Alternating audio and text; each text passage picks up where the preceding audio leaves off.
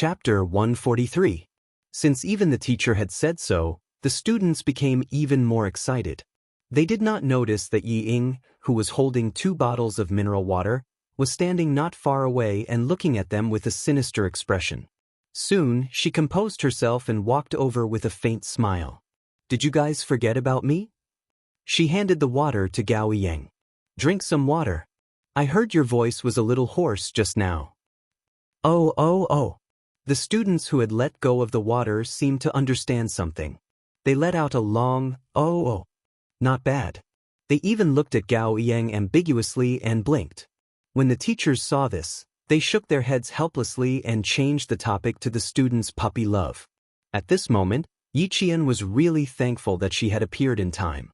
Amidst the laughter of the students, Yi Qian and the other 2 girls left, talking and laughing. After taking 2 steps, she turned back to look in the direction of the house. Her eyes moved slightly, and under the urging of the other girls, she turned and walked towards the stream. The little girl's eyes are so sharp. I was so scared that my heart skipped half a beat.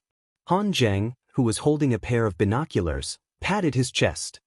He crouched down under the railing with a look of surprise on his face. "She doesn't look like a girl in her teens. Where did you find this child bride?" The great young master Xia, who had countless young ladies from prestigious families in the capital, had actually taken a fancy to a little girl. This news was really fucking explosive. Xia Jinyuan looked at his childhood friend, who had been swept away by the little girl's gaze, and joked, "Your reaction is not bad. I don't usually see you being so attentive in school. It seems that the military is better. Your skills are getting better and better." Han Zheng had not graduated from military school and had been frequently sent to the grassroots of the military since this year. "Isn't it because I'm afraid of being discovered? In front of you, it doesn't matter whether I have an image or not. I just need to maintain my image in front of the other students." Han Zheng stood up nimbly and placed the binoculars on the table. When he sat down, his expression became more serious. "You really plan to join that team?" Commander-in-Chief Xia agreed. Whether it was his expression or his posture, they all revealed the sharpness of a soldier. "When I came back the day before yesterday, I just mentioned it to my dad, and he almost whipped me. It seems that if I want to go in, my dad will be a problem. Where there's a will, there's a way. But it's normal that Uncle Han doesn't want you to go with me." Xia Jinyuan had a faint smile on his thin lips as he slowly sipped his beer. His unhurried and low voice was suddenly laced with sternness. "How dare a student go to a KTV so brazenly? Han Zheng, who gave you the guts to do that?" His voice wasn't loud, but it was like a clap of thunder. Han Zheng's scalp instantly tensed up as he explained, "It's true that we're going to the KTV, but we're not going there to drink or have fun. Fuck, it was Wu Yunjie who caused trouble for me. I wasn't careful and fell into a trap. Forget it, let's not talk about this today. I'm going to the military academy because I want to join the brigade. My dad has to agree even if he doesn't want to." After saying a few words, Han Zheng seemed to realize something. His flirtatious peach blossom eyes instantly burst forth with a wolf-like ferocity. "Commander-in-Chief Xia agreed to let you go? Why did he agree so readily? The brigade was on the brink of life and death, and he actually agreed." The sky was already dark, and the laughter of the students could no longer be heard in the orchard. Xia Jinyuan stood up lazily and looked down at his surprised childhood friend. "Your goal for entering the military academy is to enter the brigade. Unfortunately, so am I," Xia Jinyuan said to Xia Jinyuan. Chapter 144. The difference is that I've already discussed it with Commander Xia before the exam. I'll report on time after a year of training in the army. Young Master Han, you're still too inexperienced." After saying that, she turned around and walked into the room, leaving behind a stunned first young Master Han. He didn't come back to his senses for a long time. "Brother Xia, young Master Xia, my young master, give me some advice. You have to give me some advice." A gust of wind blew past and Han Zheng, who was instantly sober, chased after him. "Give me some advice first, then go see your child bride, okay?" Xia Jinyuan's indifferent voice came from outside the room. "Child bride? I don't have the guts to do that. I'm just protecting the little girl. Let's go, young Master Han. If you want me to do something, you have to perform well. Treat the little fox as a child bride? He really didn't have the guts. The little girl was his informant among the students. Not only did he apply for international police protection, but he also applied for personal protection. Now, whether it was in the country or abroad, protecting her was his current mission. When it was time for dinner, the restaurant of the farm was already filled with the aroma of the food. The local students from Beijing played the role of host and introduced each dish that was served. Xia Jinyuan, who was sitting in the private room, looked through the bamboo curtain at Yi Qian, who was clinking glasses with his classmates. He didn't touch much of the food that was served. You're protecting her personally, right? Why do you look like you don't want her to know? Han Zheng didn't touch the food on the table either. Following his friend, his gaze landed on the girl who scared him with just one look. Through the bamboo curtain, he could see more clearly at a closer distance. He smacked his lips and said, "She's really pretty." Look. Before he could finish his sentence, Han Zheng saw a long-haired girl sitting behind the girl smiling as the waiter served the hot soup. She stood up. She didn't know what happened, but as soon as she took a step forward, she suddenly fell towards the waiter who was holding the hot soup. Realizing that something was wrong, Han Zheng's expression changed drastically. He shouted, "Be careful!" With this loud shout, the waiter, who was completely unprepared, bumped into the bowl of hot soup that spilled out of the bowl and scalded his hand. At the same time, the bowl in his hand flew directly towards the back of the girl sitting at the other table. Yi Qian, who had his back to the waiter, seemed to be prepared. Accompanied by a loud shout from behind the bamboo curtain, Yi Qian stood up in a flash. At the same time, his slender hand grabbed the back of the chair. Under Yi Ying's gloating gaze, he gently lifted the chair to block the waiter. The disaster that would have befallen Yi Qian was instantly stopped by this chair. The entire process happened in the blink of an eye. The chair collided with the large bowl. Accompanied by the waiter's frightened cry, after the bang, there was the sound of porcelain shattering all over the floor. This scene happened so quickly that Yi Ying, who still had a sinister sneer in her eyes, was completely caught off guard. A bowl of hot soup was directly poured onto her legs. "Ah!" She screamed at the same time. In her contracted pupils, she saw Yi Qian mocking her. It was as if he was saying that she already knew what she was doing. The soup didn't completely pour onto her legs. Because of Yi Qian's sneer, Ying simply bent over and squatted on the ground, crying out in pain. From the cause of disaster to the victim, the huge change in status made Yi Ying, who was squatting down, grit her teeth until her facial features were hideous. Even like this, she actually managed to dodge it. Chapter 145. From the perpetrator of the disaster to the victim, the sudden change in status caused Yi Ying, who was squatting down, to grit her teeth. Her facial features were contorted in anger. She actually managed to avoid it. The students in the cafeteria all stood up. Not only did the students react to the sudden turn of events, but the teachers as well. The two people who rushed out from behind the bamboo curtain quietly retreated. Han Zheng, who was sitting back in his chair, said in surprise, "You reacted so quickly. Have you practiced before?" "Yes, I'm pretty good at fighting." Xia Jinyuan, whose eyes were dark, poured himself a cup of tea. As he sipped the tea, he hid the cold glint in his eyes. If Yi Qian hadn't been on guard, that bowl of hot soup would have spilled all over her. Ying was really vicious. Han Zheng squinted his long, flirtatious eyes. After a while, he nodded and said, "Not bad indeed." "Are you okay? Are you okay?" The girl sitting next to Yi Qian was so scared that her face turned pale. Her lips trembled as she asked Yi Qian, "Are you scalded? Let me take a look." She was so scared that she was about to cry. The other girl had a bad temper. She had already stood up and shouted angrily at Yi Ying, who was still squatting on the floor, "Are you kidding me? The waiter even reminded us that hot soup is here. Do you have a brain?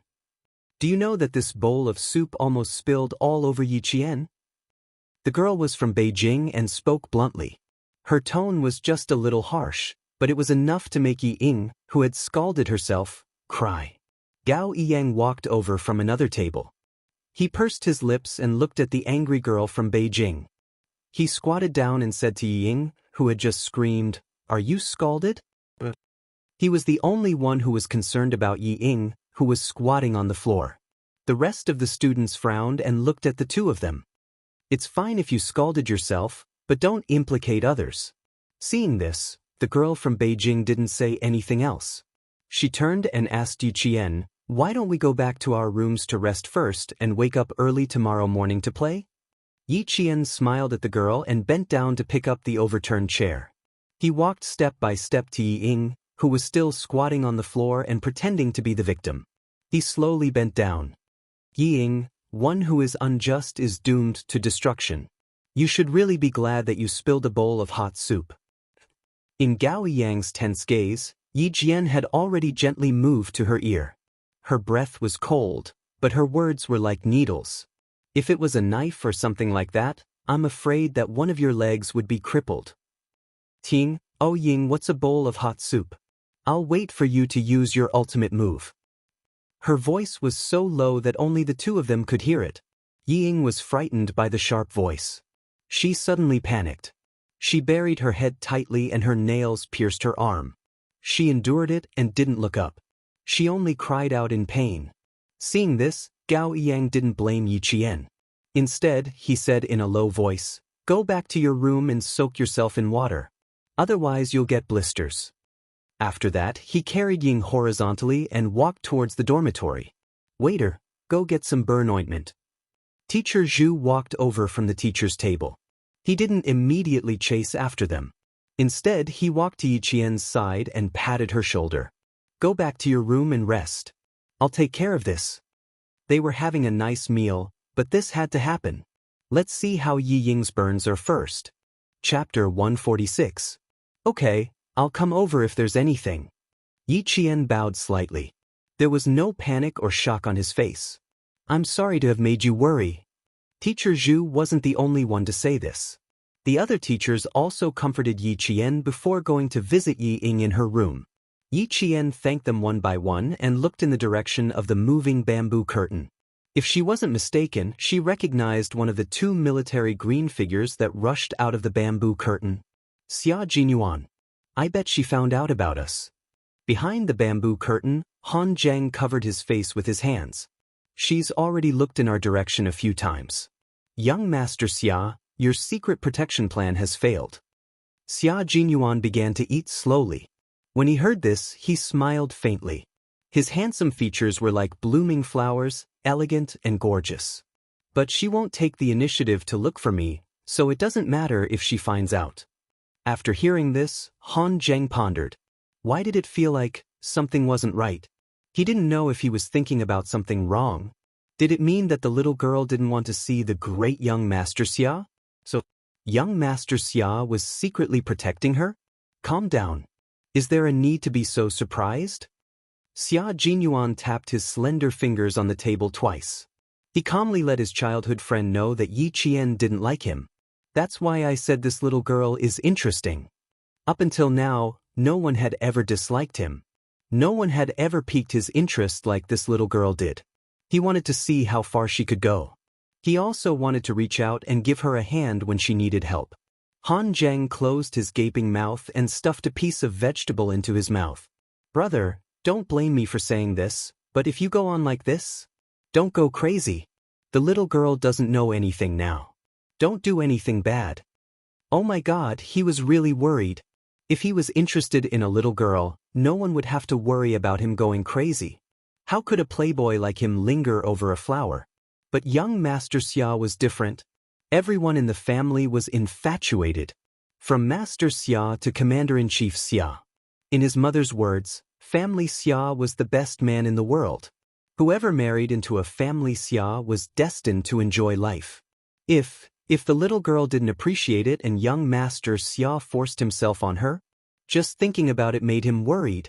Xia Jinyuan was already too lazy to pay attention to his childhood friend who was immersed in his own imagination.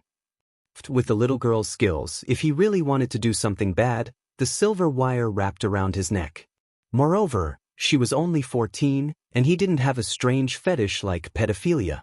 When Xia Jinyuan and another man, who walked with a flirtatious charm, appeared at the ground floor of the farmhouse, Yi Jian, who was also sitting on the balcony, did not sleep. She curled her lips slightly. Walking along the cobblestone path from the orchard, Xia Jinyuan stopped in his tracks and looked up at the balcony. Under the yellow light, his elegant and handsome face suddenly gave Yi Qian the illusion that he had traveled back in time. Bathed in the light, the man had handsome eyebrows and slender eyes. His eyes were as deep and vast as the blue dome of heaven. His thin lips curved into a faint smile. He was as elegant as an orchid and had a natural elegance. He was like the noblest person in the ancient imperial city, dressed in luxurious clothing. Chapter 147. Their eyes met. Xia Jinyuan placed his right hand on his forehead and waved it away gracefully. He smiled and said, "Good night, little fox." "Good night." Yi Qian lowered his gaze and looked at Xia Jinyuan's handsome face. His faint smile was as free as the wind. She waited until Xia Jinyuan entered the building before she sat back down on the rattan chair to admire the starry night sky. Her state of mind was tranquil, but Yi Ying's state of mind was like a hurricane passing through. She stared at Gao Yang with tears in her eyes. Suppressing the hatred in her heart, she asked in a hoarse voice, "So, you think I did it on purpose?" "Whether you did it on purpose or not, Yi Ying, it doesn't mean what other people think." Gao Yang took the ointment from the waiter and applied it on her reddened calves and insteps. "Ask yourself if you did it on purpose or not." Yi Ying was so angry that she laughed. "Why should I ask myself? I'm the one who's hurt, not Yi Qian." "Gao Yang, look carefully. I'm the one who's hurt.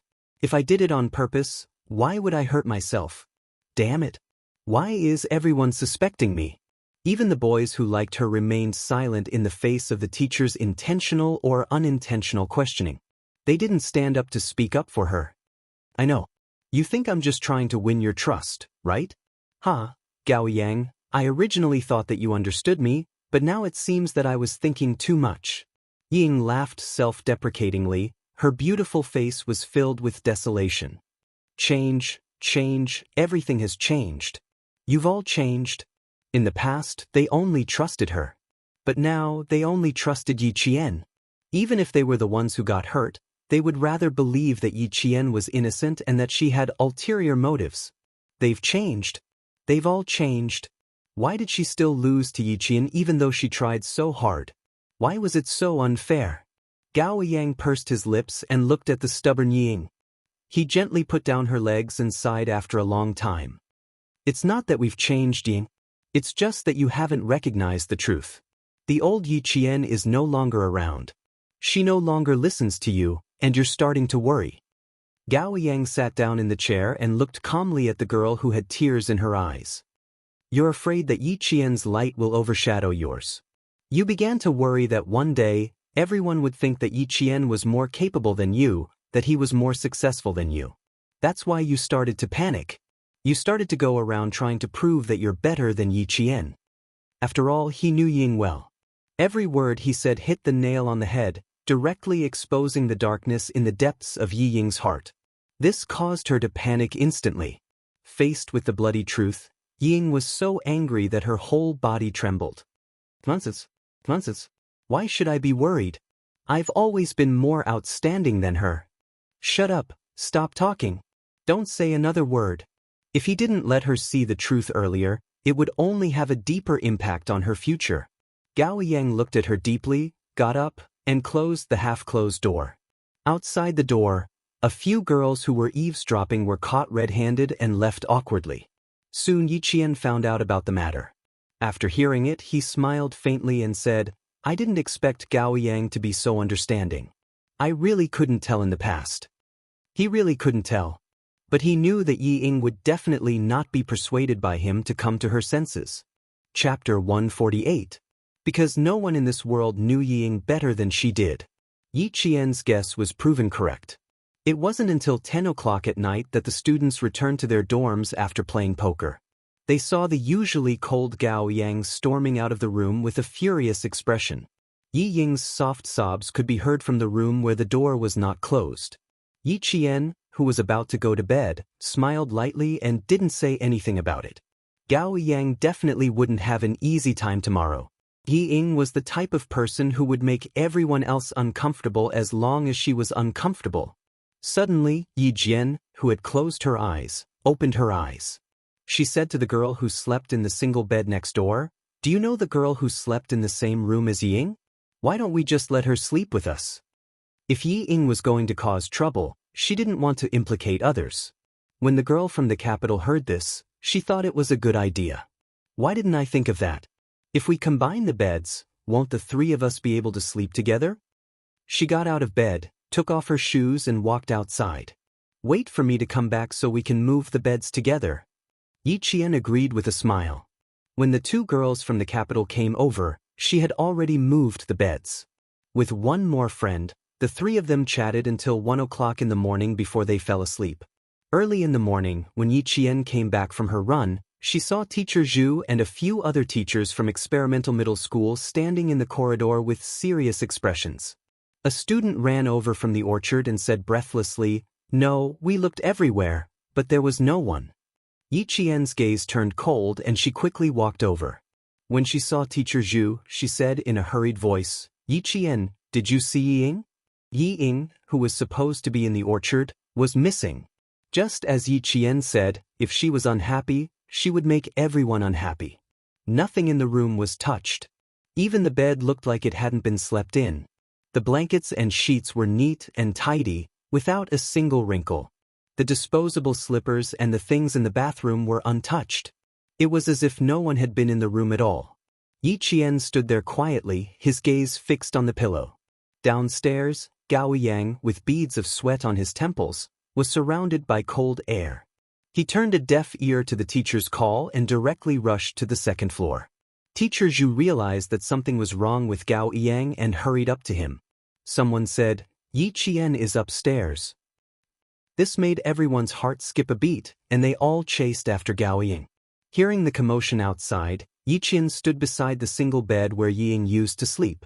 When he moved the pillow away, Gao Yang rushed in with the morning fog. He asked coldly, "Did she come to see you last night? Shouldn't you be the last person to see her last night, Gao Yang?" His question made Yi Qian's eyes turn cold. After he moved the pillow away, he reached into the seam of the bed. Gao Yang, with a frosty look in his eyes, walked closer and handed a bottle of mineral water to Yi Qian. "I found 2 bottles like this by the stream. One is yours, and the other is the one Yi Ying drank from. When I left last night, Yi Ying didn't finish this bottle of water. And you didn't finish the bottle of water on the dining table." His words made the students who followed him into the room unhappy. "Hey, are you kidding me? What do these 2 bottles mean? So what if you found them by the stream?" Chapter 149. If he found them by the stream, then it proves that Yi Ying and I met alone last night, Yi Qian said calmly. It's normal for Gao Yang to make such a guess. She pointed at the mineral water bottles in his hand. "One bottle should be in my hand, and the other bottle should be in Yi Ying's hand. Now that both of them are by the stream, it makes people think that Yi Ying and I went to the stream in the middle of the night. After all, both of us almost got into trouble last night." This was something that couldn't be explained clearly. It was just a simple setup, but it was enough to make her speechless. Even if the 2 girls who slept with her could prove that she slept with them last night, what about after she fell asleep? Could they prove that she still slept with them? When Gao Yang heard this, the coldness on his face deepened. She didn't sleep last night, and now she's gone. Yi Qian, she didn't sleep last night? Did you see with your own eyes that she didn't sleep last night? Yi Qian laughed, and her cold eyebrows became a little more beautiful. You need to understand. Number 1, just because the 2 bottles were together, it doesn't mean that we were together because you didn't see it with your own eyes. Number 2, you didn't see with your own eyes whether she slept last night, so you can't be so sure that she didn't sleep last night. It's the same as how my roommates can't prove that I didn't go out last night after they fell asleep. If you didn't see it with your own eyes, then everything you say doesn't make sense. Everyone present was smart, so they could understand what Yi Qian was saying. She made it very clear that the 2 bottles together didn't mean that she and Ying had definitely met.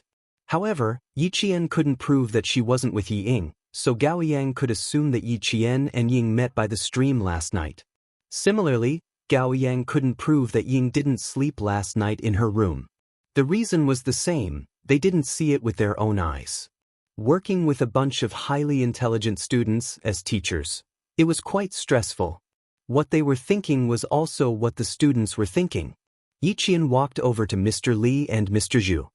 He picked up a few strands of black hair from the side of the bed and said, "This is Yi Ying's hair. At least it proves that she slept on the bed. As for why she tidied up the room so neatly, we have to find her to find out. She had clearly slept on the bed, yet she wanted everyone to misunderstand that she hadn't." After realizing the deeper meaning behind Yi Qian's words, the expressions of the teachers and students changed slightly. Gao Yang clenched his teeth so hard that his cheeks were visible. He looked deeply at Yi Qian and said, "Sorry, I was too impatient." Then he turned and walked downstairs. His slender figure still looked somewhat young. At least, compared to the two soldiers who brushed past him, Gao Yang's back was so thin that it looked slightly frail. "Male student, why are you in such a hurry to leave? Come, let's have a chat." Seeing that they were about to brush past each other, Han Zheng instantly reached out and put his hand on Gao Yang's shoulder with an undeniable aura to make him stay. Dressed in a military uniform, Han Zheng put away his bone-chilling charm and looked full of military might. He smiled and said, "We'll leave together later. We still need you to bring us to the stream." Gao Yang wanted to resist, but when he calmed down and saw Xia Jinyuan standing at the side, he was slightly stunned. Wasn't this the young major that Yi Qian knew? Chapter 150. Xia Jinyuan glanced at the boy and said to Han Zheng, "You guys go to the stream first. Yi Qian and I will follow." After making an okay gesture, Han Zheng directly took Gao Yang away from the stairwell without giving him a chance to struggle out of his grasp. Yi Qian had no intention of looking for Yi Ying. In her opinion, this was just an act by Yi Ying. However, the teachers did not think so. They decided to call the police if they could not find her within 3 hours. "I'll go to the stream and take a look. You guys go look elsewhere." She did not want to look, but she had to. Once the police were called, all the students would be taken to the police station for questioning. She would be the focus of the questioning. Once she was listed as the focus of the questioning, she would most likely not be able to go to Australia. Why did Yi Ying go missing? It was obvious that she was here for her. Yi Qian turned around with a cold expression and walked out of the orchard. Instead of looking everywhere, she might as well ask the shop owner about the surrounding terrain. How could a person who felt even the slightest bit of discomfort go far?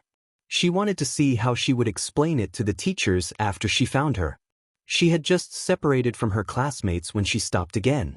She saw someone leaning against a peach tree and looking at her with a smile on his handsome face. "She's just out for a walk, yet she can cause so much trouble. Little girl, you really have to stay away from her in the future." Seeing that she had stopped walking, Xia Jinyuan beckoned her over. "I'm really worried. She hasn't disappeared for 24 hours. Things keep happening one after another." Yi Qian raised her eyebrows and asked with a smile, "Why? Do you think she disappeared on purpose?" "Don't you already know if she did it on purpose?" Xia Jinyuan chuckled. His smile was as warm as the morning sun shining through the mist. "Let's go. You have an hour to hand her over to your teachers for a good lesson." Finding Yi Ying within an hour might be impossible for others, but it was not difficult for Yi Qian. After understanding the situation from the shop owner, she said to Xia Jinyuan, "I'll go look for her. There's no need to trouble you and your friends." "You know where he is so quickly? How can you analyze it?" Xia Jinyuan looked at Yi Qian in surprise, who seemed to already know what was going on. Xia Jinyuan asked with interest, "Only 10 minutes. You have plenty of time." At this time, the sun had already dispersed the faint mist. Yi Qian, who was following a small path into the mountains, stopped and turned around. His eyes contained a hint of a cold and sharp smile. He said indifferently, "There's no need to analyze. It's just because you know yourself and your enemy. Know yourself and know your enemy, and you will be victorious in every battle." Xia Jinyuan chuckled softly and sighed. "That sister of yours, have you ever thought of asking her to leave school? Why did you let her leave?" Ying was unwilling to give up and wanted to surpass me in every aspect. She wanted to prove that she was better than me in every aspect. Yet he couldn't get his way every single time. If I let her leave, I will feel very bored. She spoke in a low voice, filled with the mischievous interest of a little girl. It could be seen that she really hated Ying. The only difference was that she disdained to use underhanded and immoral underhanded tricks.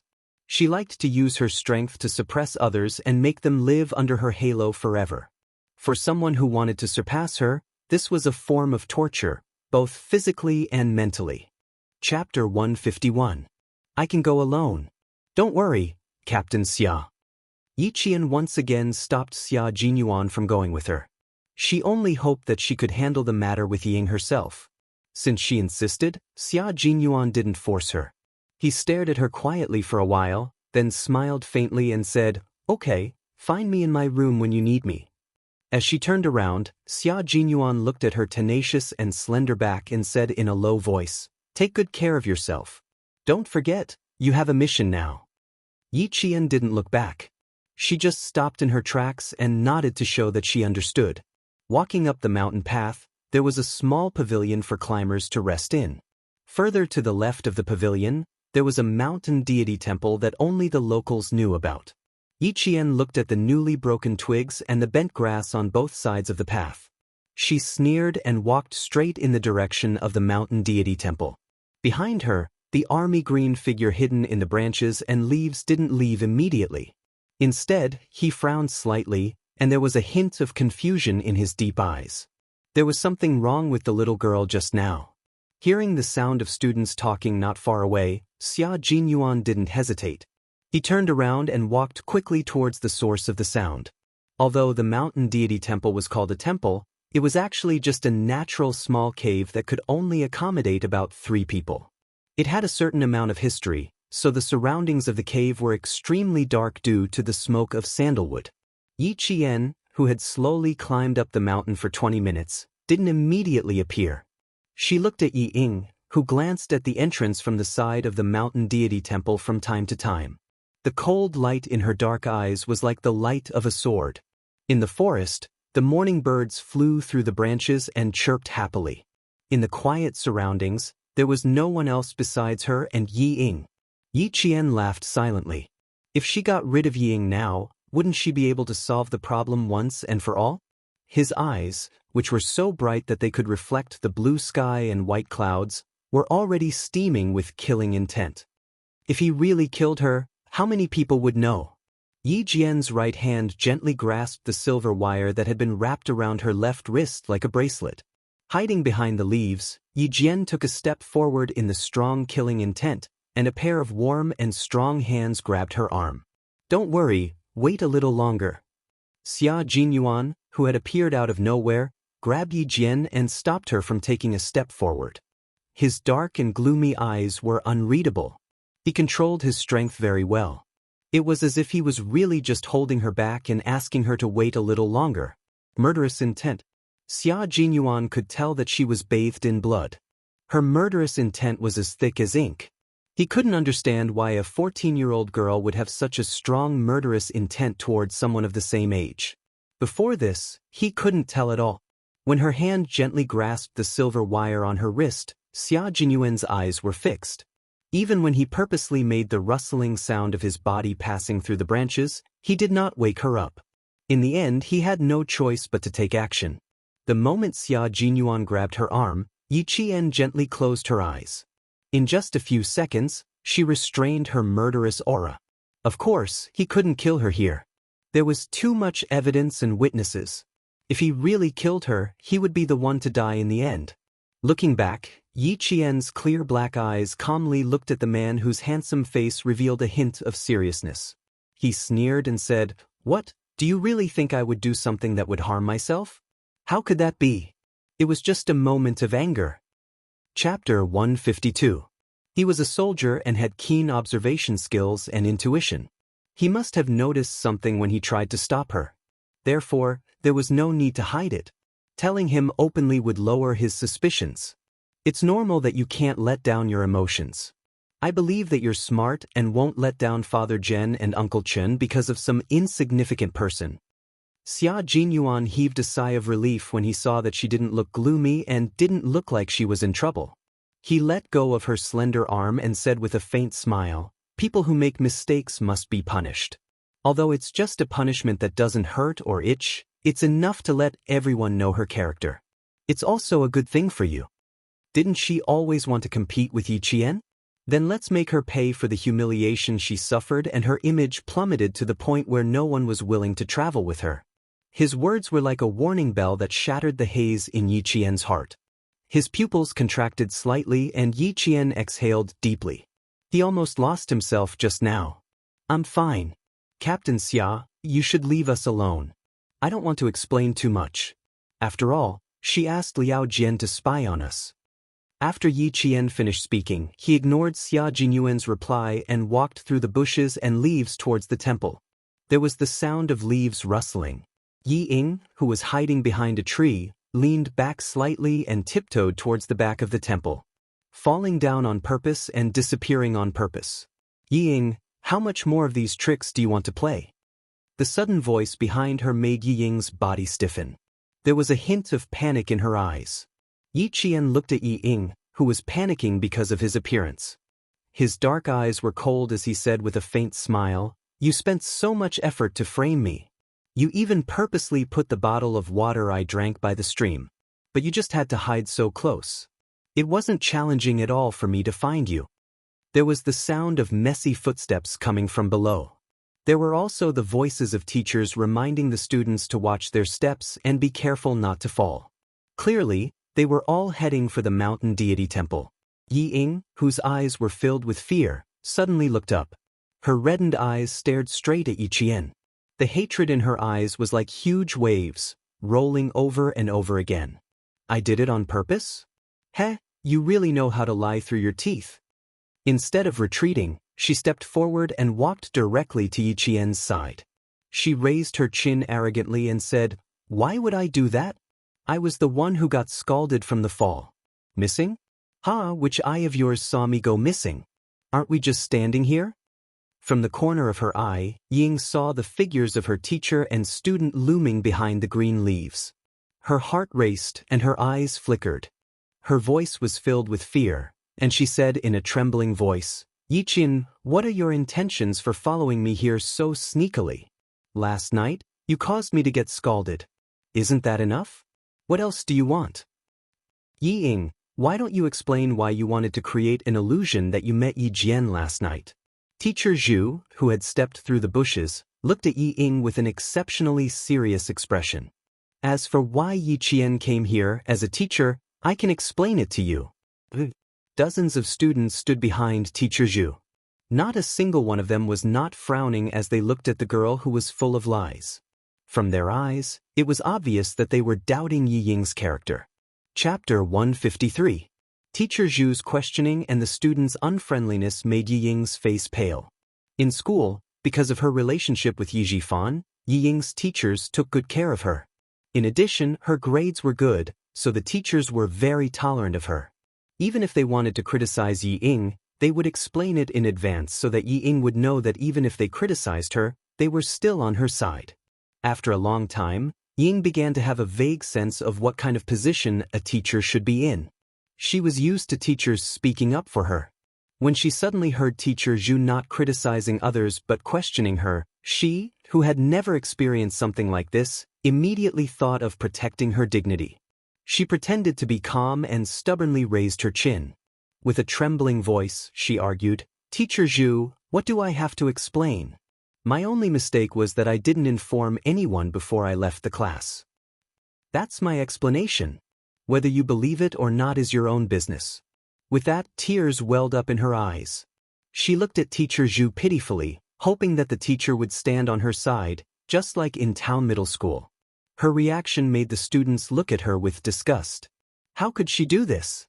Not only did she not admit her mistake, she even felt that she was wronged.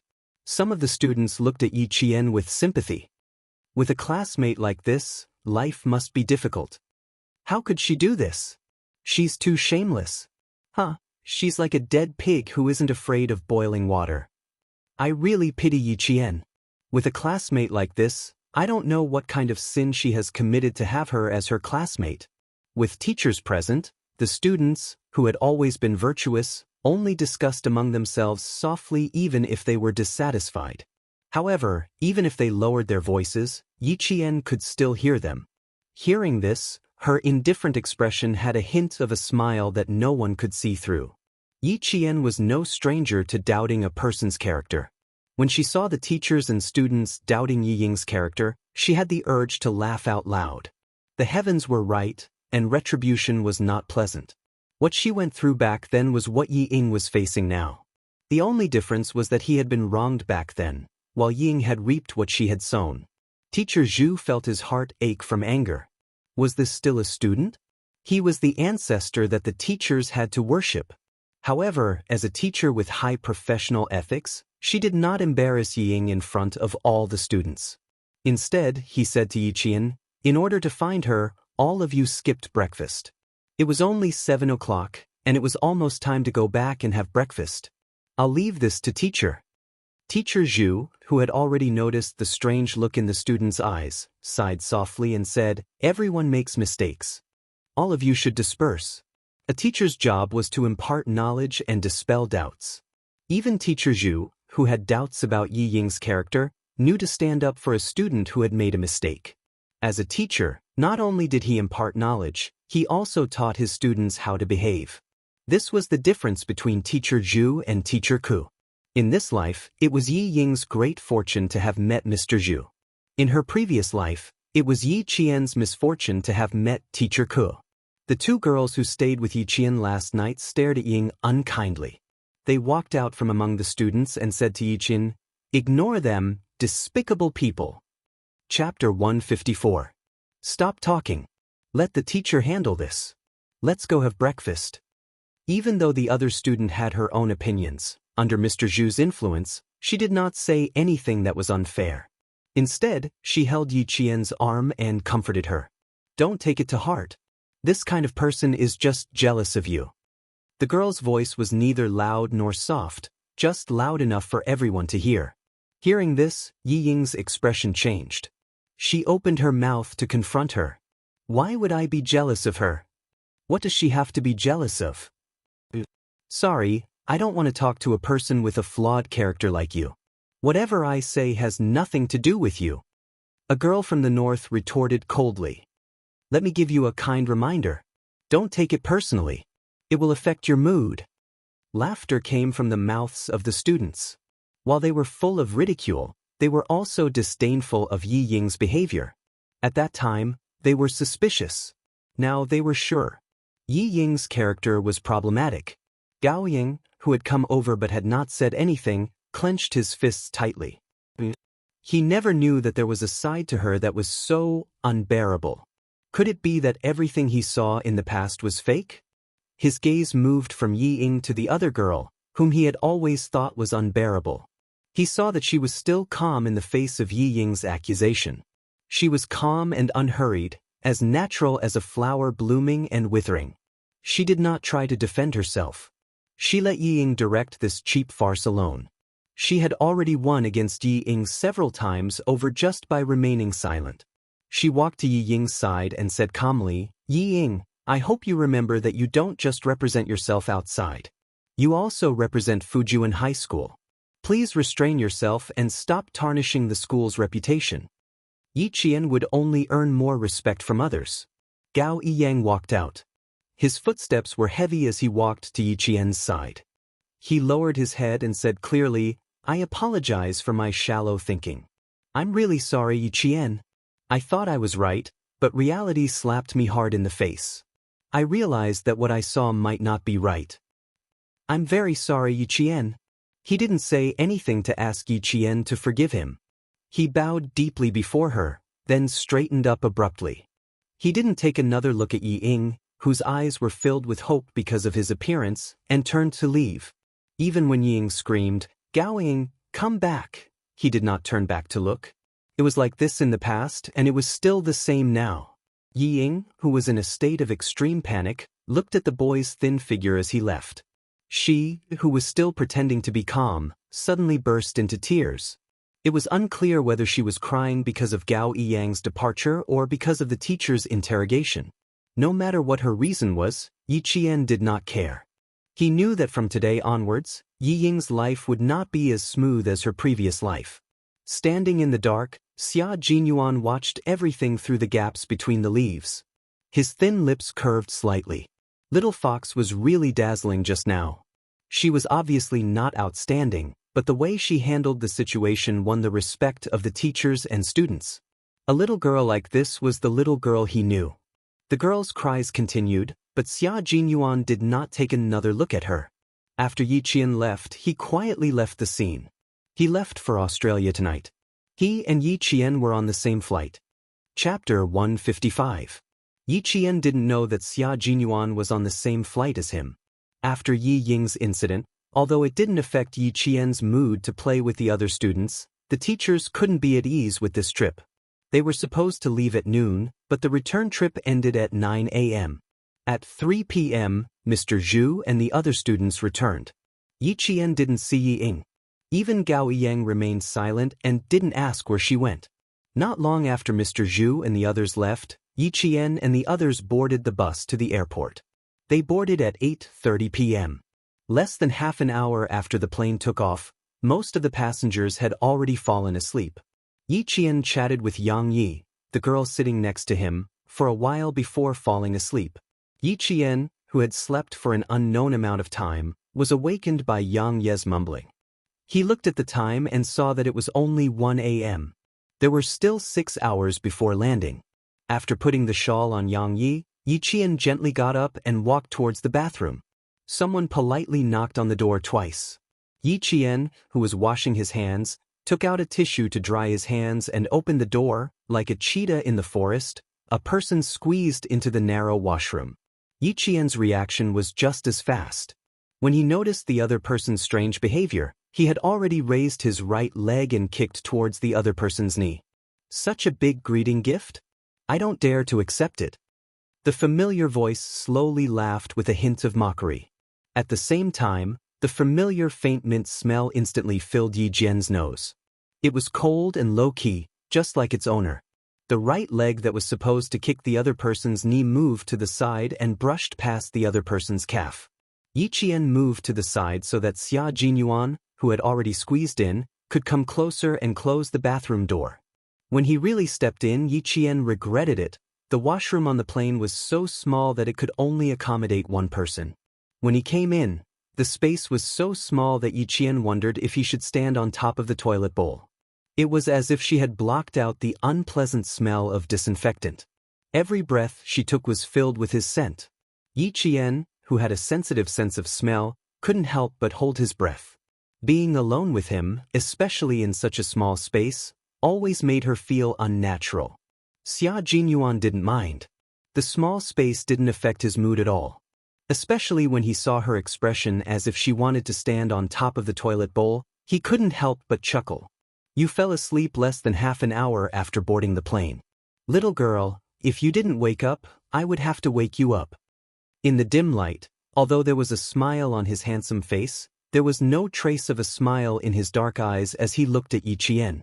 Give me 2 minutes to finish reading this document. Although it was called a document, it was actually a photo. There were 2 blonde foreign men, a dark-skinned man from Qingzhou City, and a Chinese man. Below the photo was a detailed introduction of the 4 people. Yi Qian fixed his gaze on the photo of the Vietnamese man again. He narrowed his eyes and said, "Mercenary?" A soldier who participated in the Nanjiang Defense War. After retiring, he became a school teacher. After falling for women, he became a mercenary. Xia Jinyuan took the photo from her and put it back in his pocket. His code name is Red Scorpion. He has frontline combat experience. 4 soldiers sent by the Vietnamese government died at his hands. Chapter 156. Rumor has it that he has a pair of eyes that can see through a person's essence. Therefore, as long as it's someone sent by the government, no one can escape his sight. The 2 female border guards sent by the Chinese side almost fell into his hands. This was information that Yi Qian had to know. It was a fact that could not be concealed. He had to let her know in advance what kind of dangerous person she was up against. Yi Qian did not expect to take on such a tricky mission for the first time working with the military. But the corners of her mouth curled up slightly. There seemed to be a fire in her dark eyes. I think I understand why you need a student like me to work with you. That's right. That's why we need you. Xia Jinyuan laughed. He knew that this bold girl would not back down. Don't be afraid. You're a student and a contestant in this competition. No matter how alert he is, he can't be so thorough. He will arrive in Sydney at about 8 o'clock tomorrow. He will arrive at the hotel at about 11:30 Sydney time. The man in the photo appeared in the group of Vietnamese students. The Chinese student was the one who received him. As for what Yi Qian needed to do, all he did was report to Xia Jinyuan and the others in a timely manner, including who the Vietnamese student was in contact with. This was a drug trafficking network that used students. The drug gang established a strict drug trafficking network in Laos, the border area of Vietnam, and the relevant provinces and cities in Vietnam. From purchasing to transporting, to bribing, they successfully transported their drugs. The Chinese side had joined in because they had already caught 2 informants on the drug trafficking network. From the clues, they found out that the Chinese student in charge of receiving him was one of the important leaders of the gang who cooperated with the international drug trafficking network. Xia Jinyuan's target was naturally the Chinese student and the Vietnamese student. There was another knock on the door outside the restroom. Someone yawned and said, "Excuse me." Yi Qian's body stiffened. He stared at Xia Jinyuan with his clear eyes and pointed at himself. What do we do now? A man and a woman were in the restroom. What if they were blocked by someone? The toilet is broken? I'm very sorry. We'll take care of it immediately. I'm very, very sorry, sir. As the flight attendant on duty apologized, Yi Qian walked out of the restroom expressionlessly and returned to his seat. Because the toilet bowl was broken, a gentleman stepped forward to help the little girl, but to no avail. After that, he called for the flight attendant. What a perfect explanation. This time, Yi Qian did not go to the bathroom. After nearly 12 hours of flight, they arrived in Sydney at 8:40 a.m. the next day. At this time, it was 10:40 a.m. in Sydney, which was 2 hours earlier than in China. About an hour later, the 12 students arrived at the hotel under the guidance of the Australian reception teacher. As soon as they arrived at the hotel, they saw an English slogan at the bright entrance, "It is important to participate, not to win." It meant that the important thing was to participate, not to win. This was the spirit of the mathematical Olympiad. Wang Mo stood in front of the banner with a serious expression on his face. He said to Yi Qian, who was standing beside him, "In spirit, it might not be the case."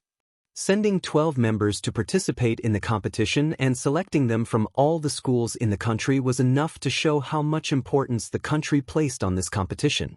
Don't put so much pressure on yourself. Since you're here, just participate well. Yi Qian twisted his luggage and smiled at Wang Mo, who was in his 3rd year of junior high. It's mealtime. Don't think about these stomach-aching things. Chapter 157. While the two of them were talking, a bus drove over. It circled around the fountain and slowly stopped at the entrance of the hotel. Just like the bus the Chinese students were on, when the rear doors slowly opened, the Chinese students who were walking towards the hotel heard the commotion and turned around to look. Their competitors had arrived. In this competition, the participants from each country wore an armband representing their country on their sleeves. It was easy to tell which country they were from. This time, there were 6 teams from Asia participating in the competition. When the doors opened, they saw the same Asian faces, except that their skin was slightly darker. They were dressed in the same uniform and walked out. Their gazes all landed on the other party's arm. When they saw the national emblem of a 5-pointed star on a red background and 2 bundles of golden rice ears symmetrically surrounded by red ribbons, the Chinese students knew which country this student was from. The Vietnamese students who got out of the bus did not expect to meet their competitors at the entrance of the hotel before they even arrived.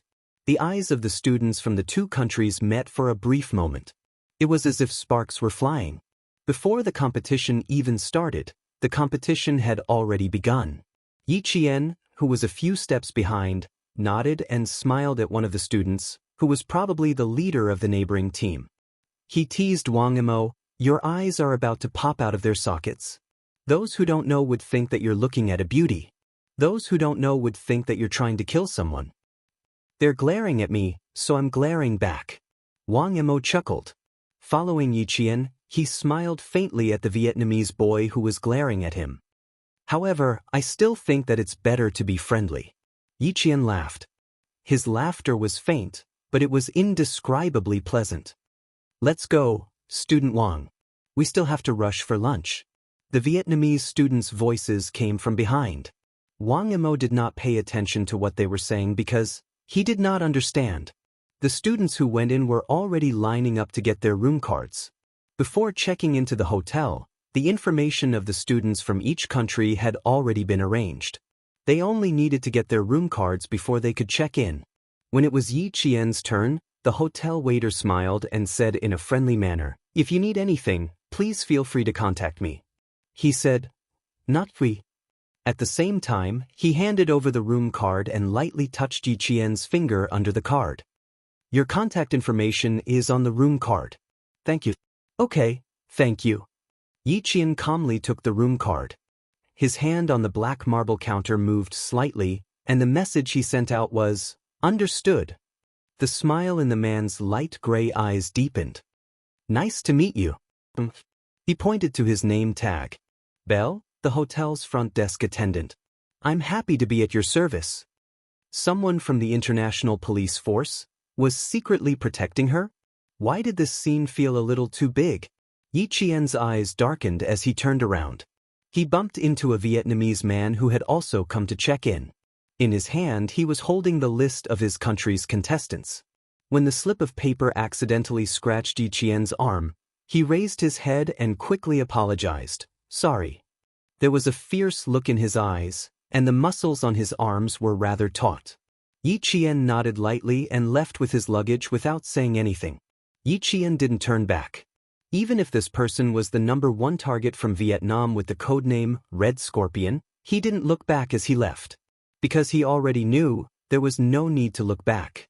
Chapter 158. Of the 12 contestants, 2 were girls and 10 were boys. 2 of them shared a room on the same floor. The first thing Yi Qian and Yang Yi did when they entered the room was to put the books and test papers in their luggage beside the bed. There were even a few sets of test papers in English. There were no other clothes in their luggage, only blue and white school uniforms with short sleeves and long pants. They were dressed in a refreshing and sporty style. 12 o'clock just happened to be mealtime. When Yi Qian's group of 12 walked through the hotel's dining hall, contestants from various countries had gathered together. As the host country, Australia's contestants had all appeared in the dining hall and were enthusiastically chatting with the other country's contestants. Yi Qian's gaze swept across the entire dining hall.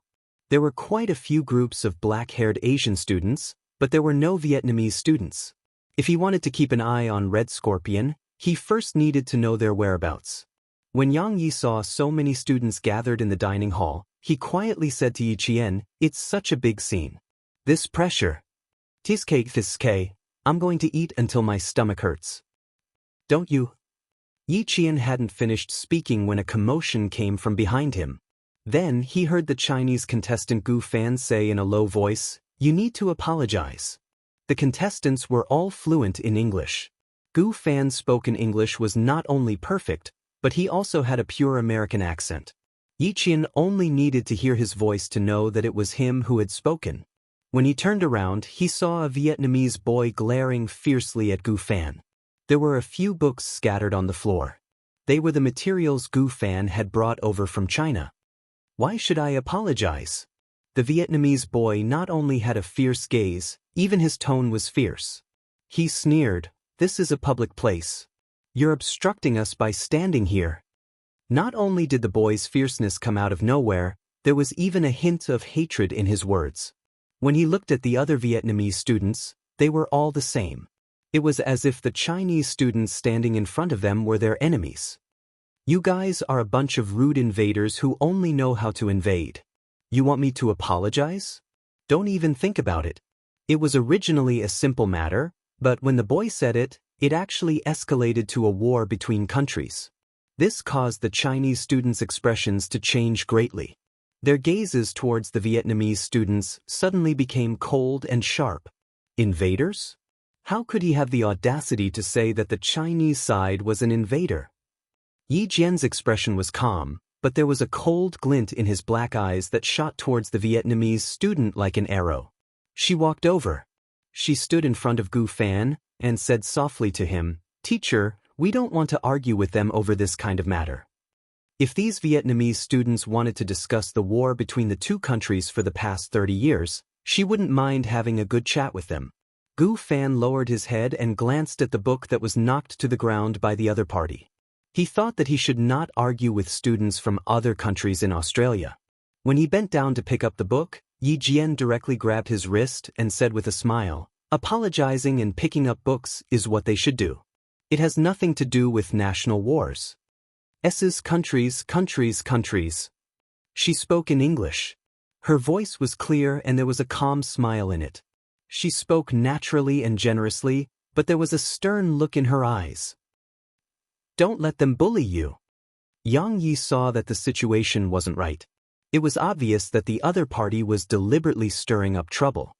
He said with a gloomy face, "I don't believe they dare to do anything here." Chapter 159. Calling the teacher over was obviously the best way to deal with this situation, but the Vietnamese students had taken the Chinese students' etiquette as cowardice. When one of the boys saw that Yang Yi was about to leave, he immediately raised his hand to stop him and said in a harsh tone, "You can leave, but you have to apologize to us." If this time it was really an apology from a Chinese student, then this matter was not an ordinary matter. If this matter spread internationally, it would be equivalent to a few Vietnamese students trampling on the dignity of a country.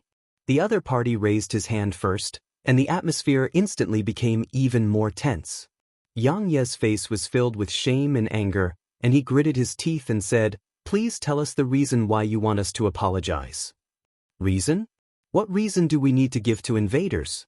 If you want to apologize, then apologize. The Vietnamese student who blocked Yang Ye's path sneered repeatedly, as if he was the judge and could represent the entire country. As such, Yi Jian smiled faintly and raised his hand. If you can represent your country right now, then you can stand on the battlefield and use your strength to express your patriotism. Instead of standing here and using a laughable excuse to express your patriotism, because all I see is your cowardice and cowardice. She pressed her wrist against the other party's as she spoke with a faint smile, but the strength of her wrist didn't yield in the slightest, and she directly pushed the other party's hand to the side. Not only are you not apologizing after bumping into us, you're even twisting words and forcing logic. Please first clarify where you are and why you're here. Her voice was piercingly cold and carried a majestic aura. Regardless of whether it was her words or her aura, she firmly suppressed the other party. The Vietnamese student didn't take a girl seriously at all. Only when he secretly compared their strength did he realize that he had underestimated the Chinese girl. Yi Jian's hands were tied with iron balls during sniping training, so the strength of her arms was far beyond that of an ordinary girl. She immediately suppressed the Vietnamese student with a single move. "You really are invaders. You always act so domineering." The Vietnamese student's face darkened as he angrily pulled his right hand back. Being suppressed by a girl's wrist to the point that he couldn't even raise his arm was an extremely humiliating matter. When Yi Jian heard this, the corners of her mouth curled up slightly towards the students beside her. She finally spoke loudly. The raised voice attracted the attention of the students outside the restaurant. Even those who saw it thought it was an exchange between students from two countries looked over. The rest of the words were not heard by the students, but the word invaders was heard clearly. Some students stood up and walked towards the entrance of the cafeteria. Someone asked, "What are you talking about? Invaders? Why are you talking about this topic?" The Chinese student faintly smiled and explained, "He purposely bumped into my classmate. It's fine if he didn't pick up his book, but he didn't even have the most basic manners. As for his sudden mention of invaders, I'm sorry, but we didn't understand." The tacit understanding that was cultivated could be used in any situation. Just like now, When Yi Qian smiled slightly, the Chinese students immediately knew how to respond. Why mention war in the arena of knowledge? This is not a battlefield, but a friendly exchange of knowledge. God, I can't understand this. Can someone explain it to me? Shouldn't you apologize immediately after bumping into someone? I can't understand the need to mix war and war. Chapter 160.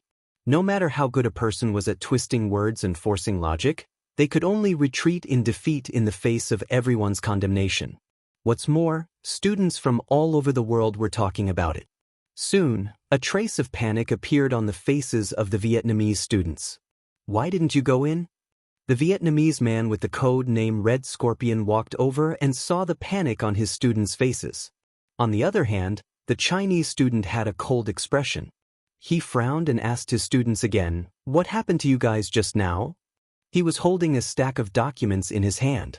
Behind him were two other Vietnamese teachers who were also holding the same documents.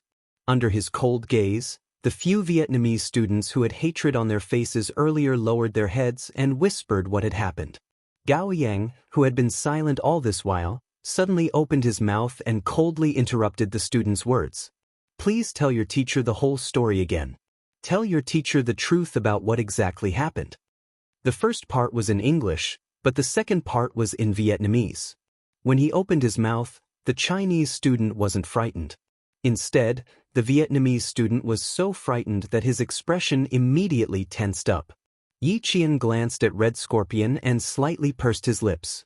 With a cold expression, he said, "Please use language that we can all understand and honestly tell us what happened." If the invaders hadn't been mentioned, this dispute would have just been between students. When Red Scorpion heard his own student mention the invaders, he immediately understood why the Chinese students refused to back down. The Chinese teacher walked over with the documents in his hand and happened to hear the second half. His expression was so serious that it made the Chinese students feel apprehensive. The Vietnamese students were able to pick up the books and apologize without a hitch. The four Chinese teachers didn't leave immediately. Instead, they said to Yi Qian and the others, "You guys go eat first. Leave this matter to the teachers." The matter seemed to have passed just like that, but the Chinese students knew that it wasn't over yet. After eating, the 12 students sat in the teacher's room and talked about what happened in the afternoon. They were still a little angry. The leader of the group was Teacher Li from Beijing's experimental high school. When he saw that the students were still talking about the war of self-defense against Vietnam in 1979, he sighed and said, "You guys still know too little. They're not talking about the war of self-defense against Vietnam in 1979, but the counterattack of Laos Han in recent years. Classmate Yi Qian, I remember that your personal profile stated that your hobby was military affairs. Have you studied Lao Shan's counterattack?" Lao Shan's counterattack was a modern war between the two nations. Even now, there were still conflicts between the two nations. This was originally a matter between countries. Even if there was something else, this was not something that students could discuss with each other. Moreover, this was Australia. Yi Qian pondered for a moment, then slowly said, "Laos Han is located to the west of our country's Yun Province's Malipo County. It has always been a battleground for military strategists. After the Vietnamese side completed the self-defense war in 1979, they ignored the repeated warnings of the China government and secretly sent troops to invade Laos Han. Relying on the complex terrain, they built a large number of tunnels, trenches, bunkers, hiding holes, many barbed wire fences, traps, and trenches. Invasion of national territory is something that no country can tolerate. On the morning of April 28, 1984, the 40th Division and the 49th Division of the 14th Division launched an attack on the front lines of Lao San and Jianghu Mountain. After 18 days of bloody battle, our border defense forces have finally reclaimed Old Mountain and Jianghu Mountain. Chapter 161. Yi Jian's voice was clear and cold. When she spoke, her voice was low and restrained, but there was a hint of coldness in it. She was talking about the war, and the teachers and students listened quietly. They were brought into the tragic war by her voice. After the Vietnamese army lost the Lao Shan position, they counterattacked repeatedly, vainly trying to retake the Lao Shan position. Thus, there were 4 major counterattacks. Among them, the Battle of Song Mao Ridge on July 12 was the largest division-level attack by the Vietnamese army. It was also the most tragic battle in the Lao Shan tug-of-war. The soldiers of the 2nd Company guarding the Lao Shan position near Nala La were all killed. After that, several of our soldiers who went up to check on the situation were also killed by the Vietnamese army. After daybreak, a platoon of 45 soldiers charged up, but they were almost completely wiped out. It was only when the rocket launchers were fired that our infantry retook the position. When she spoke up to this point, several students gasped. They had not paid attention to this area at all. They had always believed that war did not belong to the Chinese side of peace. Yi Qian's expression was cold as she pursed her lips. Her gaze swept past the students who were still in a daze. She continued softly, "The war did not end." After that, the Vietnamese army sent out 500 to 600 soldiers, but they were immediately locked down by our artillery. They also paid a heavy price for their actions. This was a battle that was not far from the students, but many students and adults did not know about it. As Yi Qian spoke slowly, the bullets whistled past the students. It was as if they could see the soldiers who were unafraid of death on the battlefield for the sake of protecting their country. They could see the young soldiers who fought until the last moment of their lives even though they were heavily injured. When Yi Qian spoke about the flying flesh and blood and broken limbs on the tree branches, in the bamboo forest, in the grass, and in the bushes, it was as if they were already on the battlefield. Sobbing sounds could be heard. It was Yang Yi crying. He was crying for the brave soldiers who had sacrificed themselves in the war. Teacher Li, Teacher Yu, and the other teachers' eyes were red. Even though Yi Qian had finished speaking for a long time, no one spoke. "It's very tragic, but why don't we know much about it?" A student asked in a hoarse voice, heavy and sorrowful. This question was answered by the teacher. Director Li sighed heavily. "I hope that the next generation will always enjoy peace and happiness. I also hope that you can stay away from war. However, as students, you have to know that war means putting people in danger. It means death, blood, and loss of peace and happiness. We must stay away from war, but we must understand and recognize war." As he spoke, Director Li took another look at Yi Qian. His impression of her had undoubtedly deepened. As a student, she didn't know much about Lao Shan's counterattack. When Yi Qian heard what she said, he knew that she had really paid attention to it. Sitting in the corner, Gao Yang lowered his gaze to hide the complicated emotions in his eyes. She knew much more than they did. In another hotel room, Red Scorpion sat on the edge of the bed with a gloomy expression. The gaze he swept over the boys was exceptionally cold. "I didn't bring you out to discuss the battlefield with the Chinese students. I need you to be honest about my matters and your families. I don't want to see such foolish things again. If you anger me, don't even think about going back." The three boys' shoulders clearly shrunk as they lowered their heads. None of them dared to raise their heads to look at him. It could be seen from their expressions that they were all afraid of Red Scorpion. Chapter 162. There was no one who wasn't afraid of him, and these three boys were even more afraid that their teacher would end their lives at any moment. They left in a panic and didn't raise their heads as they quickly entered the opposite room. "It can't be. They're living next door to us." Yang Ye's eyes were wide open as she looked at the three figures that flashed before her eyes. She said with some difficulty, "Dear, can we request to change rooms?" "Are you kidding me? They're actually right next door to us, just a wall away." Yi Qian wasn't surprised at all. Instead, he heaved a sigh of relief in his heart. This made things easier for her. It looked like Xia Jinyuan had made meticulous arrangements for her. From this, it could be seen that Red Scorpion was definitely someone who was difficult to get close to. Otherwise, they wouldn't have arranged for her to be so close to him. He smiled faintly and said, "So what? Even if it's not us, there will be other students living here. Dear, we can go back to our room and sleep for a while. I suggest you apply ice to your eyes before you sleep. Otherwise, they'll definitely swell when you wake up." "What should I do? Where's the ice? What should I do if I become ugly?" Yang Yi belonged to the smart and beautiful type. She had an oval face and curved willowy eyebrows. Although her facial features weren't as exquisite as Yi Qian's, she was still a standard beauty. She had just cried, and now that she had calmed down, she knew how to show off. Yi Qian swiped his card to open the door. He put his hands on her shoulders and gently pushed her into the room. "Go in, beautiful. I'll get the waiter to bring you some ice." Xia Jinyuan, who said he would contact her in Australia, still hadn't made a move. Was he here or not? If she went out for a walk, perhaps this elusive man would take the initiative to find her. When she walked to the elevator and was about to press the button, a ding sounded. The elevator door opened and a tall hotel waiter pushed a clean dining cart into the elevator. When he saw Yi Qian, he nodded slightly with a smile and pushed the dining cart out. Yi Qian also smiled slightly. She was about to press the button, but her feet moved slightly. When she brushed past the tall waiter, she calmly pressed the button. The waiter in the dining car stood in the middle of the room where the 3 Vietnamese boys came out in fear. He knocked on the door and said, "Sorry to disturb you."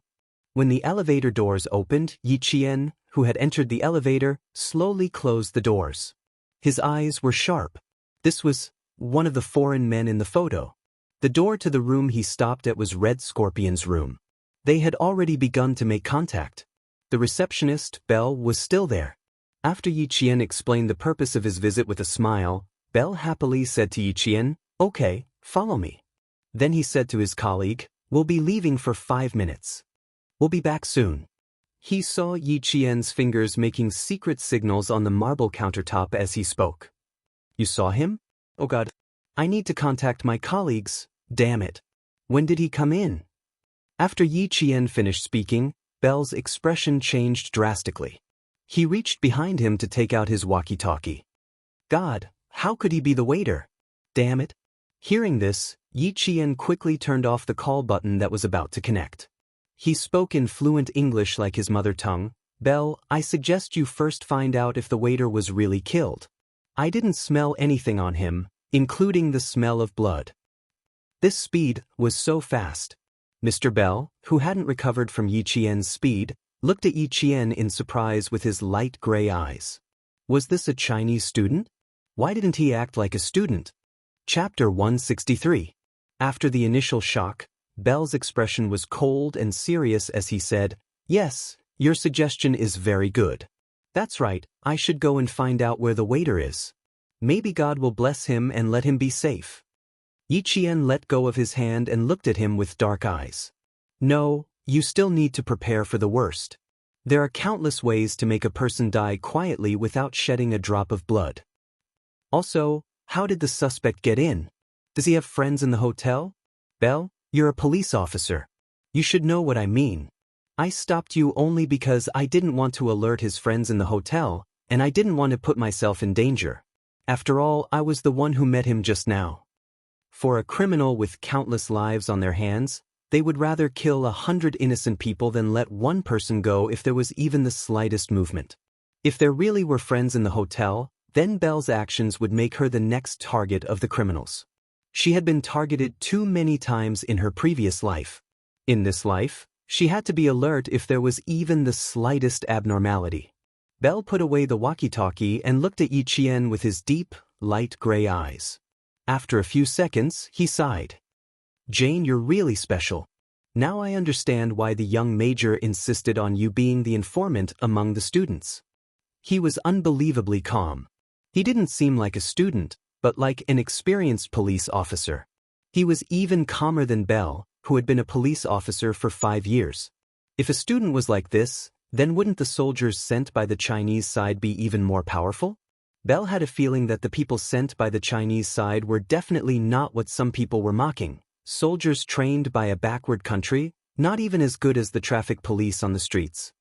"Please give me the ice. I need to send it to my classmate upstairs." Yi Qian was really calm. Even his eyes were as calm as water without a trace of emotion.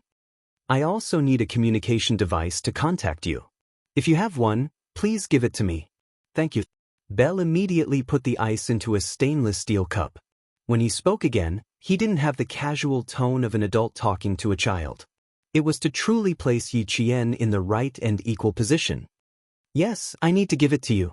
Not only is it a communication tool, we have also equipped you with a locator. By the time Yi Qian returned upstairs with the ice, she had 2 extra items on her body. One was a locator, and the other was a transmitter. As for Yang Yi, he was already sleeping soundly. After wrapping the ice in a towel, Yi Qian gently placed it over Yang Ye's eyes, who had already fallen asleep.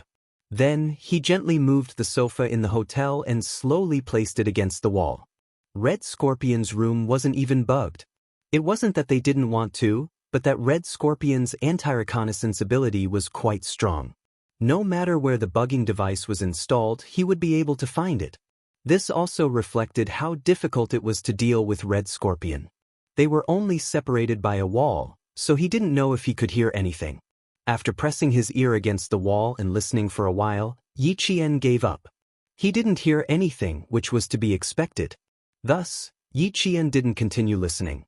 After flipping through a few math Olympiad papers, he leaned against the sofa and fell asleep. Chapter 164.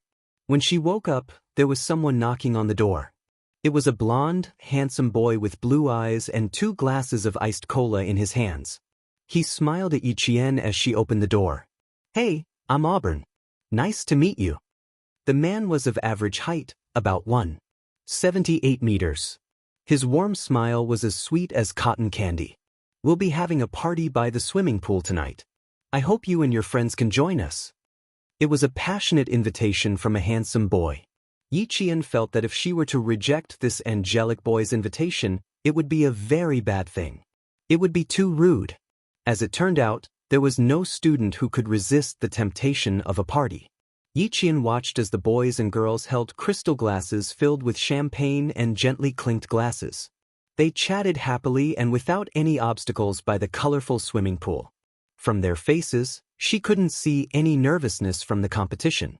It was as if they were here for a vacation, relaxed and comfortable. Yi Qian stood in the dark, keeping an eye on Red Scorpion's side.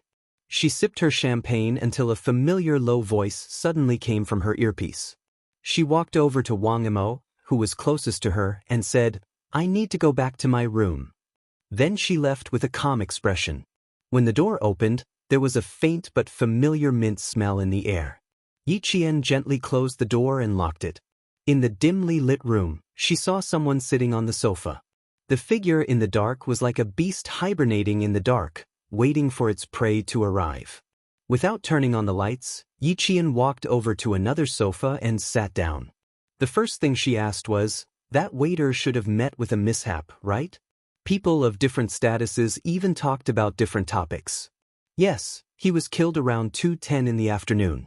His body was hidden in the hotel's utility room." Xia Jinyuan spoke softly, his cold voice carrying a hint of hostility. "Red Scorpion is already on the move. The first transaction should be completed soon. The Chinese target hasn't appeared yet, so we won't make a move for now." In the dark room, his usually sharp and cold gaze was more substantial than usual. When it fell on Yi Qian, it was especially serious. "The 2 foreign suspects are the targets of the international police. They have nothing to do with us. Yi Qian, you know what I'm talking about, right? Their conversations were always full of mystery. Sometimes, even if one tried to guess, they might not be able to understand. However, if the 2 of them had a certain level of tacit understanding, they would be able to understand each other's meaning with just one sentence." Yi Qian paused for a moment, then said calmly, "I understand. What we need to do is within our duties. As for how the international police arrange things, it's not something we can interfere with. Little girl, it's good that you know. You don't have to say any more." Xia Jinyuan smiled coldly. "Our country is still a little weak in the eyes of some other countries," he said. "Our country is still a little weak in the eyes of some other countries." In 1995, all aspects of China were still in the process of revitalization. However, whether it was the national economy or the military, they were all secretly developing in the best direction. Yi Qian had been there before, so he knew what the future would be like. On the other hand, Xia Jinyuan was a soldier, and his family was the core of the military. Naturally, he knew more. As for why some countries said China was weak and didn't allow China to interfere too much in this operation, the reason was simple. As developed countries, they thought China was weak. Regarding this, China, which had always kept a low profile, naturally continued to keep a low profile and didn't say much. Chapter 165. This was what Xia Jinyuan wanted to express. Since Yi Qian could think of not interfering with the international police, she naturally understood what he was trying to say. The country's weakness was a heavy topic, but at the same time, it was also a kind of motivation. Fortunately, China had always been motivated to become a powerful country. Yi Qian was not deceived by his fake seriousness, because she knew that in the near future, China's military strength would make the former world's superpowers feel threatened. She smiled slowly and said, "You should know better than me how powerful we are. If you don't interfere too much, then I, as a student, won't." "No, little girl, we will interfere, but not now, but..." Xia Jinyuan raised his eyebrows slightly. His cold and handsome face was calm and composed. His innate elegance at this moment made his temperament even more cold and unpredictable. He smirked and paused for a moment. Then he slowly said, "Instead, they will have no choice but to ask for our help. Just you wait, little girl. Since we are here, how can we let some people look down on us?" Soldiers were proud and at the same time, they represented the country's military strength. If they were looked down on, of course, they had to be ruthlessly dealt with. "What should we do? I'm suddenly looking forward to the day you mentioned." Yi Qian smiled, her clear eyes shining like stars as she looked at the arrogant man in the dark. "I hope that when the time comes, Captain Xia will still think of me and let me experience it." Her words made Xia Jinyuan smile happily. He stood up from the lounge chair, his cold and slender figure as sharp as a sword. Hearing his cold voice, he said indifferently, "Don't worry, little girl. Time is not the only thing that makes you grow. You still need more training." He looked forward to her growth, so he would do his best to let her lay the strongest foundation in the process of her growth. The party downstairs didn't end until 10 p.m. If it weren't for the teacher's reminder, it would have gone on even later. Yi Qian didn't go downstairs. Instead, she stayed in the room and digested Xia Jinyuan's words, using the excuse of doing test papers as an excuse. A gentleman has to do what he does and doesn't do what he does. Just thinking about it made her motivated. There are 3 rounds in the competition. One is a team competition, one is a theory test, and the last is a trial test. It will be held over 3 days, 5 hours per round. It starts at 8 a.m. and ends at 1 p.m. Early the next morning, a group of students still hadn't woken up from last night's party and were already preparing for tomorrow's competition. Director Li did not waste his breath. Yesterday, they had played and slept. Today, no one would be able to rest as easily as yesterday.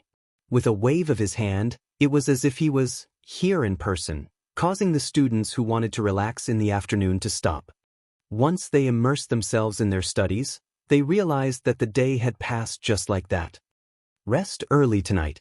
Go to bed at 9 o'clock sharp. Hand over one of your room cards. Our teacher wants to check on you one by one. When they went downstairs for lunch at 5:30 p.m., Director Li made another move. He confiscated a room card from each room so that it would be easier for them to check the rooms.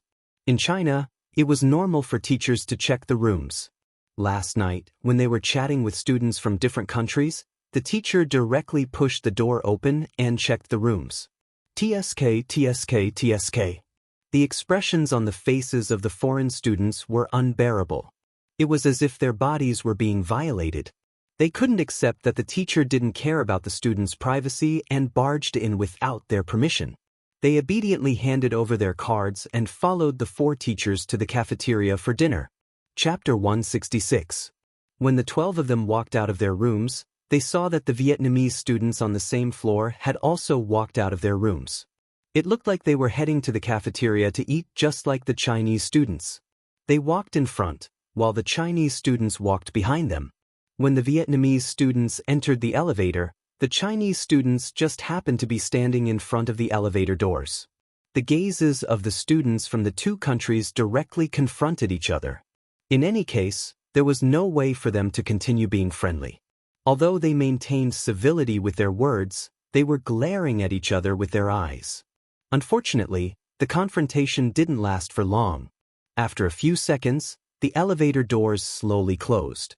Yi Qian's gaze indifferently slid past Red Scorpion's face, as if it was a normal exchange of glances, before he calmly withdrew his gaze. Red Scorpion's gaze was like the fangs of a venomous snake, suddenly sweeping over with its mouth wide open. It carried a gloomy ruthlessness as it swept past the faces of the Chinese students in the increasingly narrow space of the elevator, causing the students standing near the front to involuntarily shrink their eyes. Yi Qian, Yang Yi, tonight you two will change rooms with me and teacher Yu. When the elevator doors closed, Director Li spoke, "Come up and change rooms after you finish eating." The Vietnamese teacher's gaze always gave him a cold feeling. It didn't seem like a teacher's gaze, but more like a murderer. His gaze was too fierce, and he didn't have the temperament of a teacher. After teaching for so many years, and being the school's director of education, Director Li had a good eye for people. Yi Qian didn't immediately reply. The rooms were specially arranged, so how could they change rooms? However, it was indeed necessary. Not for him, but for Yang Yi.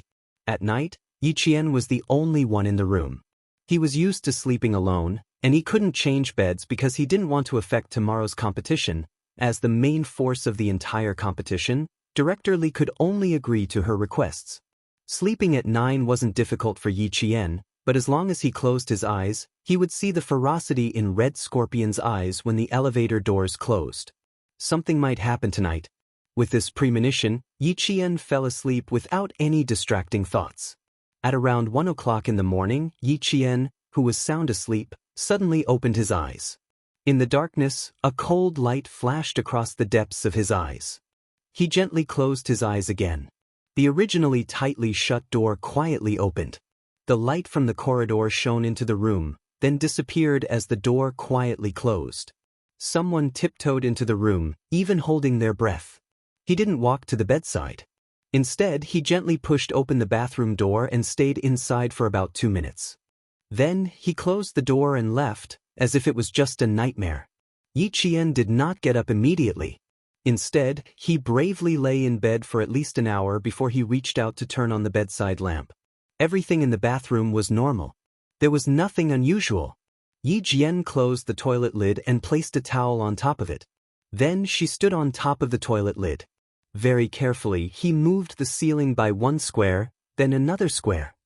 Using both hands to support the dragon skeleton, he leaped lightly onto the ground, using the strength of his arms to support his entire body. In the dim light, Yi Jianjian saw a black travel bag quietly placed in a place that was within reach of her hand. After looking at it for a while, the corners of Yi Qian's mouth curled up slightly.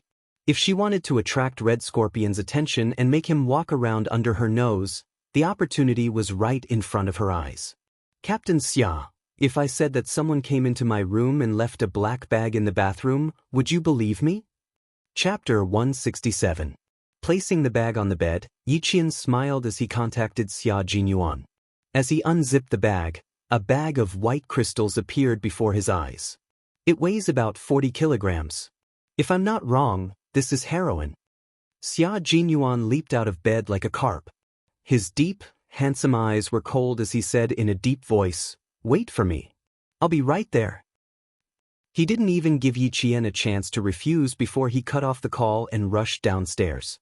He didn't even go through the front door. Yi Qian was stunned for half a second when he heard a light knocking sound coming from outside the window. Then he rushed over and pulled open the curtains. He saw the dangerous man who said he was coming over a minute ago, standing dangerously outside the window. There was no cover except for a few potted plants. Yi Qian's mouth twitched slightly as he hurriedly opened the window. "I don't want to go through the front door. I want to go." He stopped halfway through.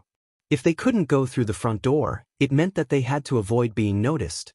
Did that mean there were accomplices of the suspect in the hotel? When he entered, Yi Qian's expression instantly turned cold. Instinctively, she reached out and wrapped her slender arms around Xia Jinyuan's shoulders. "Be careful. We're on the 8th floor. If you fall, you'll be crippled even if you don't die." The little girl's slender arms gave him a sense of security.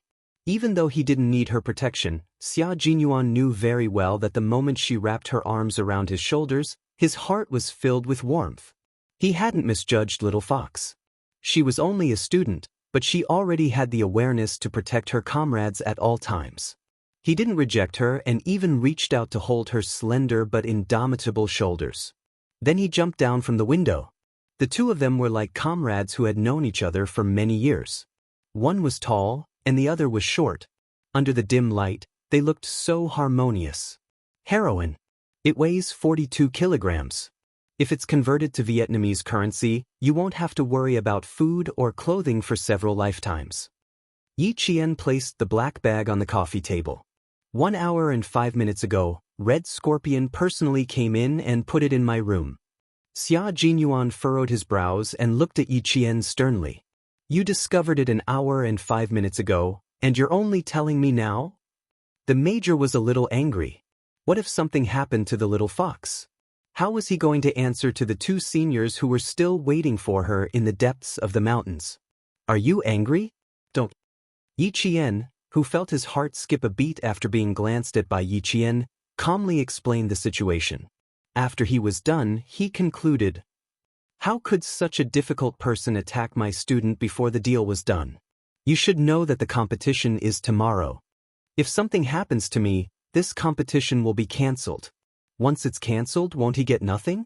So, of course, she wasn't afraid. Xia Jinyuan didn't know if he should be happy or angry. The overly intelligent little fox could be quite worrying at times. Just as she said, Red Scorpion had hidden the drugs in her room, so they couldn't kill anyone in her room. This proved that the most dangerous place was actually the safest place. But this little girl was too daring. Xia Jinyuan exhaled softly. When he opened his mouth again, there was a solemn look on his face that was reserved for his soldiers. Yi Qian, listen up. In a team battle, you must ensure that you can communicate with each other at every step. When you can contact your comrades, you must report your whereabouts and discoveries to them. Chapter 168. He was training Yi Qian as his own soldier, teaching her how a qualified soldier should cooperate with an entire group on the battlefield. Major Xia's eyes were cold. Even though he knew that such a fierce person could very well cause Yi Qian's disgust, he still had to discipline her. His deep voice was as cold as ice as he slowly said sternly, when you lose contact, no matter what, you have to leave a mark for your comrades to know.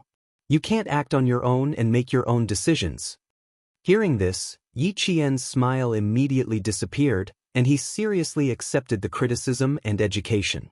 Yes, she took it for granted, but she didn't think that her actions would cause others to worry.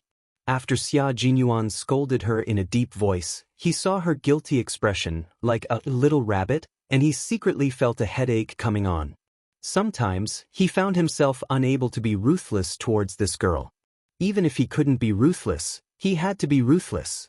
Being lenient today was equivalent to harming her. Yi Qian waited for him to finish scolding her, then immediately said obediently, I won't do it again, I definitely won't do it again. Just now, I was afraid that Red Scorpion would be watching outside or sneak into the room again, so I waited an hour before contacting you. In short, she had to have the resolve to immediately admit her mistakes. When Xia Jinyuan saw this, such a high level of awareness, the seriousness on his face disappeared, replaced by a low chuckle. You're quite aware of your mistakes, but your judgment is very normal. However, the prerequisite is that you need to immediately contact your comrades if the situation permits. This is also a form of self-protection. Understood. There won't be a next time. Yi Qian also laughed. It was undeniable that working with a man like Xia Jinyuan was a very pleasant thing. After being serious, there was an appropriate amount of humor. While feeling his deterrence at the same time, one could also understand that he was truly doing it for their own good. A man with a pure heart, no matter how dangerous it was, there would still be people willing to approach him. The black bag was no longer touched, but the goods inside were no longer the original goods. After changing the bag, Yi Qian put the bag back in its original position. Now that the goods that all parties wanted were in the hands of the Chinese side, All that was left was for certain parties to beg the Chinese side to come forward. The next day, they got up at 6 o'clock and gathered. After an hour of mealtime, buses stopped outside the hotel and picked up the contestants from the 24 countries. The Australian TV station arrived early and reported that students from 24 countries had entered the University of Sydney. The hotel was right next to the University of Sydney, and it was only a 10-minute drive away. There were police cars leading the way in front and police cars protecting the back.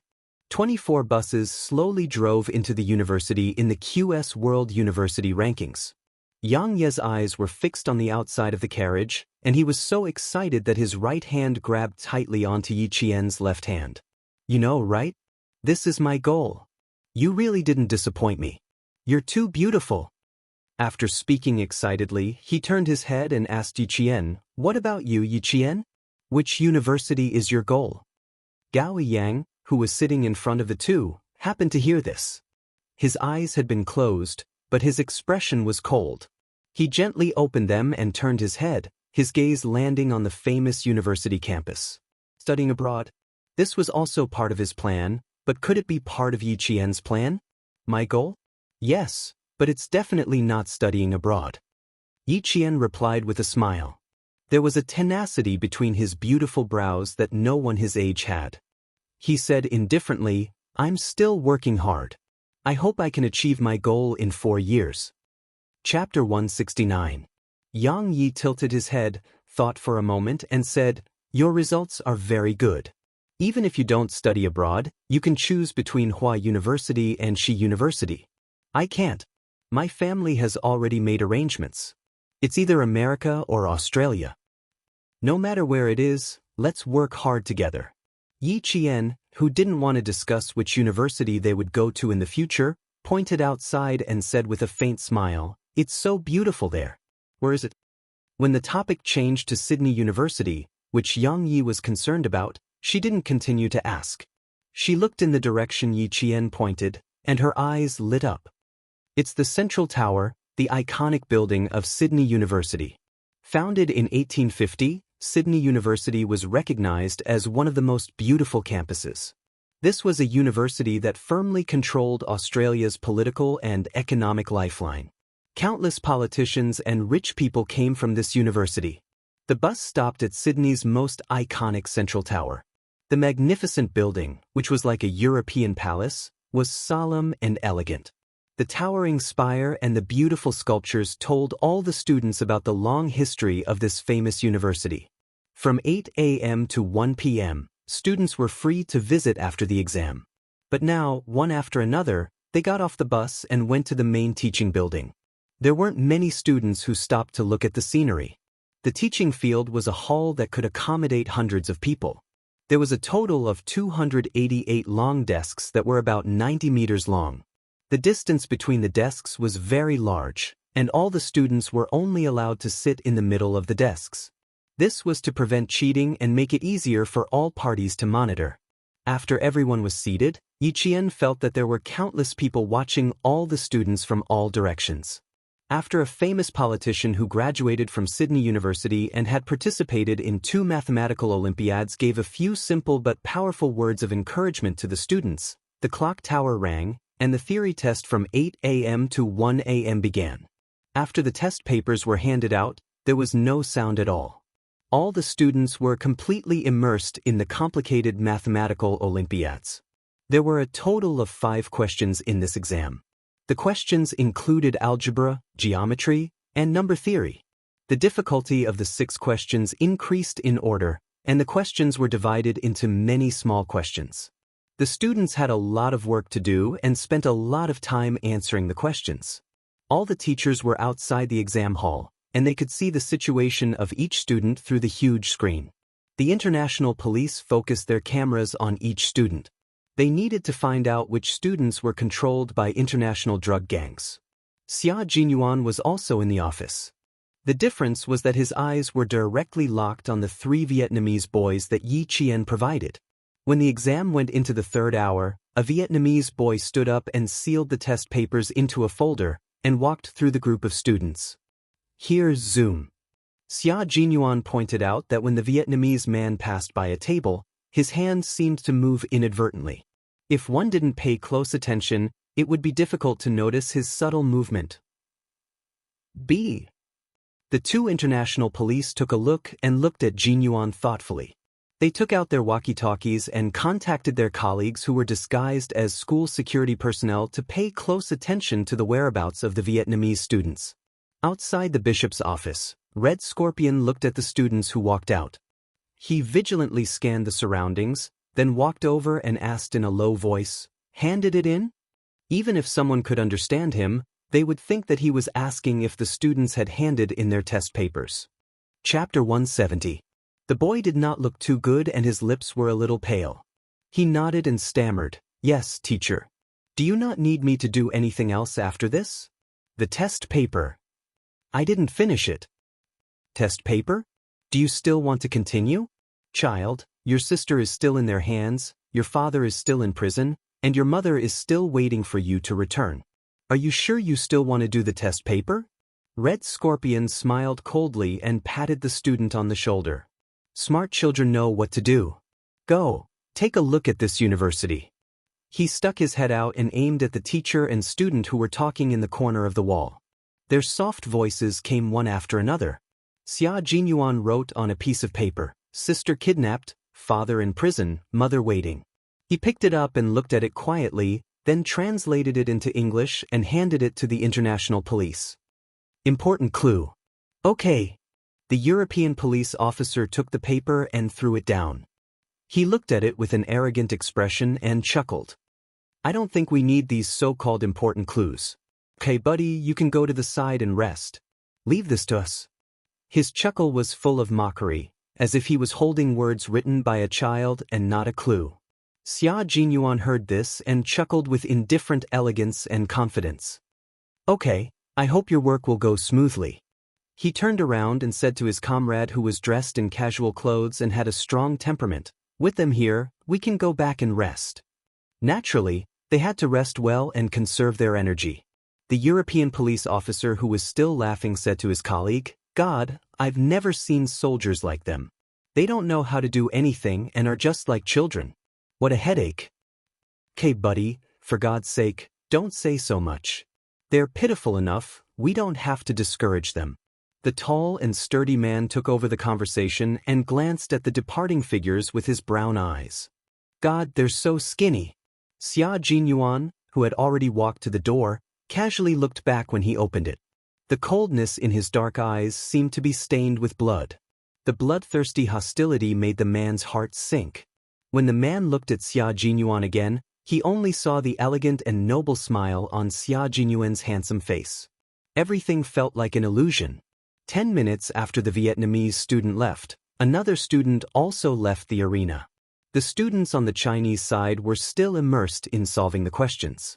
Some of them were frowning, and some of them were smiling confidently when they solved the questions. Every time in the mathematical Olympiad, the Chinese side's ranking would always be at the top. Just like the previous contestants, the students' answers to the questions were very detailed and logical. Faced with the Australian TV station's interview, Director Lee replied with a calm smile, "Regardless of whether the results are good or bad, I have confidence in them. Every student loves mathematics, and every exam is an exploration. Therefore, good or bad results are no longer important. The most important thing is that they love mathematics. If they only take the exam for the sake of ranking, they will lose the true meaning of exploring mathematics. Friendship first, competition second. It's all just talk." The Chinese students were all doing their best. Who would want to fall behind? No one wanted to. However, it was undeniable that they all loved mathematics. When he was thinking hard, he finally understood why Pythagoras was so happy when he said that everything is number. Chapter 171. 5 hours passed in the blink of an eye. When Yi Qian finished, there was still plenty of time. Even though her mind was not on the competition, she still maintained her principle of being serious. She finished all 5 questions and checked them carefully. Only after confirming that there were no problems did she stop writing. She stopped writing and did not leave. Among the Chinese students, she was like a stabilizing force. She waited for the time to stop at 1 o'clock sharp before standing up. She was the first Chinese student to come out. Director Li and the other teachers who had been waiting early gave her a warm hug. "Good girl, you are our pride." This was the teacher's encouragement to the student. "I will. I definitely will." Yi Qian smiled. She was back. How could she let all the good things slip through her fingers? In her limited life, she could create countless miracles. This was the kind of life she needed. Director Li, who was laughing heartily, looked approvingly at the girl who had come from the depths of the mountains and brought many surprises to the teachers and students. "I believe in you, Yi Qian. You will become the pride of the whole country." Was the ranking not important? It was actually important. It was not because they were materialistic, but because this was the time to prove that they were not inferior to others. When the ranking was no longer important, it meant that they were already standing at the peak that no one could reach. Students hugged their teachers, and students hugged each other. In a foreign country, the only thing that could make one feel a sense of belonging was a fellow countryman of the same nationality. When the Vietnamese students came out, their expressions were not very good. When the boy who had a conflict with the Chinese students passed by Yi Qian, he stopped and looked at her with an unfriendly gaze. He said stiffly in heavily accented English, "Don't be happy too early." This time, he really did not dare to use the word invader. The current Yi Qian was no longer the Yi Qian who had to swallow her anger. When it was time to stick out her chest, her words and expression would not yield an inch. Hearing this, her gaze became sharp. She looked at the boy coldly without backing down. She smiled and said, "What's the difference between being happy early and happy late? We are always this happy. There are still 2 more days. Just wait and see." When the boy saw the students coming out one after another and his teacher waiting in front, he said some harsh words before leaving. Yi Qian did not remain silent just because he had left. He continued walking. She continued to speak slowly, "Just wait and see. Don't fall while walking." The Chinese students, who had been listening the entire time, chuckled and gave Yi Qian a thumbs up. Modesty and courtesy are virtues, but remember, if someone bullies you and you happen to have enough strength to fight back, then you absolutely don't have to show mercy. Gao Yang smiled as he looked at Yi Qian, whose eyebrows were in high spirits and whose smile was as bright as the sun. A hint of a smile appeared on his usually cold face. She was really the same as when she was in school. Whoever bullied her, she would definitely fight back. His impression of Yi Qian, who was always submissive to everyone, was becoming more and more blurry. Sometimes, he even thought that maybe it was just an illusion. The real Yi Qian was like this. Bright and beautiful like the sun, reserved and confident, inadvertently attracting the attention of countless people. He did not hug Yi Qian without any scruples like the other students. Instead, he said to Dean Li, "My father will be here in about 10 minutes. It is very likely that I will have lunch with him in the afternoon." Chapter 172. Father? Director Li was taken aback by this distant form of address. Before he could say anything, a black sedan slowly drove over. Under the sunlight, the body of the car was so smooth and domineering that even those who didn't know much about cars would know that this car was extremely expensive. Gao Yang, who had a slight smile on his face, saw this, and the coldness in his eyes deepened. When the car stopped, he said to Director Li, "He's already here. It's rare for him to be punctual." He didn't hide his sarcastic tone at all. From what he could remember, this was the first time he had arrived 10 minutes earlier than the agreed time. The appearance of Gao Yang's father really shocked all the Chinese students. Tall, handsome, and with a powerful aura, he was like an overlord. His every move showed that he was a very successful businessman, and he exuded a strength that didn't allow anyone to refuse. When he exchanged greetings with Director Li, even if he was smiling, he still couldn't make people feel close to him. Yi Qian looked at him and then looked at Gao Yang. The father and son really were carved from the same mold. They had the same facial features and the same temperament. It was rare for a father and son to resemble each other so much. It's not convenient to eat out. Mr. Gao, go ahead. Just have Gao Yang return to the team before 6 in the evening. Director Li smiled as he rejected the invitation of this famous businessman who often appeared in the domestic financial news. He lightly patted Gao Yang and looked at the boy whose expression had become colder ever since his father appeared. He said gently, "Remember, return to the hotel at 6. You still have an exam tomorrow." From Gao Yang's increasingly cold expression, it could be seen that he didn't want to interact too much with his father. However, this was a student's family matter, so Director Li naturally wouldn't say much. He only reminded him implicitly.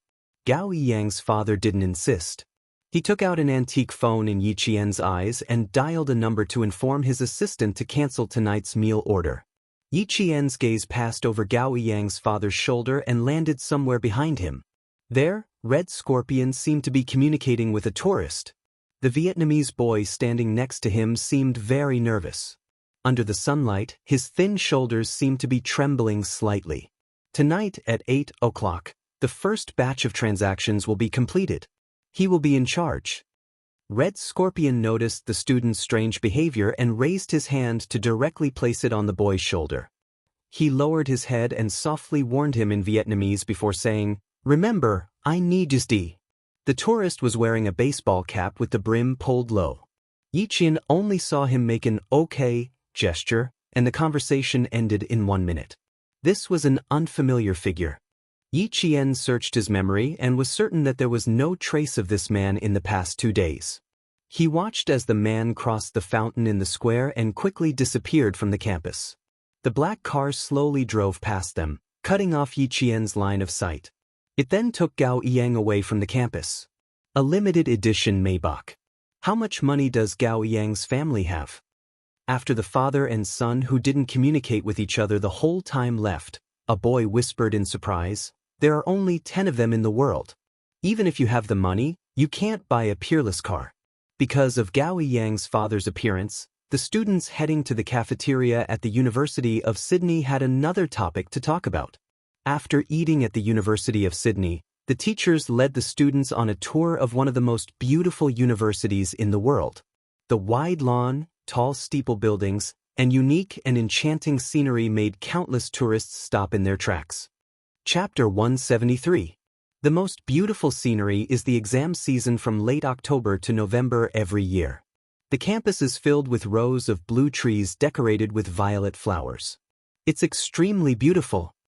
Yang Yi had never been to the University of Sydney before, but he knew very well that she really liked this school. From their conversation, Yi Qian found out that more than half of the students here were already prepared to study abroad. They would go abroad directly after graduating from high school. Every time this topic was brought up, Yi Qian would smile and remain silent, because she knew very well that the school she wanted to study at would definitely not be overseas. Even if she could, she wouldn't choose to study abroad. Compared to Yang Yi and the others who were in high spirits, Yi Qian used the excuse of being tired as an excuse to return to the hotel with the other boys after seeing Red Scorpion bring 3 boys into a silver car that drove into the campus. The ones who returned with them were all students who had no intention of studying abroad. The 4 of them returned to the hotel together. After entering the elevator, they looked at each other and smiled. They understood the meaning in each other's eyes and agreed to meet at 5:30 before returning to their respective rooms. Yi Jian glanced at her hair, which was still in the lock before she left. Only then did she close the door gently. There was no smell of strangers in the room, which meant that Red Scorpion hadn't been here. She took out the communicator hidden under the mattress. Yi Qian remembered Xia Jinyuan's words, so she wore her headset even when she was asleep. Today's difficult exam had lasted for 5 hours, so she was indeed mentally exhausted. Just as Xia Jinyuan had said, within the limited time, do your best to preserve your energy. She had just put on her headset when Xia Jinyuan's low voice lazily came from the other end. "You just got back? Do you want to go upstairs and eat a bowl of Chinese instant noodles?" 3 in the afternoon. It's too late for lunch, too early for dinner. Yi Qian directly laid on the soft bed and replied lazily, "I don't have the habit of eating last minute. Right now, I just want to have a good rest. I used too many brain cells in the morning, so I need to recover." Their rooms were only separated by 1 floor, which was why Xia Jinyuan was able to jump out of the window last night. Hearing this, the coldness in his eyes softened quite a bit. He asked, "Was it very difficult? Are you done?" He had also participated in the Olympiad before. Sometimes, it would take him 2 or 3 pages to solve a geometry problem. Only those who had experienced it could understand how difficult and challenging it was. "It's okay. I finished it an hour in advance. After checking it, there shouldn't be any problems. I'm a little tired. I want to rest." Yi Qian closed his eyes as he spoke. Listening to his voice, all the complicated and uneasy feelings seemed to have disappeared, leaving only a peace of mind. Yi Qian's breathing gradually lengthened, and the space between his brows gradually relaxed. He quietly fell asleep to the sound of his zither strings. Xia Jinyuan listened to her shallow breathing through the earpiece, and his thin lips curved into a sexy smile. This girl must be really tired to have fallen asleep so quickly. "Sleep well, don't think about anything. I'm here." He spoke softly, and the gentle smile on his elegant and noble face fell in the eyes of his comrade Su Yu. It was no different from the sun rising from the west. Xia Jinyuan was already looking sideways at his comrade, who had a strange expression on his face. He asked in confusion, "What's wrong?" Su Yu, who had a dignified expression, opened his mouth and stopped. He reorganized his words before continuing, "I know who you were talking to just now. If I didn't know, I would have thought you were talking to your girlfriend." Chapter 174. They were not comrades in the same army. Su Yu was a member of the Yunnan Border Police Force and had worked with Xia Jinyuan twice. They only found out about this mission after meeting each other. Xia Jinyuan raised his eyebrows and leaned on the soft pillow casually. He smiled and said, "What an interesting girl. If she were a little older, I might have such an idea." Su Yu was so scared that he rubbed his face and said, "Don't mess around, don't mess around. You can't mess around with military discipline. 14 years old, you're worse than a beast." Some words were not taboo during rest time. Xia Jinyuan laughed and said, "Comrade Su Yu, I mean, if she were a little older, I might have such an idea. She was too young now. When she was a little older, she would be at least 18. Another important point was that the girl was not enlightened at all. Besides, he did not want her to be enlightened so early. It would be better if she did not become enlightened when she was in middle school, high school, and university. "You scared me to death. You must have the awareness of being a monk now." Su Yu was relieved to see this. Soldiers like them who were directly on the line between life and death usually joked with each other about each other being monks. They must abide by the rules and discipline and never violate them. This meant that they were in such a dangerous frontline army. Who knew when they would not be able to come back? Dating was to avoid harming the girl. Xia Jinyuan sneered and said, "You don't dare to talk about it. As for me, I won't talk about it now. We'll see when the time comes." If she felt that he was good at that time, it was not impossible for her to give it a try. "It's good that you understand. Before the age of 35, be pure and simple." Su Yu was 7 years older than him. Soldiers like them who fought on the front line would either be transferred or discharged before the age of 35. They did not dare to harass the girl before they felt at ease. This was not a very easy topic. Xia Jinyuan sorted out the clues and the two quickly entered into a discussion about the operation. After dinner in the evening, Director Li returned to the hotel several times with a frown and a trace of worry. Gao Yang, who said he would be back before 6, did not return to the hotel on time. This made Director Li a little worried. He wanted to contact Gao Yang's father, but in the end he did not even have his contact information. Yi Qian and Yang Yi, who had already eaten, were about to go back to their rooms when Director Li stopped them. "Yi Qian, come here for a moment. Yang Yi, you go upstairs first." Behind them were all Chinese students. The worried Director Li added, "Go back to your rooms. If there's anything, contact Teacher Yu on the landline. If there's nothing else, stay in your rooms and do whatever you want." The closer it got to this point, the more he couldn't afford to let anything happen. He had to keep every student under his nose, of Gaoying. He left 2 contact numbers for himself. One was unanswered, and the other was turned off. "It's almost 7 o'clock and he's not back yet. What if something happened? Every time there was an exam, the teacher was most afraid of an accident. If something happened, the consequences would be unimaginable. Unfortunately, Yi Qian did not know the phone number of his family in China, but he did know the phone number of his family. Try this number. It should be the phone of his father's assistant. Yi Qian recalled the number that Gao Yang's father dialed when he called to cancel the order. He smiled and said, "I can try. It should be correct." Chapter 175. Although the phone was an antique, the numeric keypad hadn't changed. Based on the movement of Father Gao's fingers when he made the call, it should be the number she mentioned.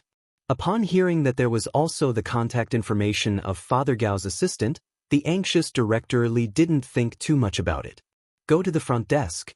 Come. Follow me to the front desk. Thank goodness you know. Otherwise, I'd be worried." At the front desk, the person on duty was still Bell. When he saw Yi Qian, he winked and smiled as he dialed the number for Director Li. The person who answered the phone was indeed Father Gao's assistant. It only took a few minutes for him to get in touch with Father Gao. "Your classmate. Do you want to say something?" The car stopped at the side of the road. Father Gao looked at his only son coldly.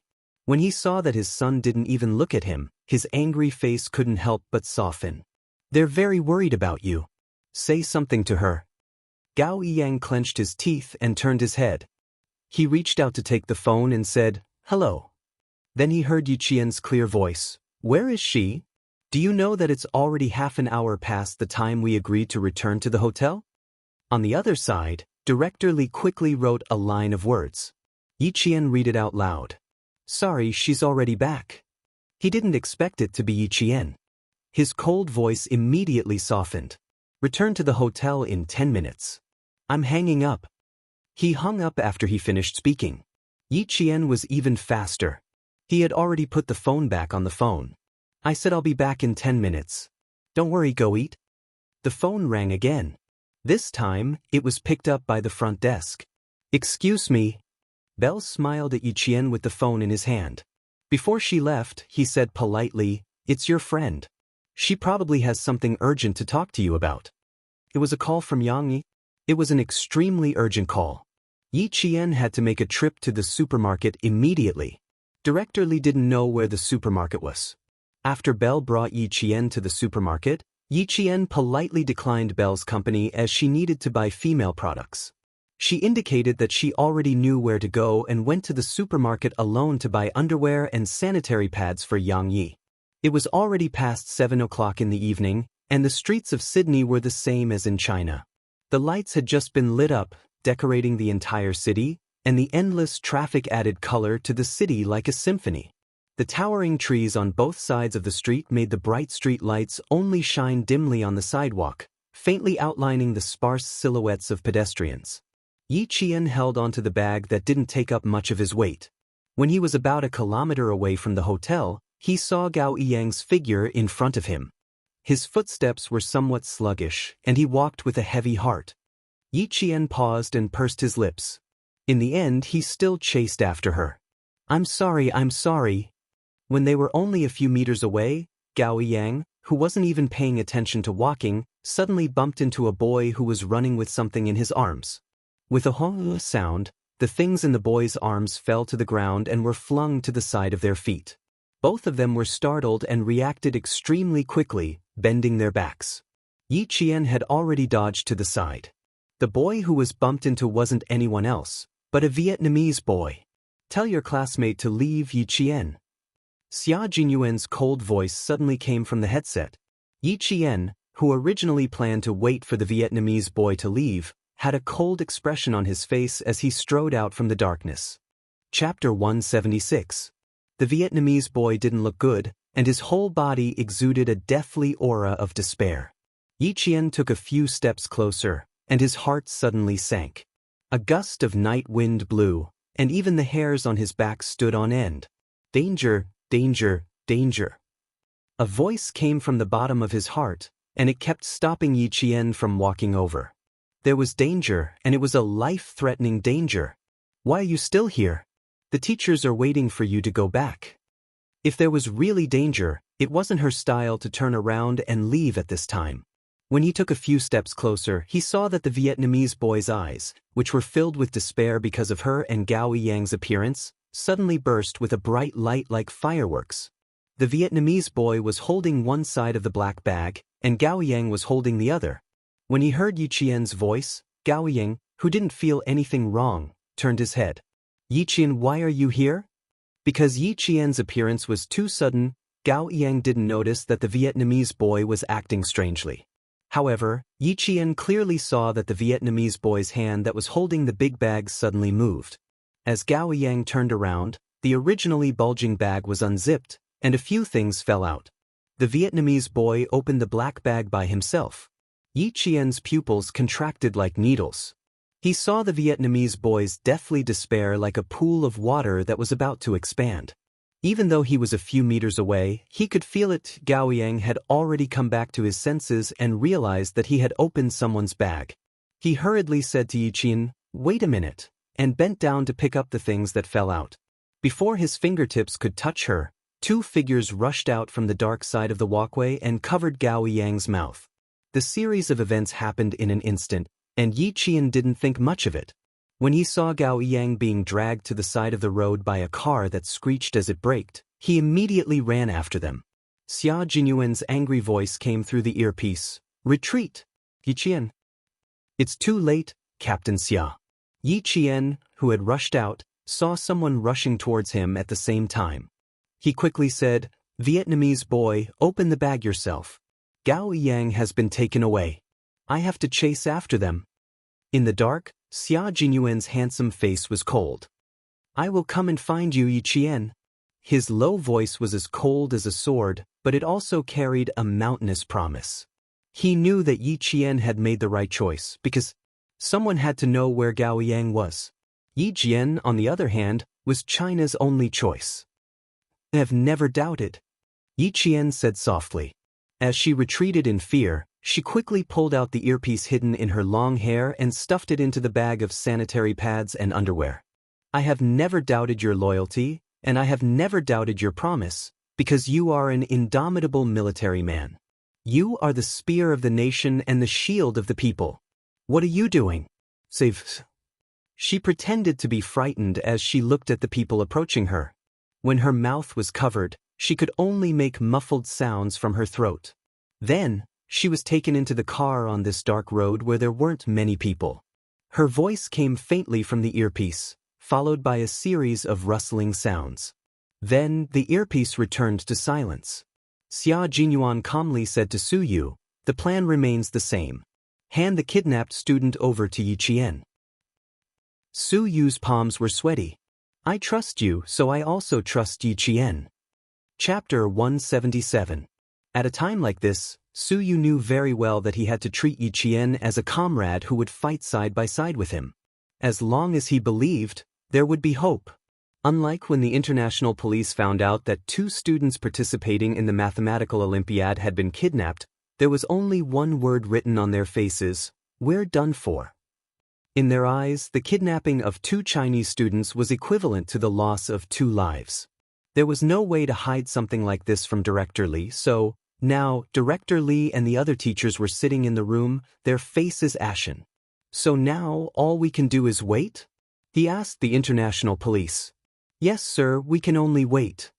The international police, who was also the hotel attendant bell, looked at Director Li with a solemn expression. His face and tone were full of helplessness. "We can't take action immediately because Jane and another boy have fallen into the hands of a very troublesome criminal group." Director Li felt his vision darken. He needed to contact the embassy immediately. 2 students had been kidnapped and fallen into the hands of a very troublesome criminal group. Even the international police looked like they couldn't do anything. How could he trust them? He could only trust his own people. Director Li naturally had the embassy's phone number. The embassy had taken care of the 12 contestants representing their countries in the mathematical Olympiad. The Chinese military had already called the embassy 5 minutes after Yi Qian was taken into the car. Director Li called 10 minutes later and learned that the Chinese military had already taken action. Director Li, who was standing on the phone, heard the news and sat down weakly on the bed. "That's great." At the critical moment, His own country was still the most reliable. In the car, Gao Yang calmed down after struggling for a while. When he saw Yi Qian, who was also taken into the car, he knew that it was useless for him to struggle now. The people who took the two students into the car were foreign men. They were tall and strong, with thick whiskers that made them look like the same person.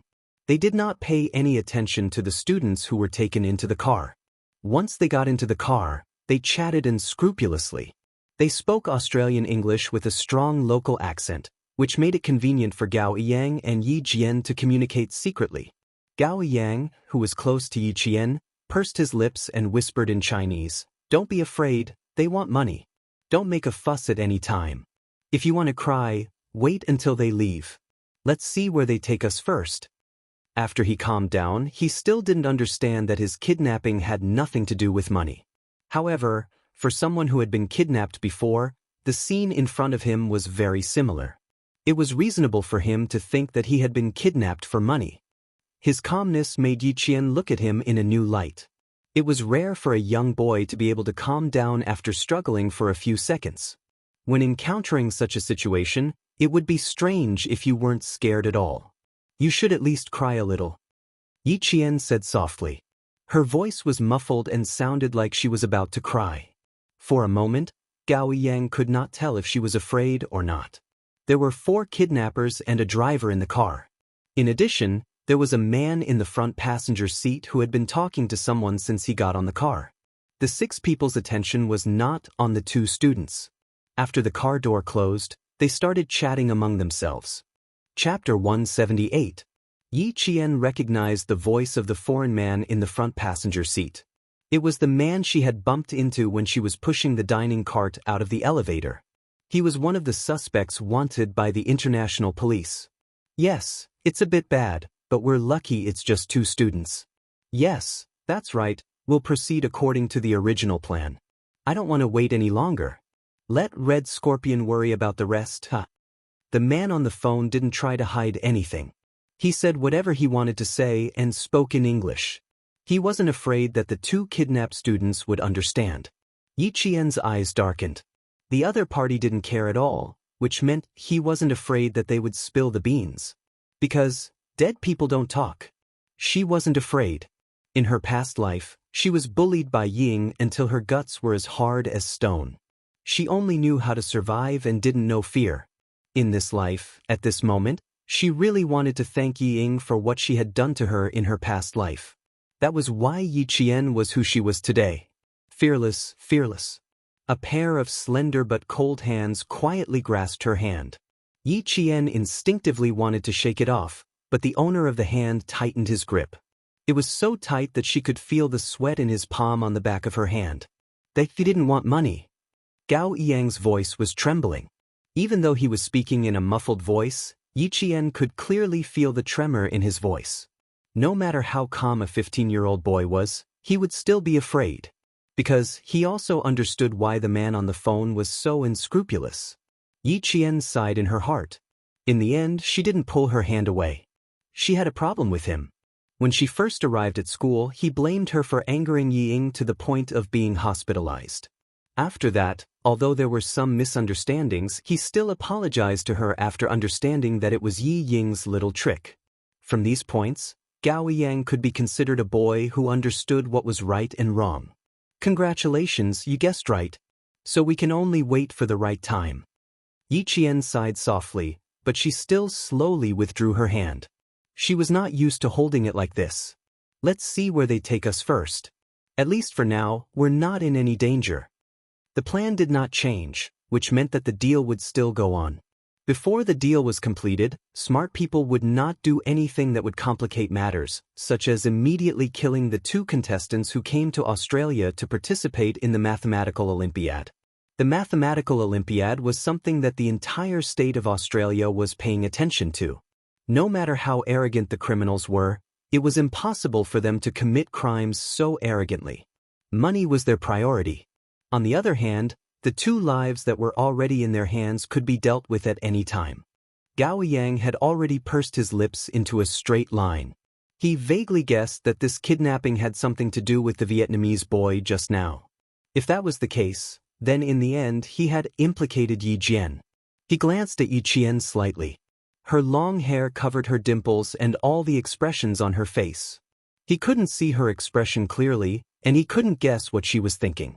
The only thing he knew was that she was not afraid and did not need to rely on him. From the moment she pulled her hand out without hesitation, he knew that she did not need his comfort at all. This Yi Qian was so unfamiliar, but so outstanding. The night was still dark. Nothing had changed because of some people or some things. As Director Li waited anxiously, Gao Yang was pushed out of the car. Chapter 179. When it was Yi Jian's turn to get out of the car, the bag she had been holding in her hand was grabbed by a pair of hairy hands. Yi Jian, who did not let go, directly took out a pack of sanitary pads from the bag. Crying and shy, she stuttered in English and said in fear, "Do you, a man, need this? Do you need it?" When the other 3 kidnappers saw it clearly, they burst into laughter. The man who grabbed the bag also laughed. Then he pulled out a gun from behind his waist and pressed it against Yi Qian's forehead. He said with a faint smile, "Kid, don't make me angry." With the gun pointed at her head, Yi Qian, who was calmer than ever, did not scream. Instead, she widened her eyes and tried her best to look as if she was about to faint from fear. In fact, Yi Qian's gaze was focused on the gun. She did not see the model of the gun in the man's hand. It was a Beretta M8000 American Lion F mobile phone. It had 15 rounds of ammunition. It was 180 millimeters in length and had the function to disable the hammer. She thought that she would need a gun for tonight's escape. When the hairy foreign man saw how scared she was, he laughed wantonly and made a soft bang sound. When they saw how scared the girl was, they laughed even louder and wantonly. From their cold laughter, it was clear that they did not care about adding 2 more lives to their hands. "Okay, Jianni." The man who jumped out of the car from the front passenger seat glanced at Yi Qian with his brown eyes. His gaze fell on the feminine products. When he asked the kidnappers to let go, he gave Yi Qian a meaningful smile. "I think you won't need these things very soon." His voice was like a maggot's laughter. It made the kidnappers break out in cold sweat. "Okay, buddy. Since they're cooperating, stop teasing them. I prefer to settle things quickly. That's the best way." The kidnappers laughed, but they did not notice that Yi Qian, who was being teased, had a ruthless look in her eyes. Standing in the dark alley without even a street light, Gao Yang's face was so pale that a thin layer of sweat appeared on her forehead. Creak, creak, creak. A rusty iron door slowly opened. The silent night seemed to have been torn apart, and deafening heavy metal music rushed into the room. The 2 of them were pushed into a colorful world. The dance floor was filled with people who were crazily rocking to the music. The dazzling lights kept flashing, and the waves of music seemed to overturn the entire KTV. No one noticed the group of people appearing in the bar. The suspect walking in front even greeted the waiters in the bar. He passed through the dance floor without any hindrance and walked into the bar. After turning a corner, he stood in front of the shiny elevator door. Yi Qian was like a quail. His shoulders. "All right, let's invite our children to sit in the next room for a while. We'll play with them after midnight." When the elevator reached the 8th floor, the man in the lead laughed. He even patted Gao Yang's shoulder and left arrogantly. This was his place. He could do whatever he wanted. When the door was locked with a click, Yi Qian, who was holding the bag, sighed in relief. Chapter 180. She had taken the initiative to take out the sanitary pads. Wasn't this a gamble? She was betting on a man's reputation, and she was also betting on how vigilant they would be towards her. As it turned out, she had made the right bet. With his back against the cold wall, Yi Qian let out a long sigh of relief. The locator and communication device were on him, so all that was left was to send the location to Xia Jinyuan, the international police. She really couldn't trust them. On the other side, Gao Yang was already looking around to see if there was an escape window. With a whoosh, he pulled open a thick curtain and saw a brown sliding glass window. He could vaguely see the street lights outside through it. Delighted, he immediately reached out to push the window, but the sliding window didn't budge at all. It was obviously sealed shut. "Yi Qian, come here." Not giving up, he turned around and said to Yi Qian, who was leaning against the wall, Glass, we have to find a way to pry it open. Gao Yang wasn't panicking, nor was he panicking. He still knew how to look for an escape. His performance undoubtedly made Yi Qian feel a little more at ease. There were no cameras in the room, so he didn't feel like he was being watched. With his back facing Gao Yang, Yi Qian put on the headset that was too far away and had no signal source. He then took out the locator that was smaller than the palm of his hand and entered a string of signals. Soon, there was a DDD sound. The code that was sent out went through a series of processing and transcoding before finally appearing on the server of Bell's laptop. Xia, over here. Bell was able to become the police officer who contacted Yi Qian at the hotel because he had worked with the Chinese military before. This time, when no one else was willing to step forward, he volunteered to cooperate with the Chinese military. Xia Jinyuan and Su Yu were both in the room. When they heard the sound coming from the server, the two of them rushed to the computer at almost the same time. They clicked, zoomed in, located, confirmed. It only took them 2 minutes to confirm Yi Qian's location. It's the King's Cross district, a place where drugs, brothels, and gangs run rampant. Damn it, it's all their own people there. It'll be difficult to save Jane. After Bell saw the location clearly, he clenched his fists and slammed them on the table. He said in annoyance, "You still need to capture Red Scorpion. Xia, leave Jane's matter to us." After confirming Yi Qian's specific location, Xia Jinyuan secretly he sighed and said to Su Yu, "We'll leave in 3 minutes." He then said to Bell, "Thank you, friend. However, we can handle this matter. Let's deal with Red Scorpion first." Bell was not a frontline police officer, so it was impossible for him to go with Xia Jinyuan. Hearing this, he said worriedly, "You need to be careful. The Sydney police have mobilized a lot of police forces here, but they still haven't succeeded." After thinking for a while, he took out a pistol from under the pillow on his bed. "Take it, buddy. It'll definitely come in handy." Xia Jinyuan and Su Yu had guns, but Yi Qian did not. Xia Jinyuan took the gun that was thrown to him and popped open the magazine to take a look. It was fully loaded with 15 bullets. After nimbly installing the gun, Xia Jinyuan raised his long eyebrows. There was a hint of elegance in his handsome yet cynical smile. "It would be even better if there was a fully loaded magazine. It would make me feel more secure to have a replacement." Bell shrugged noncommittally. He smiled and took out a magazine from under the bedside table and threw it to Xia Jinyuan. "Good luck, buddy." Chapter 181. At this time, groups of men and women of all kinds were flirting and frolicking on King's Cross Street. There were young men in short shirts and shorts, bare-chested women in sexy clothes, and office workers in suits and shiny leather shoes. They were also flirting with sexy women. Glasses of beer were not meant to be drunk, but to be drunk. Therefore, from time to time, one could see drunk Westerners singing and making a ruckus on the streets. Some of them even hugged a tree while twisting their waists and swaying their buttocks. It looked very ugly, but no one would laugh at them. This was a famous red light district. No matter what kind of behavior people did, they would be tolerated because it was not strange. The room was soundproof. No matter how noisy it was outside, the room was still quiet. After Yi Qian sent out the signal, she quietly waited for Xia Jinyuan's next instructions. He knew where she was and would definitely rush over. She trusted him so much. "Take a break. We'll talk later." After she was done, she saw that Gao Yang was still trying to figure out how to open the window.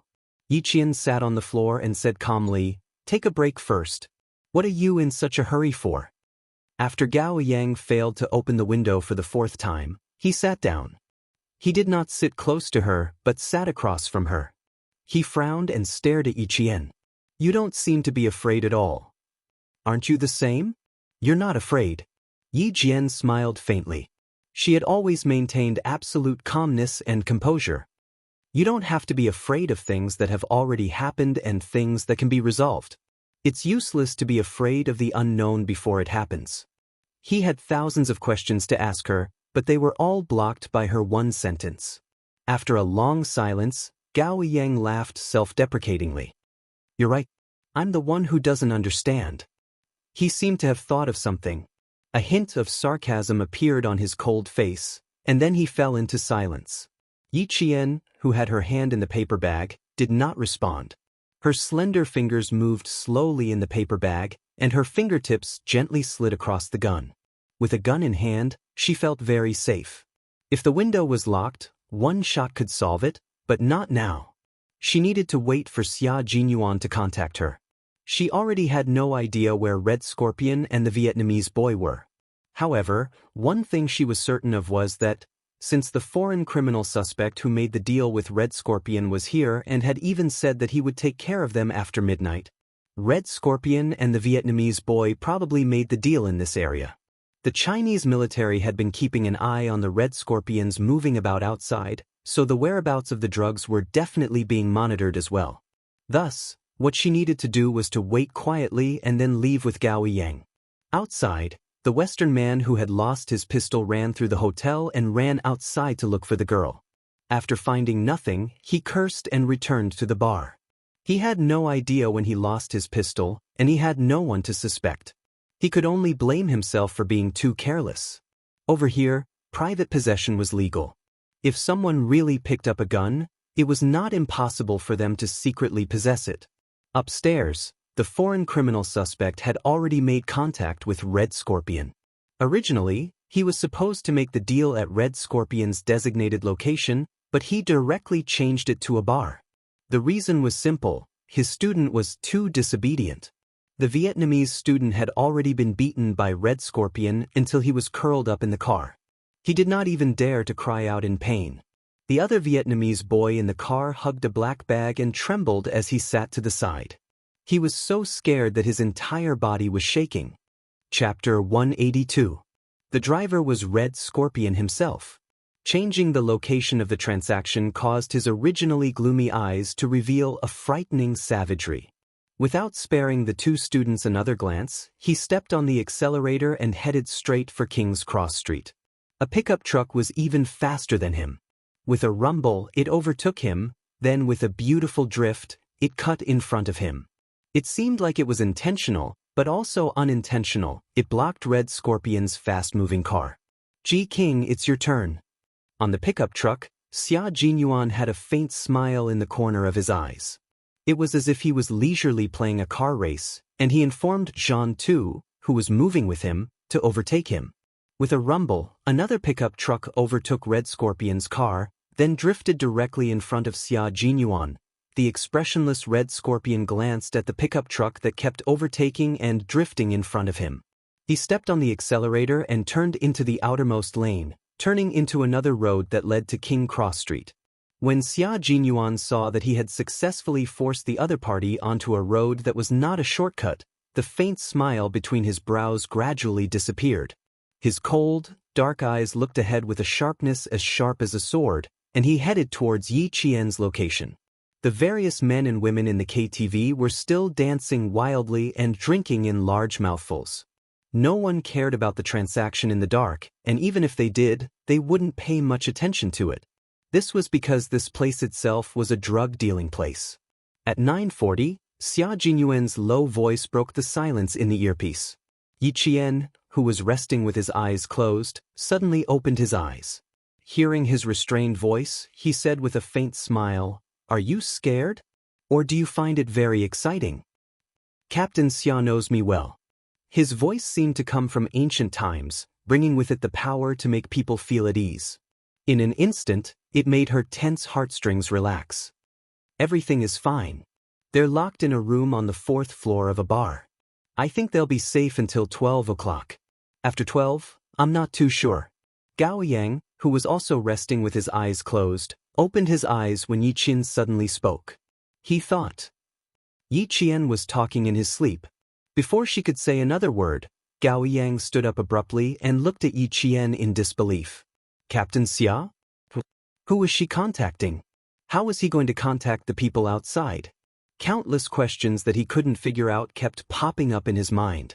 Looking at the faint and leisurely smile at the corner of her eyes and the unhurried conversation, Gao Yang, who got up so abruptly that he felt a little dizzy, almost thought that he was hallucinating. They're all fine. They're students, after all. They were kidnapped halfway through their journey, so they're not that vigilant. You guys go first. I still have the ability to protect myself. It was only slightly more than an hour after she had located the location of the abduction, but he had already arrived. It could be seen that he did not waste even a minute. She knew that he would definitely come. She had never doubted it. When Xia Jinyuan heard her slightly immature but exceptionally calm voice, he knew that his little fox was safe and sound. His cold, handsome face revealed a faint and warm smile. Okay, wait for my good news. We'll meet before 12. He was telling Yi Qian that he would not let her wait until the moment of danger. He would definitely meet up with her before the danger came. A man's promise didn't require a solemn vow. It was more reassuring when it came inadvertently. If I could get out on my own, I wouldn't have troubled you to come.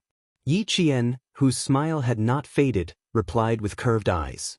Her bright crescent-shaped eyes were like those of a cunning fox, full of spirit. This is a rare opportunity for actual combat. I want to participate in it myself. Chapter 183. What a bold little fox. She wasn't afraid at all. Xia Jinyuan, who was hiding in the dark and waiting for the net to be reaped, gave a low laugh. His elegant eyebrows were relaxed. Okay, be careful. Since she wanted to fight her way out, he would give her a chance to do so. He would clear the obstacles outside and ensure her safety before she came out. Gao Yang had already moved closer to Yi Jian's left side and slowly sat down. His gaze fell on her ear as he stared at it closely. You can contact the outside world. It was a completely affirmative sentence. Yes, I can. Yi Qian lifted her long black hair, revealing a small black earpiece. It's our military personnel. They're outside now. They'll come find us after they've dealt with the outside before midnight. Gao Yang trembled slightly and closed his eyes. When he opened them again, his handsome eyes were filled with self-mockery. So, all we have to do now is wait, right? Then why did you say that if you could, you wanted to go out by yourself? He wanted to ask, but he couldn't. She could contact the outside, but during this hour of torment, she kept silent and didn't tell him. What did this mean? That she didn't trust him? Or was it that he wasn't even worth a single word from her? That kind of helplessness made Gao Yang feel deeply frustrated. Not only was there helplessness in his tone, but there was also a trace of anger. Yi Qian narrowed her eyes slightly and looked at him indifferently. She chuckled. I didn't tell you because if you didn't contact us, you would only feel more uneasy. I'm not hiding anything from you now. I've already told you that someone will come to save us. You just have to wait patiently. She paused. Seeing that he was trying his best to hide his fluctuating emotions with indifference, her cold smile deepened. If no one contacts me, this communication device is useless. What she meant was, rather than letting him have hope in the beginning, why not give up hope in the beginning? Because when hope was shattered, he would be the one hurt in the end. Gao Yang's expression froze. He suddenly lowered his gaze weakly, and his straight shoulders slumped lightly. He had nothing to say. What she considered was far beyond what he could have thought of at that time. She still knew how to take care of her own feelings at a time like this when she was about to break down. Gao Yang lowered his head and smiled bitterly. Just as his father had said, his so-called intelligence and inviolable self-esteem were just a joke in the eyes of others.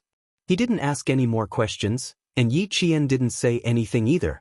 Whether or not he could understand was his business. He had already made it clear enough. Time passed bit by bit, and at 10:30, Red Scorpion appeared near the KTV. Beside him was a student who trembled as he walked. Pass through here. Remember, one hand for the goods and the other for the money. If you don't get the money, you don't have to come back. The boy's lips trembled slightly. He still wanted to say something, but when he saw the ferocious look on Red Scorpion's face, he hugged the black bag in his hand and walked step by step towards the end filled with evil. He couldn't turn back, and Red Scorpion, who had never personally come forward to trade, definitely wouldn't allow him to turn back. Here we are. Someone closed the open window and informed Nick, who was waiting for the goods in the KTV. He was the #1 target that the international police had to capture. Red Scorpion still had his student deliver the goods. Nick, who was smoking a cigar, took a deep breath. His rugged face revealed a ferocious look. He crossed his muscular arms over his chest, revealing the green beast head tattoo on the side of his arm. Tell him that my patience is limited. This meant that he wanted Red Scorpion to personally deliver the goods. Chapter 184. They were all venomous snakes, so they carefully exited their holes and revealed their fangs. The entire process was done in an extremely secretive manner, leaving no traces and no one would be able to catch them. But for Nick, after what the Vietnamese student did, he didn't want a third party to be involved in the transaction. Red Scorpion didn't want to leave any evidence, and he didn't want to lose the goods either. The heavy metal music continued. Some people came in and some left. Xia Jinyuan and Su Yu, who were proficient in Japanese, entered the colorful dance floor, which was filled with perfume and sweat. Red Scorpion's figure was right in front of them, and in front of him was his own student. Underage children entering the adult world didn't seem to attract much attention. Outside, the international police were dispatched. Less than 2 minutes after Red Scorpion went in, Xia Jinyuan appeared in the kitchen of the bar. He was like a cheetah that had walked out of the grassland. He silently knocked down a large pastry chef wearing a long white chef's hat. When he came out again, he was also wearing a white chef's outfit, a white apron around his waist, and a long white hat. He lightly patted the chef who was fiddling with a plate of desserts on the shoulder. "Hey, is this done?" "Okay." The pastry chef who was about to turn around suddenly felt a heavy blow on the back of his neck. Another pastry chef was knocked unconscious and finished off the job. A fire alarm suddenly rang, and thick smoke rose from the kitchen. Several pastry chefs in the bar all fainted on the ground, waiting for the international police to drag them away. Elimination complete. In the kitchen, Xia Jinyuan took off his white chef's outfit, crumpled it into a ball, and threw it directly into a pot of boiling water. His hat was also thrown into the pot. Disinfecting and erasing evidence, it was a very good method. 2 smoke grenades were thrown out, and the smoke alarm in the entire kitchen suddenly rang. Then, the fire alarm in the entire KTV rang loudly. The ear-piercing alarm wasn't covered by the heavy metal. A towel soaked in alcohol was ignited and thrown in the passageway leading to the kitchen door. The dancing men and women heard the fire alarm and smelled the burning smell. At the same time, screams rang out, and chaos broke out in the crowd. The international police officers who blended into the crowd took control of the situation. They acted like experienced guests who were trying to escape, guiding the screaming crowd away. The bodyguards working in the bar immediately rushed to the kitchen where the alarm sounded. Xia Jinyuan and Su Yu, who had been waiting for a long time, swiftly acted as the vanguard. Before the bodyguards could take out their guns, they had already taken care of them. Upstairs, Nick received a call from his bodyguard. "Fire? Are you sure?" Red Scorpion, who was about to hand over the goods, moved quickly. He immediately took back the bag and rushed out of the door with almost no hesitation. This was an extremely vigilant venomous snake. Even the slightest movement would make him shrink back into his cave. Outside, the sirens sounded like an unfamiliar intruder, breaking the extravagance of King's Cross Street and announcing their arrival, warning the criminals that they had been surrounded. When the Chinese soldiers outside heard the sirens that came out of nowhere, their expressions changed as they contacted Xia Jinyuan. "Q King, the international police are acting without permission. The sirens have been sounded, you must be careful." The Chinese side sent out a total of 5 soldiers to carry out the mission. 2 of them were outside keeping an eye on Red Scorpion, Xia Jinyuan and Su Yu were in the hotel, and Yi Qian was among the students. It could be said that they cooperated quite well, but they ran into a group of self-righteous international police officers. Chapter 185. Xia Jinyuan froze when he heard the news from his comrade waiting outside. Switch to the public channel. According to the plan, they needed to wait until they found Yi Qian and Gao Yang before the international police could show up. Now that these guys had stirred up trouble, even the usually well-mannered Xia Jinyuan wanted to beat them up. Xia Jinyuan switched to the public channel and immediately contacted Yi Qian. Chaotic sounds came from the headset. Yi Qian, who had also heard the sirens outside, no longer sat on the ground to rest. Instead, he stood up immediately. "Roger that. Don't worry about me. I found a pistol. I can protect myself." "Found a pistol?" Xia Jinyuan crouched on the stairs on the second floor and stood guard. Su Yu was standing on a high stool he had gotten from somewhere. He was fumbling with a fire alarm light. After 2 minutes, he gave Xia Jinyuan an okay sign. Xia Jinyuan nodded slightly and gestured for them to move forward. When he heard her words, a smile flashed across his eyes. Good job, little girl. We are now on the second floor. The international police have surrounded the ground floor. You can leave through the escape window. Hearing his cold voice, Yi Qian turned off the lights in the room. He walked past Gao Yang, who had woken up, and stood in front of the window. Bang! With a cold gaze, Yi Qian fired a shot at the glass. The tempered glass shattered under the force of the bullet. Then, spiderweb-like cracks spread all over the glass. Yi Qian lifted his leg and kicked the glass lightly. When a footprint appeared on the spiderweb-like glass, Yi Qian turned to Gao Yang and said, "Take off your shirt and give it to me. Quick." He couldn't be sure if there was anyone down there, so he could only use his bare hands to dig the glass into the room. Ever since Yi Qian fired the shot, Gao Yang's expression was one of shock and astonishment. Yi Qian said sternly. He had no choice but to obey. After he took off his short-sleeved uniform, he saw her wrap her hand with the uniform. She put a finger through the bullet hole and hooked it into the room. With a few clattering sounds, Yi Qian's gentle hooking force shattered the entire piece of glass in the room, leaving only a frame that only one person could pass through. Outside, there was no anti-theft net installed like in China. The flashing police lights illuminated the room. Yi Qian shouted at the motionless Gao Yang, "Quick, jump out of the window." Gao Yang, who had been stunned by the gunshot, heard her shout and quickly rushed over. "Okay, follow me closely. Put on your clothes." Yi Qian didn't say much. He just threw the clothes back. "Move quickly. Don't panic. There are international police officers outside." Suddenly, the sound of footsteps came from outside, followed by 2 gunshots. The shots hit the door lock and made it fall off. Seeing that something was wrong, Yi Jian quickly loaded her pistol and pulled Gao Yang behind the door. The room was dark. When the enemy kicked the door open, a figure rushed in with a murderous aura. He rushed to the window that only had a frame left. After taking a quick look, he cursed, "Fuck you." He turned his head and shouted at his partner standing at the door, "Damn it. They escaped." He cursed and rushed out again. The man standing at the door quietly raised his hand and pointed behind the door. After counting from 1 to 3, he suddenly turned the light switch back on. The dark room was lit up again. Chapter 186. The man who hadn't left the room pulled the door open and saw the 2 students he thought had escaped standing against the wall. With a furious expression, he raised his hand and slapped Yi Qian without hesitation. "Fuck." Gao Yang saw this and didn't have time to be afraid of the gun in the man's hand. He instinctively raised his hand to block the slap aimed at Yi Qian's face. Bang!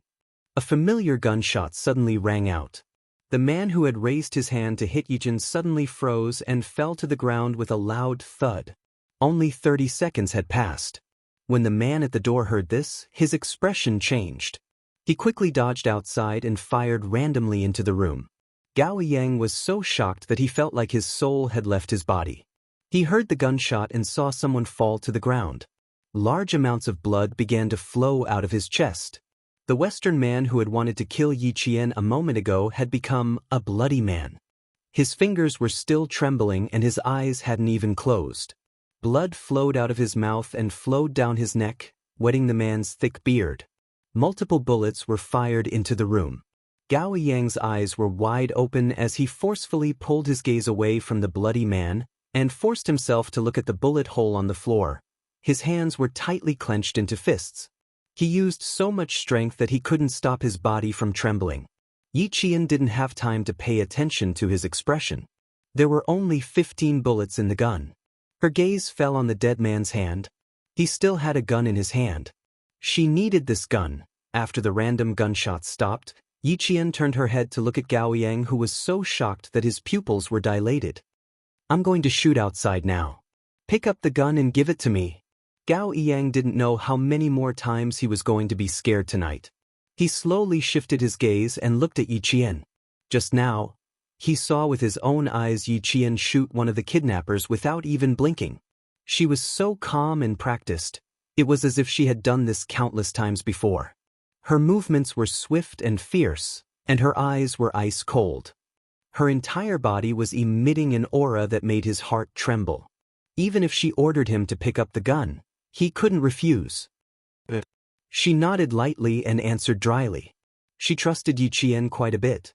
Yi Qian calculated the trajectory of the bullets in his mind, then looked at the closed door and said, "You've learned Taekwondo before. Show some dexterity. When I count to 3, roll over and pick up the gun." "All right." Gao Yang swallowed his saliva. His cold expression had already cracked. Under Yi Jian's cold and sharp gaze, he nodded solemnly. But shooting, killing. Yi Qian didn't give Gao Yang a chance to accept it. At a time like this, every second was the key. After counting from 1 to 3, she lifted her leg and kicked the door open again. At the same time, she dodged to the side of the door and fired 3 shots outside. The bullets pierced through the door and into the kidnapper's left shoulder. A scream came from outside. Gao Yang was so nervous that his palms were covered in cold sweat. He picked up the gun and rolled over to Yi Qian's side.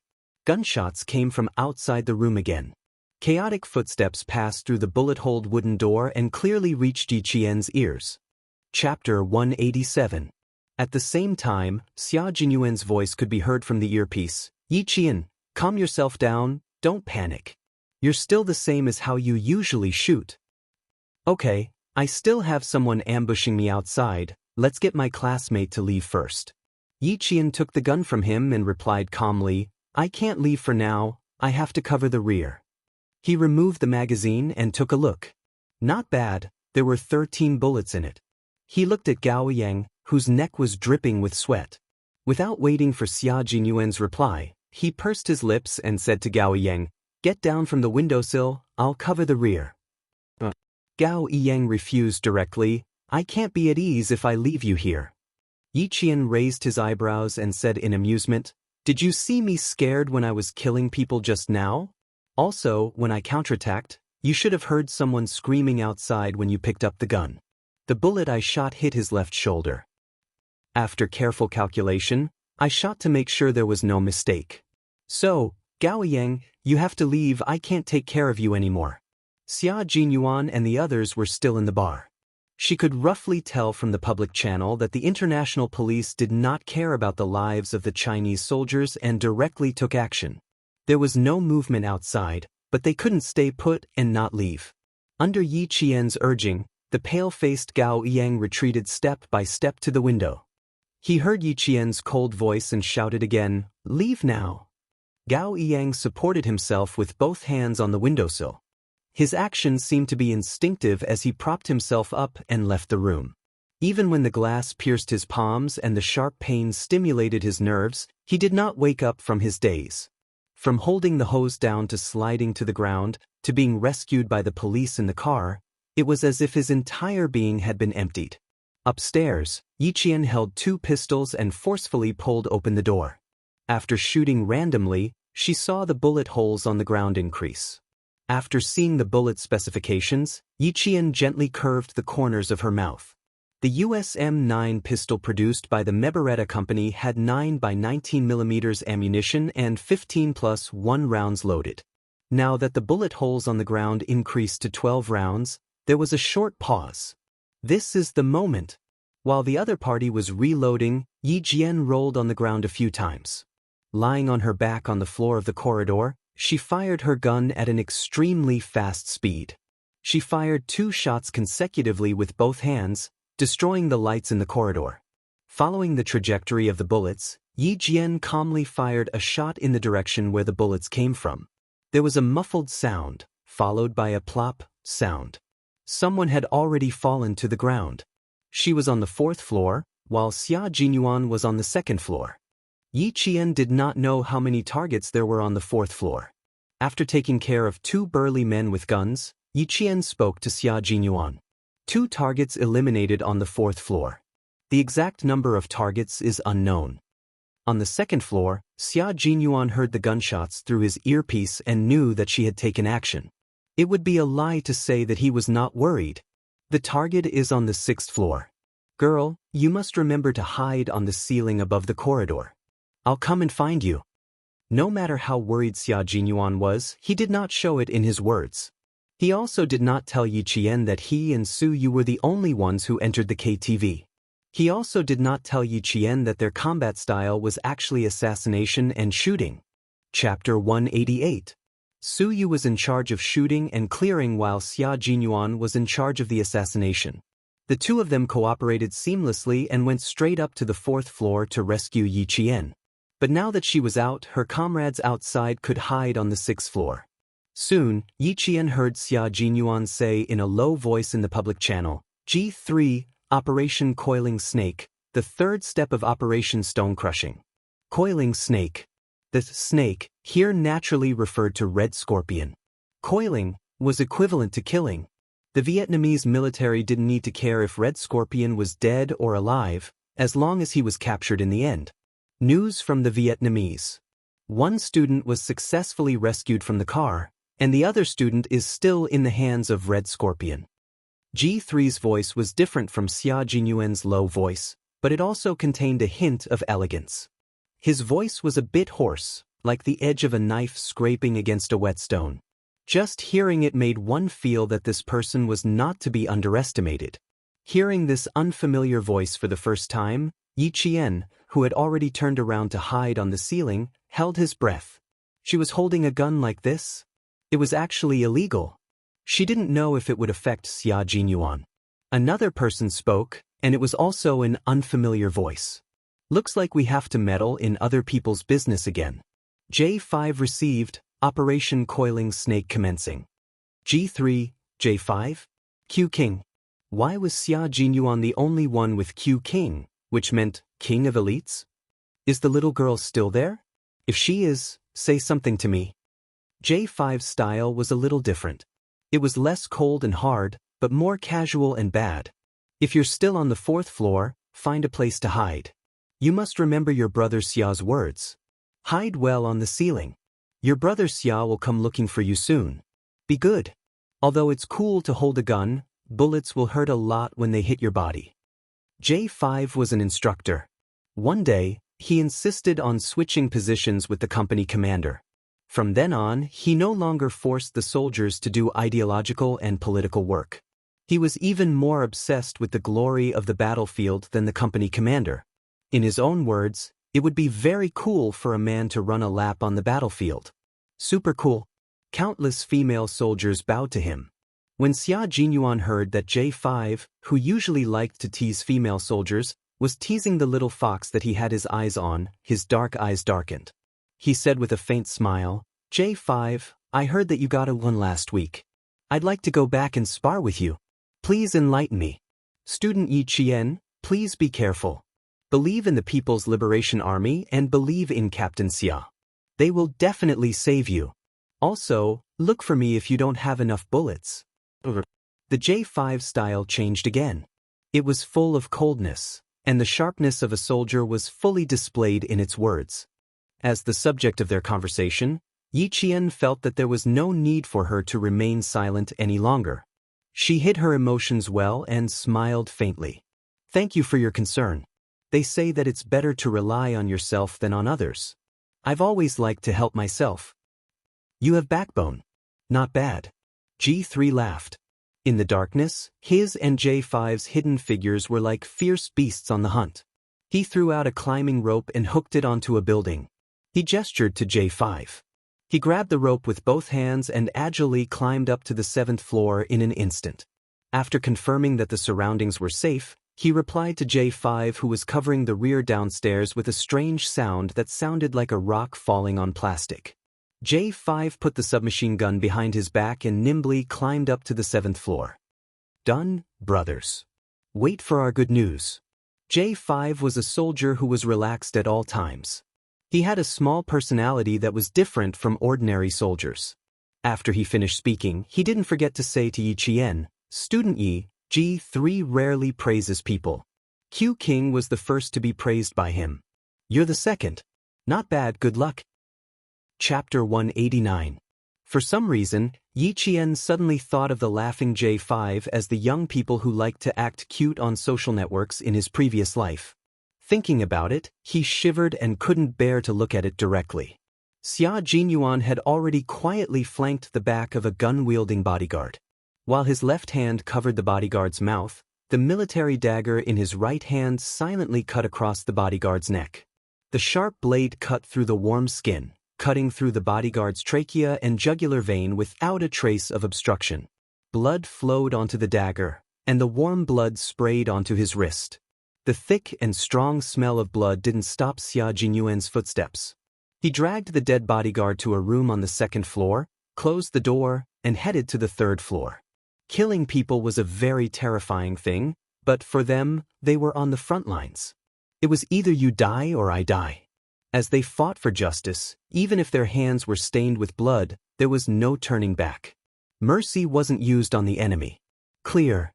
Walking to the third floor, Xia Jinyuan, who had cleared out 2 hidden guards, lightly tapped the microphone.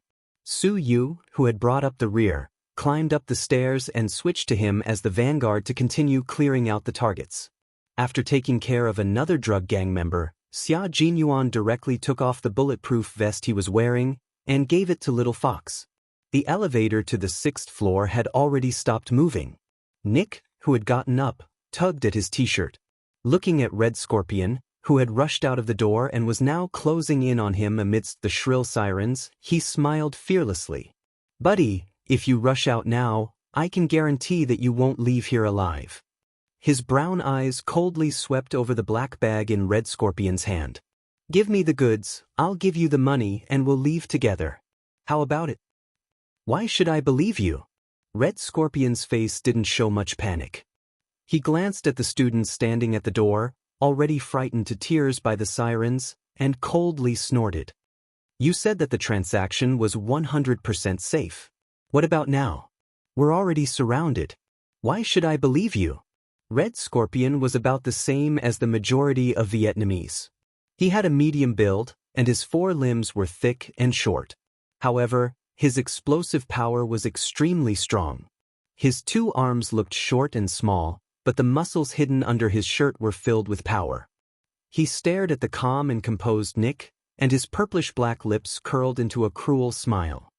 "I'm willing to bet that not only are there international police officers outside, but there are also people inside the KTV. Maybe someone has already sneaked into this building and is ready to take your life at any time." "Yes, buddy. You're right. Someone has already infiltrated this building." Nick shrugged his shoulders, maintaining the venomous smile on his face. "But I'm not afraid at all. Come, let me show you what I'm capable of." As he spoke, he clapped his hands, and the wardrobe door on the right wall suddenly opened. A Western man with brown hair and brown eyes, wearing black sweatpants and a tank top, walked out with his back bent. "Everything is ready. I'm waiting for your orders." "Come, buddy." Nick took the lead and bent down, walking into the wardrobe. After that, Red Scorpion also walked in. Seeing the scenery in front of him, he laughed out loud. "Working with you is indeed very reassuring. I always thought, no, I think everyone, including those stupid international police, had been deceived by you, brother." This was a computer room and at the same time, an armory. Chapter 190. As Nick raised his hand, the 24 surveillance screens that had been black all this time lit up in unison. What appeared on the screens was nothing else but the situation of the entire building. They could clearly see the situation of the entire building, including the KTV and the kitchen. Hidden at the end of the corridor on the 4th floor, Yi Qian, who was on the ceiling, suddenly felt like he was being watched. His hair stood on end. He lowered his head and looked at the fire emergency light with a weak green light. He saw a small red light flashing. That was an infrared sensor and an infrared night camera. Yi Qian's heart suddenly sank. He suddenly understood why the killing of the 2 people and the shooting didn't attract the attention of other drug gangs. The people she killed were clearly the top target of the European investigation.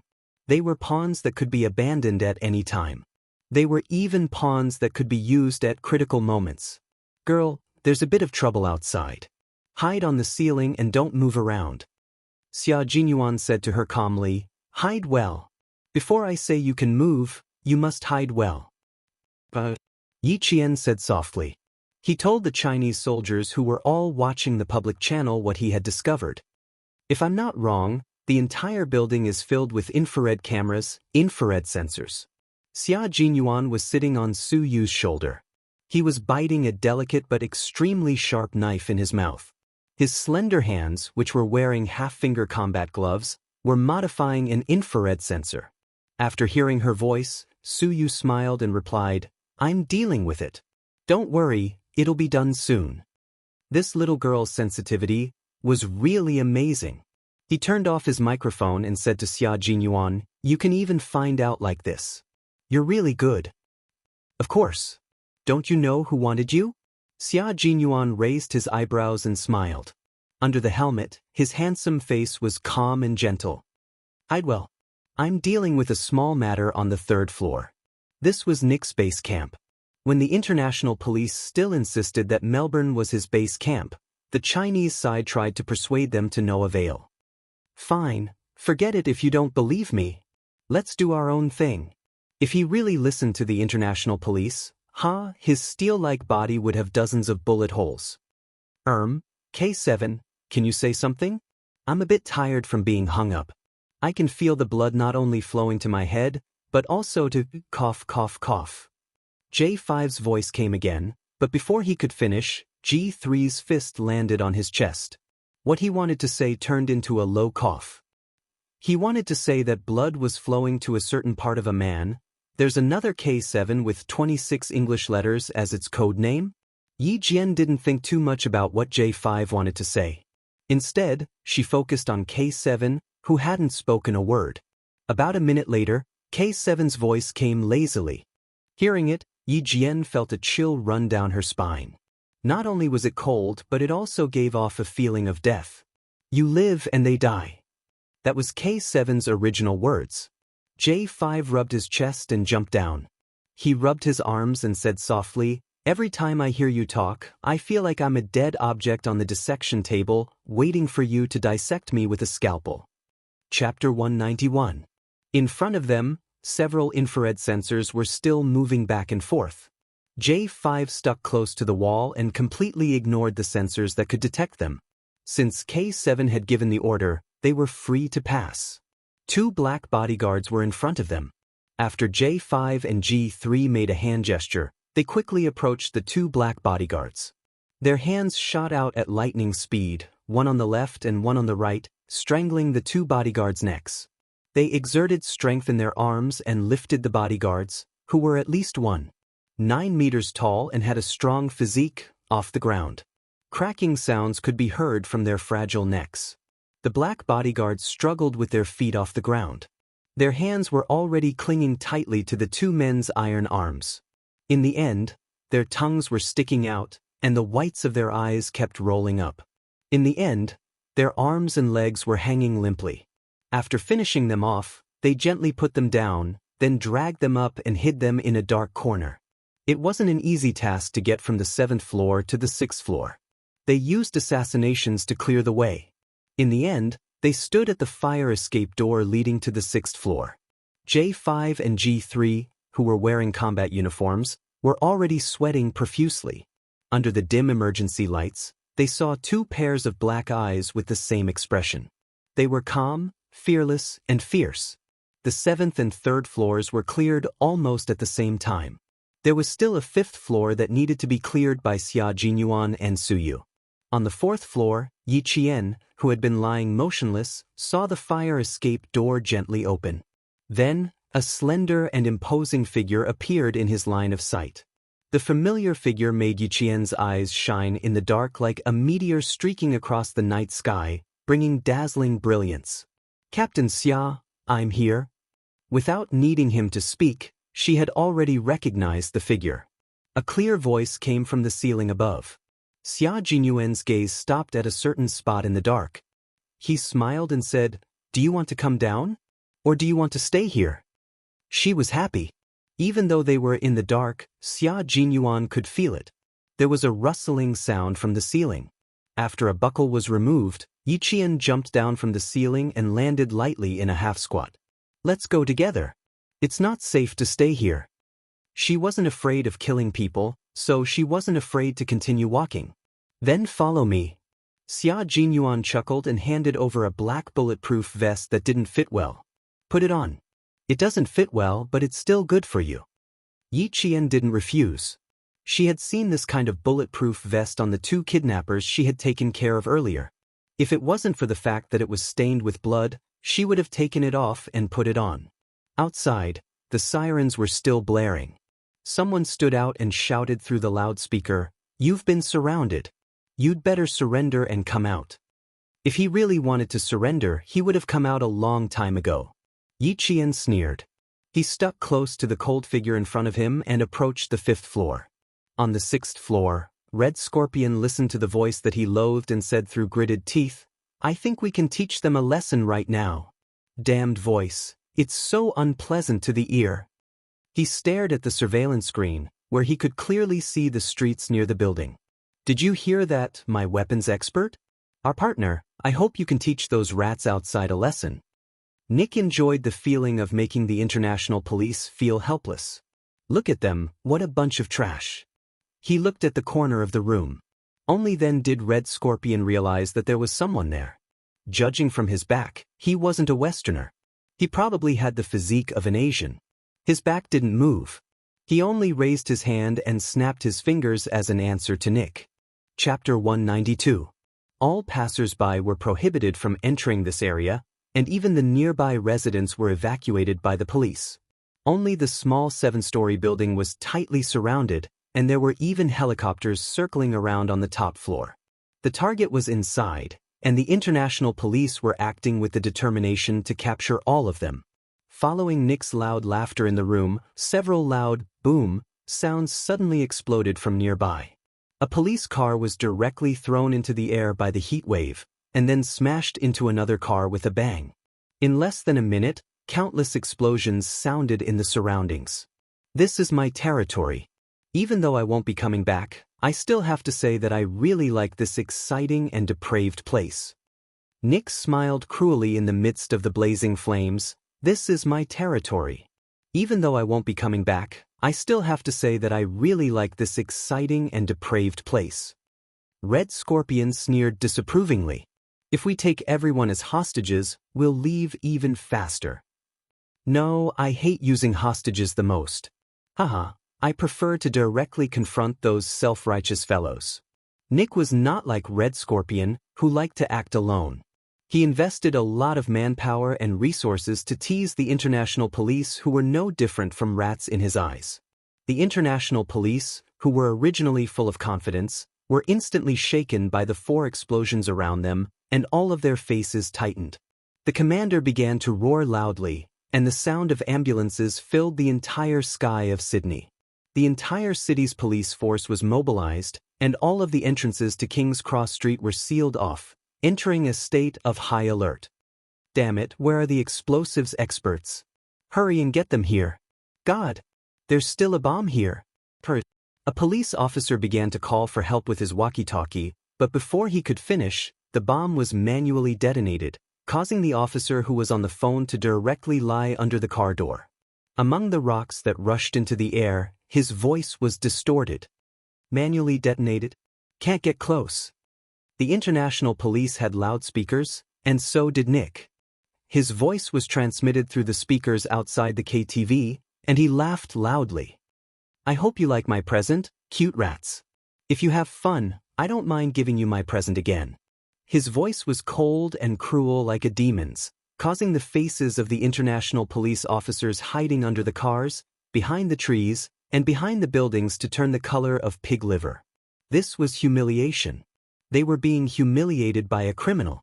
Yi Jian didn't know why, but when she heard that, she felt quite relieved. K7's cold and emotionless voice came through the earpiece. He mentioned Yi Qian's name directly. Hey Yi Qian, you're small. Go through the ventilation duct and give them a few smoke grenades. Then, without waiting for Yi Qian to reply, she told him the location of the ventilation duct from the 4th floor to the 6th floor. He then said to Xia Jinyuan, this is a good arrangement. Does Q King have any objections? K7, you're talking too much. Focus on your work. Be careful, you might expose your identity.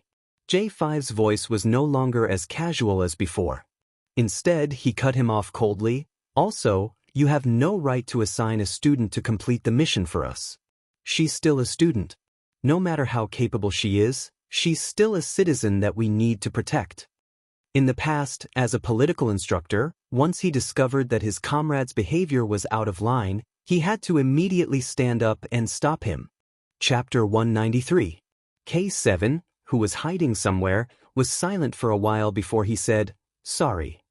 Then he didn't say anything else. After secretly taking care of the 4 people on the 5th floor, Xia Jinyuan raised his hand and shielded Yi Qian behind his arm. Under Su Yu's vigilant gaze, he said calmly, "The 5th floor has been cleared. I agree with K7's plan, but I'll go over. This place is too small." Yi Qian was already standing at the vent. Xia Jinyuan walked over to take a look, then squatted down and patted his shoulder. He said to Yi Qian, "Come, sit on my shoulder and use it to pry open the seal." Yi Qian looked at Su Yu, who was holding a gun, then looked at Xia Jinyuan, who was already squatting down in his combat uniform and helmet. He bit his lower lip and didn't hesitate anymore. He took the military knife from Su Yu's hand, took a deep breath, and sat on Xia Jinyuan's shoulder. After prying open the seal, Yi Qian narrowed his eyes and said in a low voice, "You can go in. All 3 of you can go in." After saying that, she held the sides of the opening with both hands and leaped into the air like a fish, entering the vent. K7, informed the international police. Let them do as they see fit. Grabbing Yi Qian's arm, Xia Jinyuan jumped up with 1 foot on the wall and climbed up the vent again. So you go. After K7 tampered with all the infrared rays, the 3 of them disappeared right under Nick's nose. After 5 consecutive explosions, red flames could be seen rushing over King's Cross Street in the sky above the city. Gao Yang, who was struggling violently in the ambulance, was forcibly injected with a tranquilizer by the medical staff. He was directly pushed into Sydney's best private hospital. A private hospital that the Gao family owned 25% of the shares in. When Director Li, who was waiting in the hotel, heard about this, he clasped his hands together and prayed, "God bless." Now, he just had to wait for Yi Qian, who was with the Chinese soldiers, to come back. Director Li was finally relieved to see him with his own people. Outside the KTV, Nick proposed a deal. It was very simple: leave safely. His request happened to be something that the international police could not agree to. They could only stall for time and quickly arrange for the team to enter the KTV. Smoke grenades were thrown in one after another, and the fire alarm continued to ring sharply without stopping. "Where are the soldiers from the Chinese side? Tell them to contact me immediately. Right away." The commander of the operation was a white man. At this time, he was so angry that he was like a mad lion. He roared, "Damn it, where did they go? Damn it. Why let them get involved? God, let them go to hell." As the commander-in-chief of this operation, he had an undeniable responsibility for the 5 consecutive explosions. However, it was not over yet. The other party still had explosive points and extremely lethal weapons. Last time, who was the one who said that the damn Nick was active in King's Cross Street? His roars were transmitted from the walkie-talkie to the commander at the scene. Even through the line, he could feel his saliva flying everywhere. The commander at the scene was a European police officer. When he heard this, he puffed out his cheeks and sighed heavily. He said with a serious expression, "Yes, sir. The Chinese soldiers suggested it, but unfortunately, no one believed them. Including you, who chose not to believe them." All the international police officers who could hear the conversation were silent. They all remembered. Now we need to contact them because they were the first to enter. Oh, wait a moment. There's an emergency call. The commander at the scene took the walkie-talkie. Before he could speak, a cold and emotionless voice came from the other side. It was K7 who had contacted him. At this time, Xia Jinyuan, Yi Qian, and Su had just entered the vent. Chapter 194. K7 was a soldier who didn't like to talk nonsense. No matter where he was, he always had a lifeless expression on his face. At this moment, The commanding officer only felt that K7 was extremely cute. Okay, no problem, we will cooperate fully. Okay, I will arrange for someone to send it over immediately. Okay, we understand. Now, let's start the operation immediately. The good news made the commanding officer's solemn expression disappear. After K7 ended the call, he handed the communicator to his officer. After the cross-section of the building was sent to the international police, the 30 vanguards directly cut into the 6th floor, while the 20 vanguards rushed in from the 7th floor.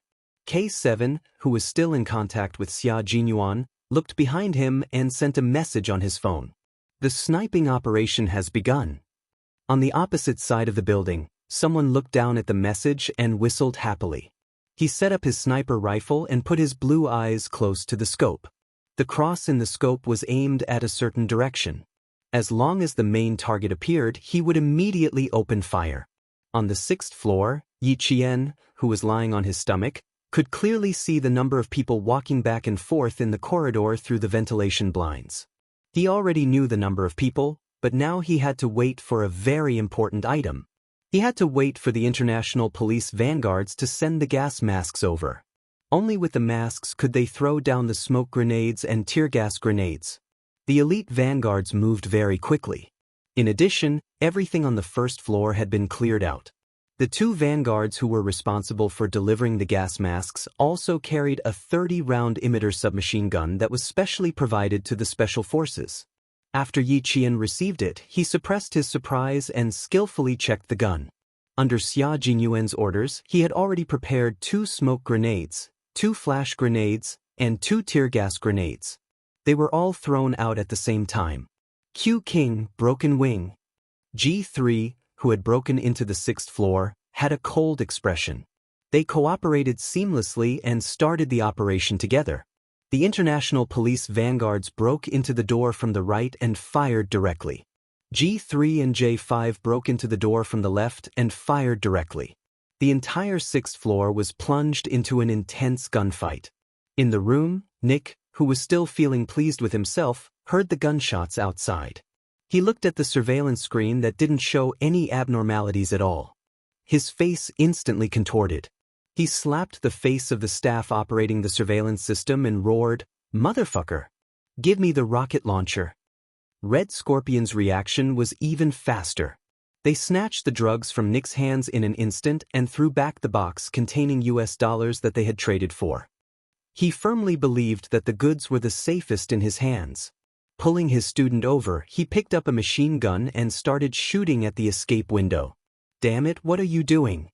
When Nick saw this, he immediately waved his hand to signal his bodyguards to stop Red Scorpion's foolish actions. "You want to run? Suit yourself. Don't drag me into this, you idiot. Blow them all up. Motherfucker, you're playing with me." As Nick roared furiously, 2 tear gas grenades and 2 smoke grenades appeared out of thin air in the bulletproof and explosion-proof room. In an instant, the entire room was shrouded in thick smoke. The tear gas made everyone unable to open their eyes. "Up there, motherfucker. Shoot up there." Someone shouted, but he choked on his tears and his nose kept flowing and he even coughed. The people in the room were like living targets as countless bullets rained down. The international drug cartel's higher-ups, led by Nick, were almost completely wiped out in this encirclement. Chapter 195. Red Scorpion, where do you think you're going?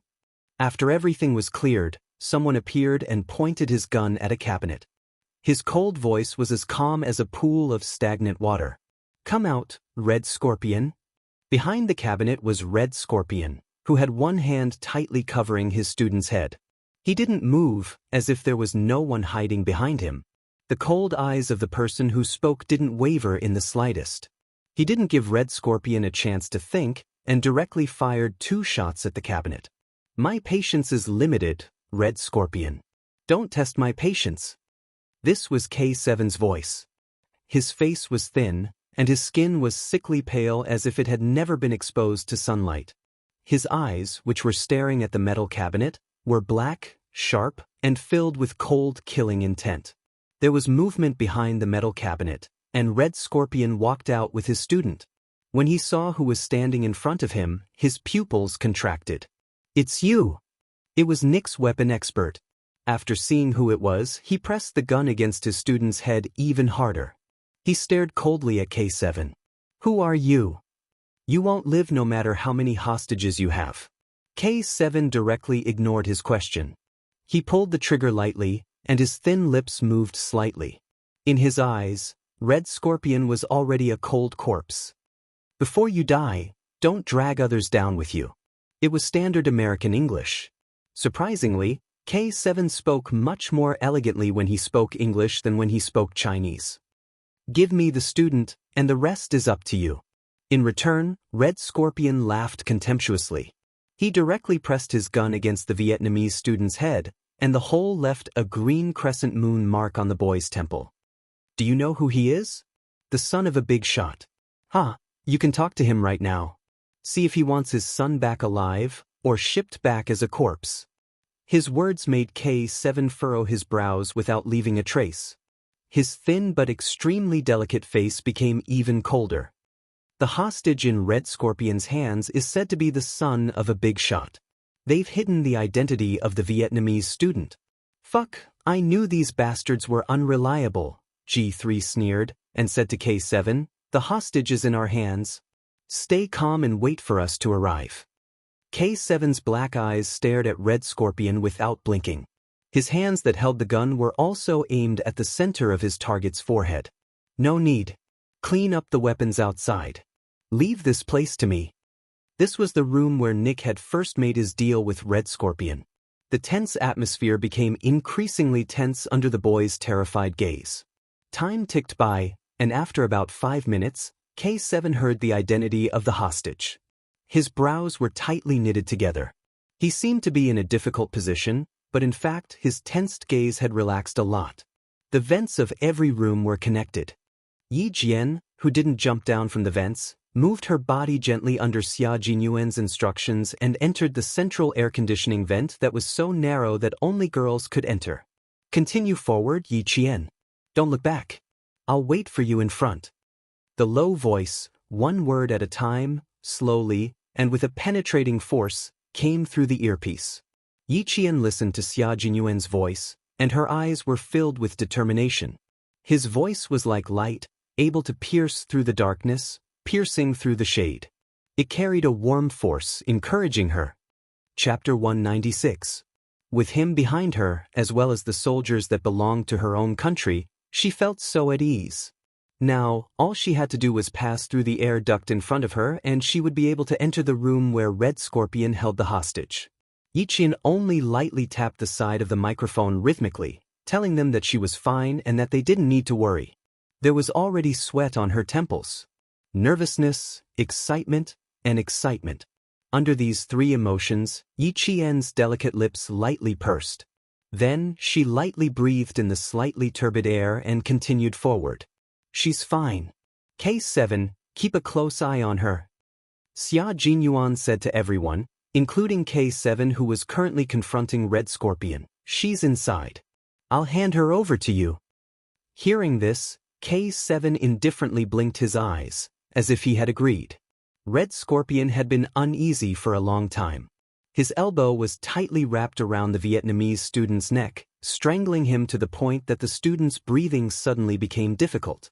He wanted to gasp for air, but because of the lack of oxygen, his face was flushed red like a stranded fish. He didn't even have the chance to struggle. After 2 minutes, the hostage in your hands will die from lack of oxygen. As for you, Red Scorpion, you still won't be able to escape. K7 was indifferent to this, as if the hostage in the enemy's hands was actually a puppet. In the narrow air duct, Yi Qian's back was already drenched in sweat as she crawled. Even though she was wearing a gas mask, she didn't stop.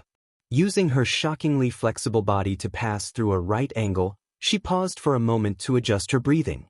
Then, she moved to the air duct where she could clearly see Red Scorpion's back.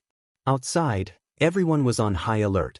The representative sent by the Vietnamese military was already so anxious that his forehead was covered in cold sweat as he prayed nonstop.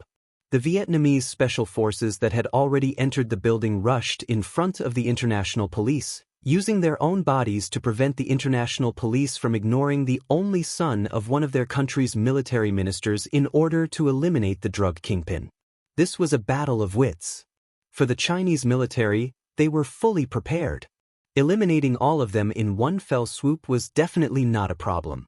Outside, the international police and the Vietnamese military watched through the thick smoke as they held their guns tightly and guarded the side of the engine room. In front of the hidden cabinet door that led to another room, a police officer stood up and said in a very troubled tone, "Right now, there's only one target left. We don't want to steal your credit, but we want to complete the mission perfectly." Chinese military, the only son of our country's minister, if anything happens, can you take responsibility? The Vietnamese soldiers were extremely nervous. They were currently riding on a tiger's back, so they had to be extremely careful. The confrontation between the two sides, Xia Jinyuan's eyes, and their gazes became colder and colder. J5 laughed coldly. "What's credit? Sorry, I don't understand. And you, all of you, if you want to rush in, sure. Come, take a look at the situation inside the house." J5 walked to the only surveillance screen that hadn't been destroyed. His 10 fingers tapped on the keyboard for a while, and the originally still surveillance screen flickered a few times before it instantly cut into the next room. "Use to us," he said to the two read to look.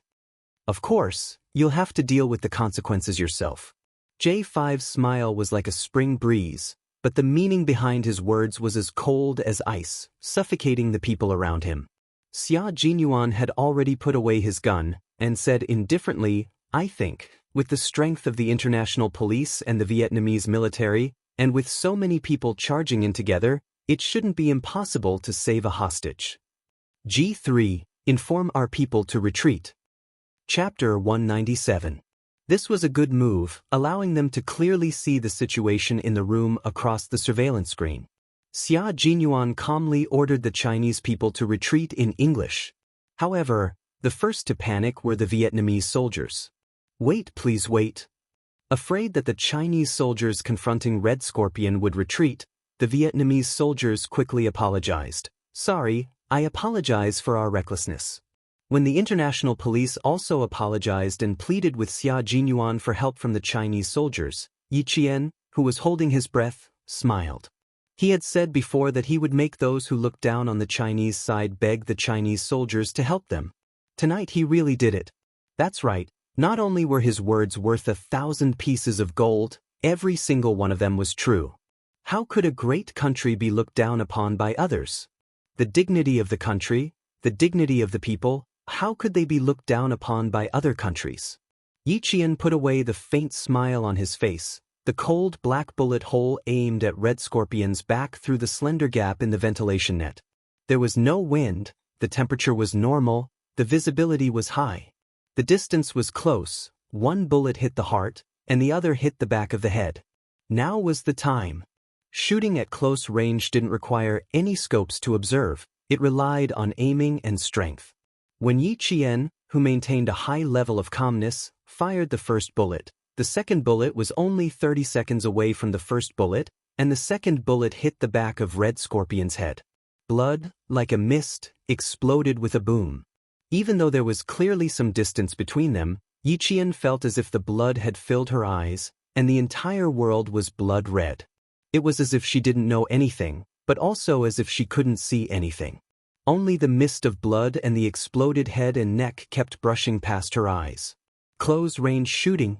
2 consecutive shots. No matter how tough his life was, he should be dead by now.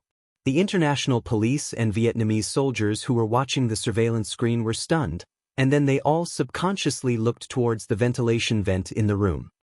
Judging from the position where Red Scorpion was shot, there was another soldier on the Chinese side hiding in the central air conditioning vent.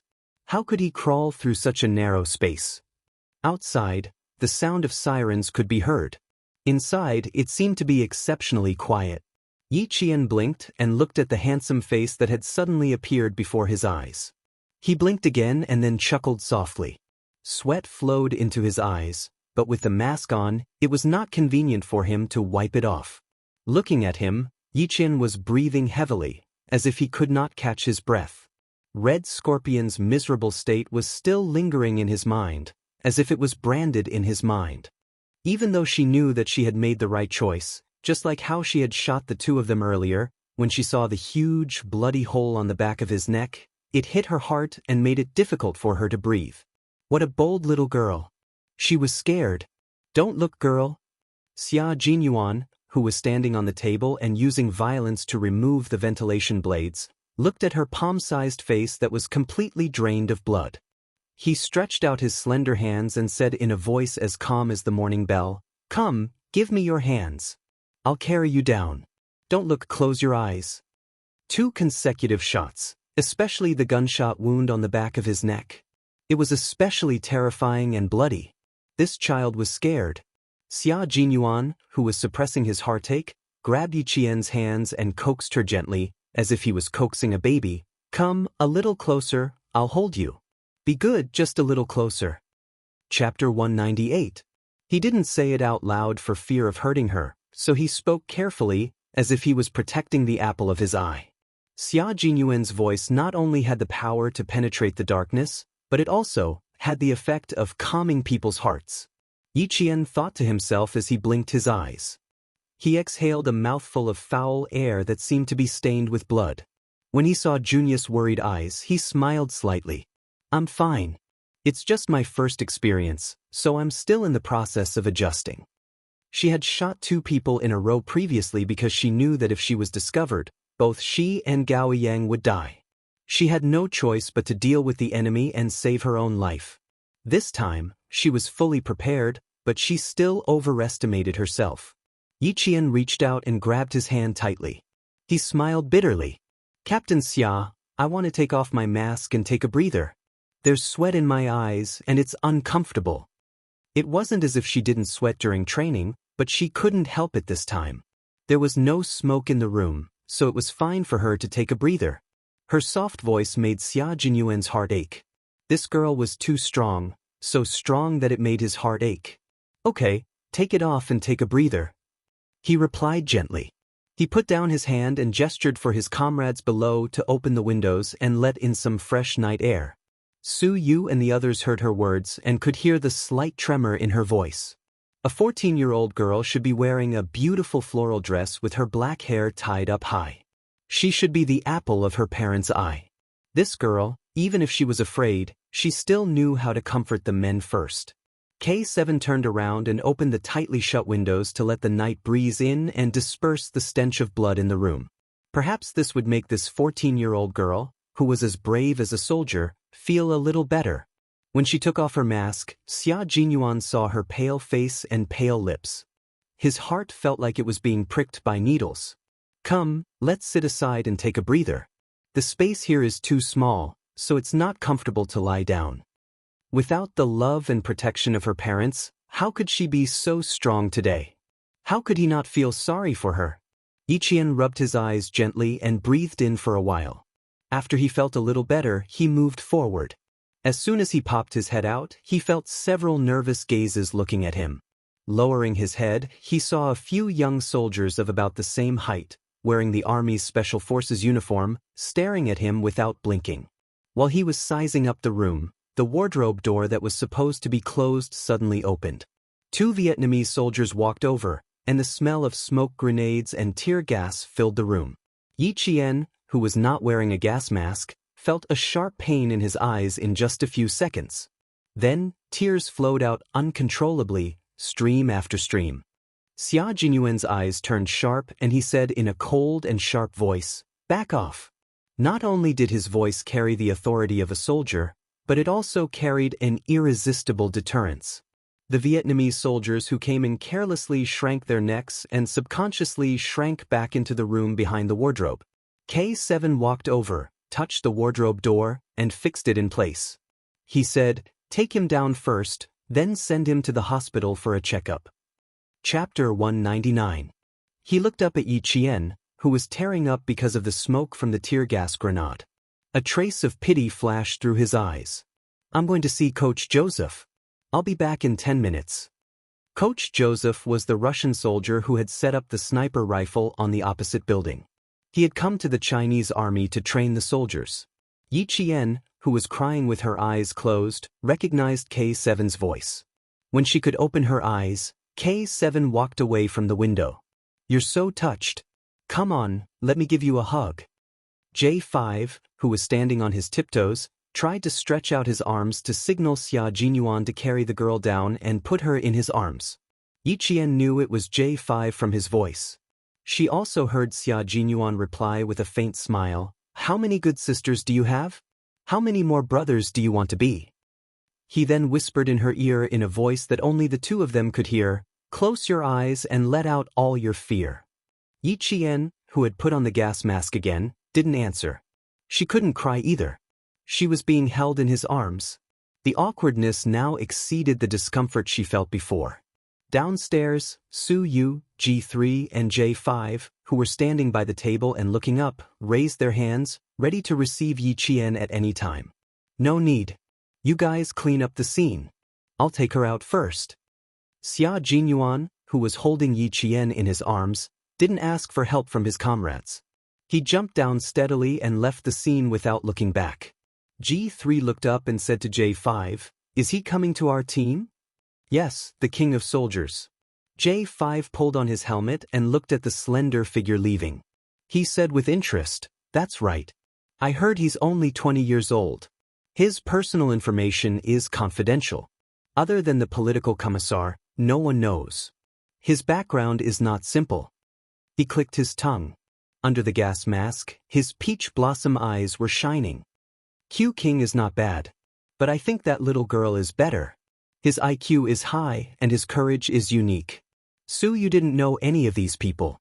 He was sent from the Yun province's armed police border defense force. Standing next to these soldiers, who were of the same height, he was secretly surprised and said in a deep voice, "I'm afraid the other target has heard the news and didn't appear in this transaction. This time, I'll have to trouble you all. On behalf of the Yun province's border defense police, I would like to express my gratitude to all of you." This was a matter of Yun province. Xia Jinyuan and the others were actually providing support. "We won't be separated, we won't be separated. We're all one family. What's there to thank?" J5 laughed heartily as he spoke, pointing at Red Scorpion's corpse. "Let the Vietnamese army take care of this themselves. Let them bring this student back as well. Our final mission. Let's go, my comrades. Let's go meet the insufferably arrogant white commander." After waiting for a few minutes, the Vietnamese army and international police came in. All they saw was a Chinese soldier, a hostage rescued by the Chinese soldier, and Red Scorpion's corpse. After watching the two special forces soldiers leave the window, Su Yu turned around and began to talk to the Vietnamese army. The international police ran to the open window and looked down. They found nothing. The Chinese soldiers who appeared on the surveillance screen had suddenly appeared and mysteriously retreated. It was as if they had never appeared. Chapter 200. The night breeze with the smell of gunpowder blew in through the open window. Outside, the sirens were still ringing through the night sky. The international police officers standing by the window leaned their whole bodies out of the window, but they did not see the other Chinese soldiers who were confronting them, nor did they see the Chinese soldiers hiding in the ventilation vent. "Sir, they have left," someone on the intercom said softly. He was telling the commanding officer at the scene, "I'm sorry, we're still a step too late." He disappeared into thin air, leaving not even a trace behind. During the confrontation just now, the Chinese soldiers were all wearing gas masks, so it was impossible to see their faces clearly. Now, there was no way to know where they had gone. This feeling caused them to feel a chill in their hearts. There was an uncomfortable feeling pressing down on their hearts, but they had no one to complain to. Were the Chinese soldiers weak? Were they really weak? No one could answer, only they could answer themselves. The commanding officer at the scene was momentarily stunned. Disappeared? Disappeared? Gut. When did the international police officers become unable to find a few living people? Xia Jinyuan, who was carrying Yi Qian, had already escaped several waves of police officers who had entered the building. He stopped by the side of the elevator that had started operating and saw a few Australian police officers who were investigating the scene walk out of the elevator. He hid in the dark and waited until they left before walking out.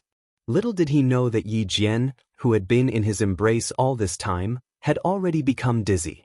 Not only was her head dizzy, but her little face was also flushed red like a peach blossom, and it was crimson red.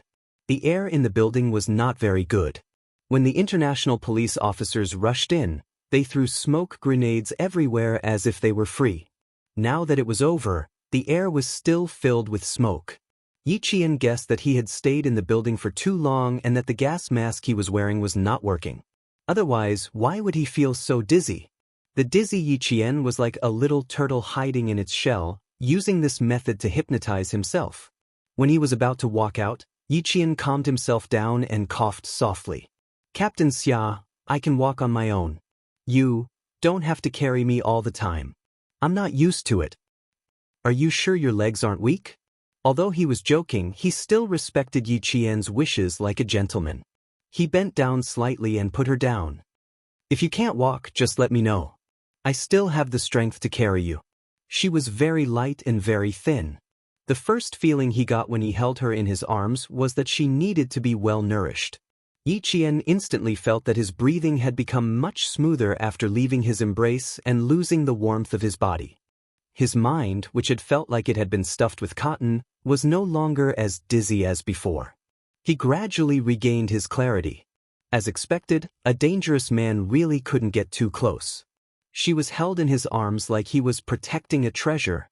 Her entire body was floating. When her feet landed on the ground, it was just as he said, her legs were a little weak.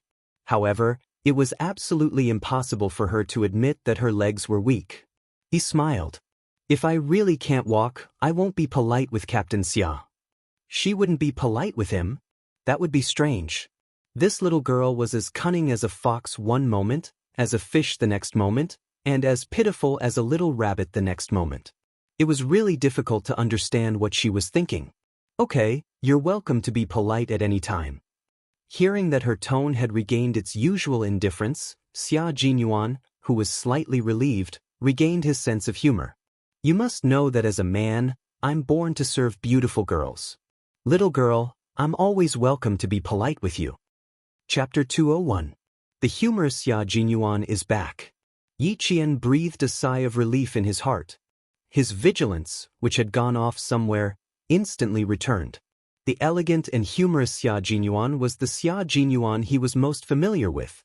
Just as he secretly thought this, Major Xia, who had regained his humorous demeanor a second ago, became exceptionally serious in the next second. He took off his gas mask and stood under the faint light. His handsome face appeared exceptionally cold, and his eyes were like cold stars as he stared coldly at the exit in front of him. "I'll cover for you later and divert their attention. J5 and the others have already left. It's not suitable for the members of our operation group to appear in public, and you, little girl, can't show your face either. Because all the international police outside think that you've already been rescued and sent to the hospital along with the other kidnapped Chinese student." After Gao Yang came out, the Chinese soldier told the international police in order to protect and hide Yi Qian. After all, Yi Qian was only a student who could inform the police of Red Scorpion's activities in the hotel. Moreover, no one would believe that Red Scorpion, which was a headache for the international police and the Vietnamese military, would actually die at the hands of a high school student like Yi Qian. It wasn't because they were afraid that others wouldn't believe them, but because they were worried about Yi Qian's personal safety. The entire building was filled with international police officers. Yi Qian, who was a few steps behind, saw Xia Jinyuan walk in and was stopped by the police officers standing behind the police cordon for routine questioning. He didn't say a word and directly stretched out his arm. A brightly colored miniature version of the national flag with 5 golden stars made the interrogating European police officer stand at attention, raise his hand, and salute. He didn't ask any more questions and let the interrogating officer in. He also had a walkie-talkie hanging in front of his chest. Xia Jinyuan pointed at the walkie-talkie and smiled politely. "I need to borrow your walkie-talkie to say a few words to your commanding officer." "Of course." The police officer didn't hesitate at all.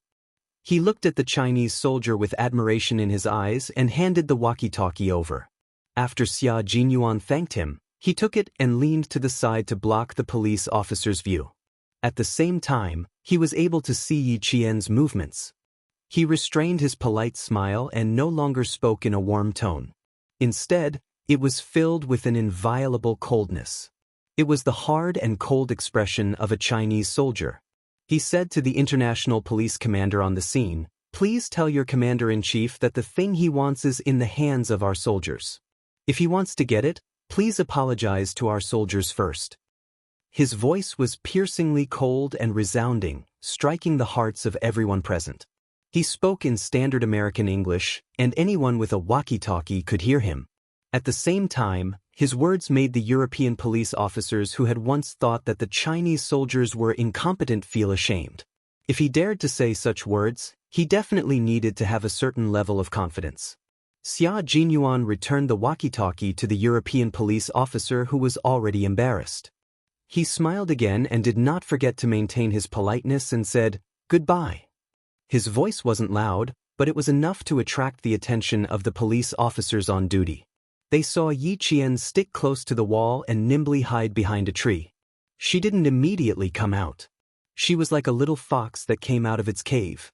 After looking around vigilantly, she lightly jumped across the warning line parallel to the green ribbon and successfully avoided the sight of the police officers.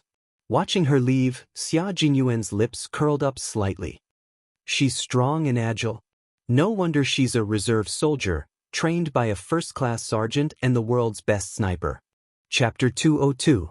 After setting up the cordon, Xia Jinyuan walked out and saw Yi Qian hiding behind a tall wall from the corner of his eye. He walked over with a gentle smile in his eyes.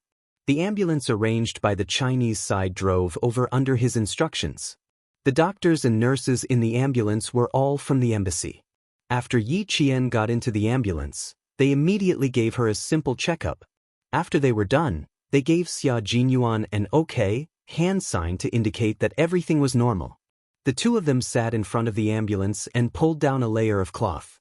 Xia Jinyuan casually placed the gas mask to the side. He looked at the little face in front of him that had regained some color. His thin lips curved into a perfect smile. "Your heart rate is correct. It looks like you're really not afraid anymore." Major Xia's smile was very lethal. Just now, she had been dizzy from his minty scent, and now, she saw his warm smile. What a dangerous man. Yi Qian lowered her head silently. She rubbed her wrists and smiled. "Yes, I'm not afraid anymore if I don't think about it. Little girl, congratulations. You're one big step closer to becoming a qualified soldier." He smiled faintly. He raised his hand and gently rubbed her head. His voice became more serious. "Also, even though I can't reward you for this operation, your achievements will be forever recorded in the military files.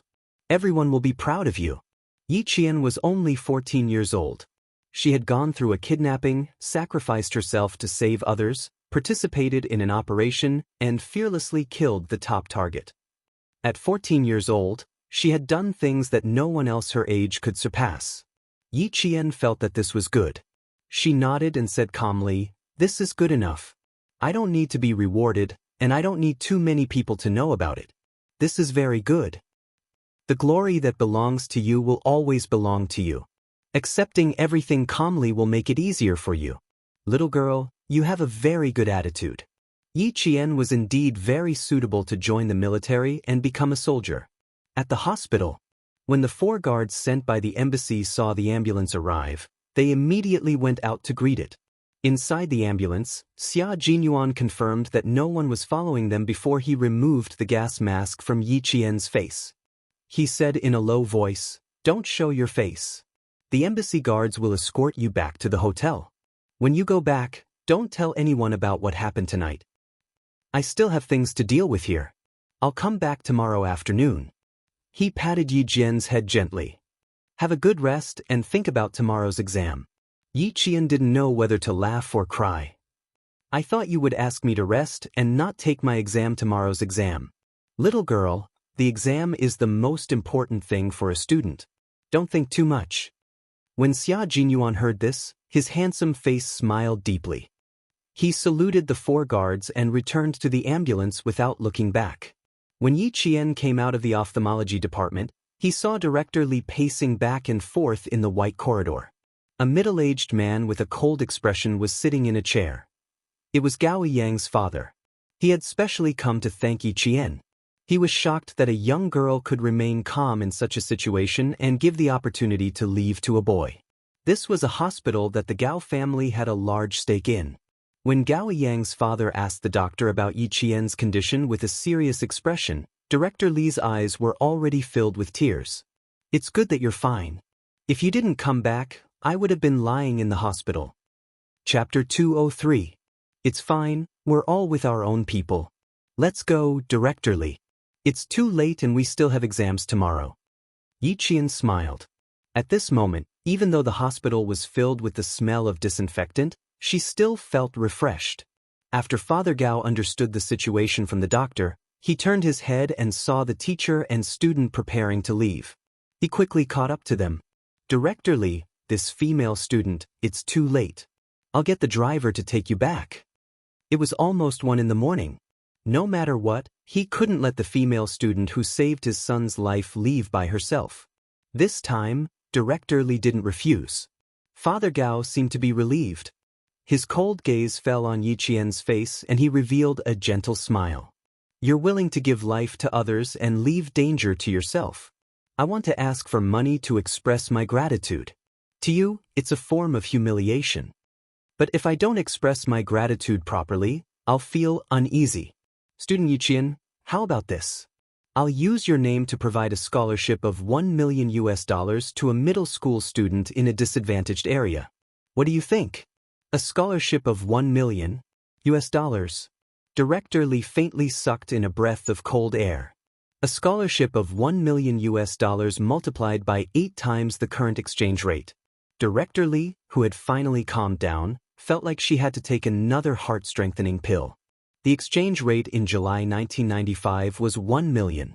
It was a lot of money. After calculating in her heart, Yi Qian, whose eyes were already curved into crescents, said generously, "Actually, I also need money. After all, the amount you're offering is quite tempting.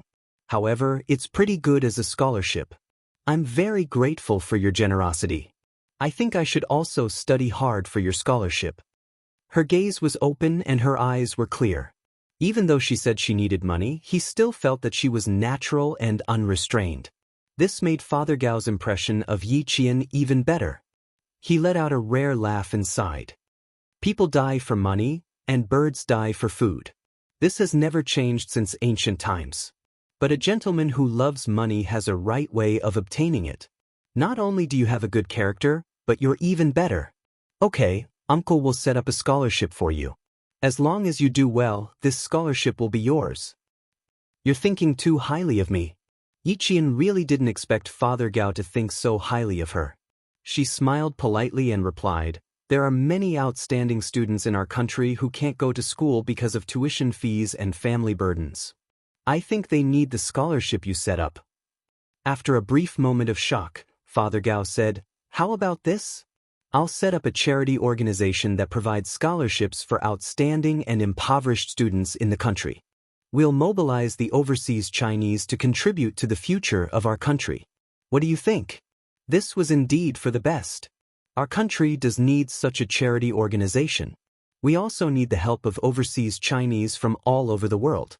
Yi Jian reached out her hand like an adult and said with a sincere expression, "Thank you very much for your help. With your help, more students will be able to enter the school." An important matter was settled just like that. Director Li, who had not interjected at all, was dumbfounded. Gao Yang was still under the effects of the tranquilizer. Gao Yang's father promised to send him to the hotel at 7:30 a.m. sharp the next morning. After that, Director Li left with Yi Jian in the car. Chapter 204. Don't think about anything when you get back. I asked Teacher Yu to warm some calming tea for you. Drink it when you get back. Mr. Gao had been present just now, so Mr. Li had restrained himself a little. But now he began to nag. He was still worried that something would happen to his student, so he kept comforting him. "Everything's over now. We came back safe and sound. You just treat it like a dream. When you wake up tomorrow, nothing happened." Yi Qian didn't interrupt, but listened with a smile. Occasionally, she would obediently say, "Okay." She didn't have the coldness of a gun-wielding girl anymore. She was completely an obedient girl. When they returned to the hotel, they didn't disturb the other students. Whether it was the Chinese students or the students from other countries, they didn't know that Yi Qian and Gao Yang had gone through a disaster. What happened in the middle of the night didn't affect the contestants who went to bed early. The next morning, Yi Qian appeared in front of her classmates as usual. No one knew that she had returned to the hotel at 1 in the morning. When Yang Yi saw her, she immediately came over. "Dear, can I sleep with you tonight? I found out that I'm sleeping in the same room as Teacher Yu. Why do I have insomnia? You don't have freedom in romance anymore, do you?" Yi Qian smiled and saw through her thoughts. "The first night I slept with you, I helped you pick up your books twice in the middle of the night. You're quite relaxed. Tell me, where did you hide them?" Before coming to Australia, the 4 teachers had specially checked the students' luggage, afraid that the students would bring books that had nothing to do with them. In the end, there were still some that slipped through the net. Yang Yi, who was startled, looked around guiltily and pulled Yi Qian to a corner. "Oh my, you even found out. Good sister, I'll definitely thank you when I get back to the capital." The students hadn't all arrived yet, so the 2 of them huddled in the corner and whispered. Hurried footsteps sounded, and they heard Gao Yang ask the other students, "Did Yi Qian come down? Did you see her?" "Yi Qian? No, I didn't see her after I came back from looking for you last night. Wouldn't he be suspicious if he looked for her in such a big way?" Yi Qian leaned over to take a look. Seeing that he was about to ask the other students, she quickly raised her voice. "I'm here? What's the matter?"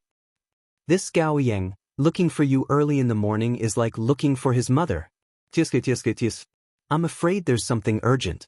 I'll go eat breakfast first." As Yi Qian snickered, Yang Yi waved at Gao Yang, who was striding over. Come. Over here, over here. I'll abdicate my position, and you can talk."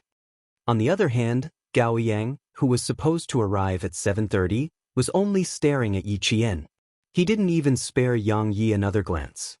After he hurried over, he lowered his voice and said, "You came to the hospital last night, but I didn't know anything. I'm sorry, Yi Qian." His eyes were still red, as if he had just cried. His expression was also somewhat haggard, as if he had not slept well the entire night. "I'm fine. It doesn't matter if you know or not." Yi Qian saw that more and more students were coming and going. He pointed downstairs and said, "Let's talk outside. We can't let anyone know about this." It could be considered a secret between her and Gao Yang. They didn't leave the hotel. They were right in front of the fountain. With the sound of the fountain as a cover, and with the volume lowered, it was a very good place to talk. "I'm fine here. You don't have to worry. But you, why do you look like you didn't sleep well last night?"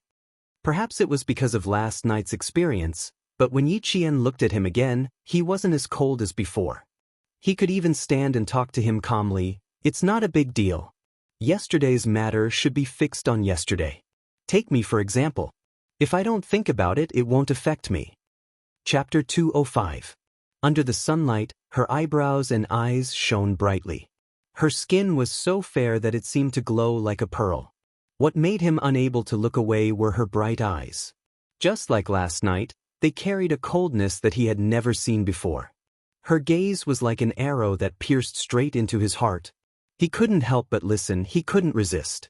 Yi Qian was so unfamiliar that it was as if they were meeting for the first time. Also, the way she held the gun made it seem like she was used to holding a gun, no different from a police officer or a soldier. Skilled marksmanship, shooting without hesitation. Calm response, nimble handling. She was not the Yi Qian that occasionally bickered with Yi Ying in school. After the sedative wore off, he woke up and didn't sleep again. He thought a lot and recalled a lot. In the end, he came to the conclusion that she had been hiding her true self in school. There were so many things he wanted to ask, but every time, he couldn't get them out. After pursing his lips for a while, Gao Yang said in a slightly hoarse voice, "I don't have anything to do. I just came over to thank you. Last night, if it wasn't for you, I don't even know if I would have made it out alive."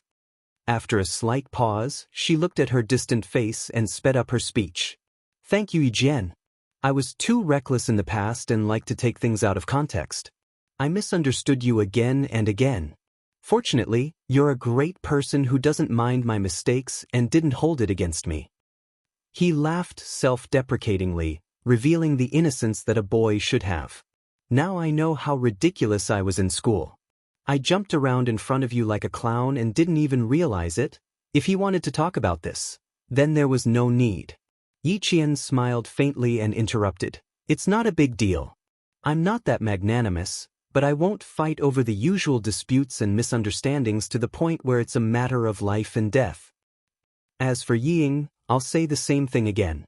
Don't mention her in front of me in the future. I really can't like her." When she mentioned Yi Ying, her tone was cold. It was obvious that their relationship was quite bad. The only difference was that she never gossiped about Yi Ying. Just as her father had said, sometimes it wasn't just about looking at a person, but also about thinking with one's heart. As for Yi Qian, if she didn't like someone, she would say that she didn't like them. She had never heard her talk about others behind their backs. She finally understood that such a person was rare and valuable. Smiling, his inexperienced handsome face had a trace of soaring spirit. His unperturbed eyes lost a trace of coldness and gained a bit of color. "Okay, I won't mention it again. You haven't had breakfast yet, right? Let's go." Putting aside her previous prejudice, Gao Yang was indeed a friend worth befriending. This would explain why Gao Yang did not get together with Yi Ying. She probably left without hesitation after seeing Yi Ying's true face. When they reached the cafeteria, they bumped into another Vietnamese student, as well as the only son of the high official who was kidnapped by Red Scorpion last night. When he saw Yi Qian, his eyes clearly shrank. He pursed his lips and silently took a step back. This step back made the other two Vietnamese students who had appeared in the Red Scorpion room together involuntarily take a step back, allowing Yi Qian and Gao Yang to pass. When they passed by, Yi Qian suddenly stopped. Her gaze fell on the boy who was hiding at the back, trying to minimize his presence. He was the boy who caused her and Gao Yang to be kidnapped. Chapter 206. Her pause immediately made the three boys nervous. They didn't even dare to raise their heads, much less pass Yi Qian and leave. In reality, Yi Qian had only stopped for a moment and left without even saying a word. However, it was precisely because of this that the three of them didn't even dare to breathe loudly. She seemed to be looking at the boy at the back, but in reality, she was sizing up the only son of a high official from the corner of her eye. The only son of a high official. He kept appearing in Red Scorpion's room. In her previous life, she had also seen on the news that high officials were involved in these drug-producing countries. That pair of hands that seemed to be protecting one side was actually dirtier and darker. Xia Jinyuan and the others should know a little about it. However, this was a matter of the Vietnamese and had nothing to do with outsiders. There were 3 days of exams in a row, and the competition in the final exam today was even more intense. Everyone competed to answer the questions, and the entire process was broadcasted live by Australian television. This allowed the Australians who were paying attention to the mathematical Olympiad to see the elegance of the students from each country. The Vietnamese students were not doing well today. Sometimes, even if they managed to grab the questions, they would lose due to a small mistake and end up at the bottom. The competition was the fiercest in China, America, England, and Korea. The students from these 4 countries were all fighting as if they were wearing armor. They were all calm and collected.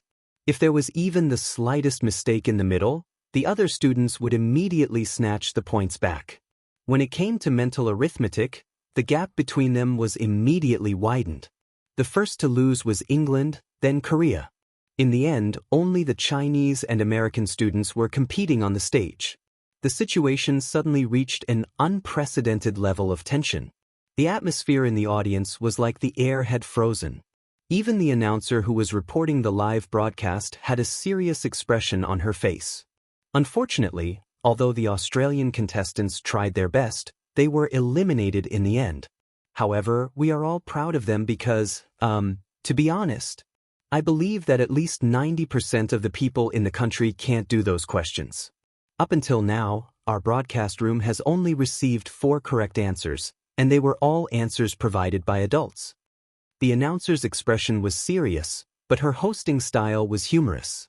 Even if it was her own country's students being eliminated, she still felt that it was a great thing. Below the stage, the teacher's expressions were solemn.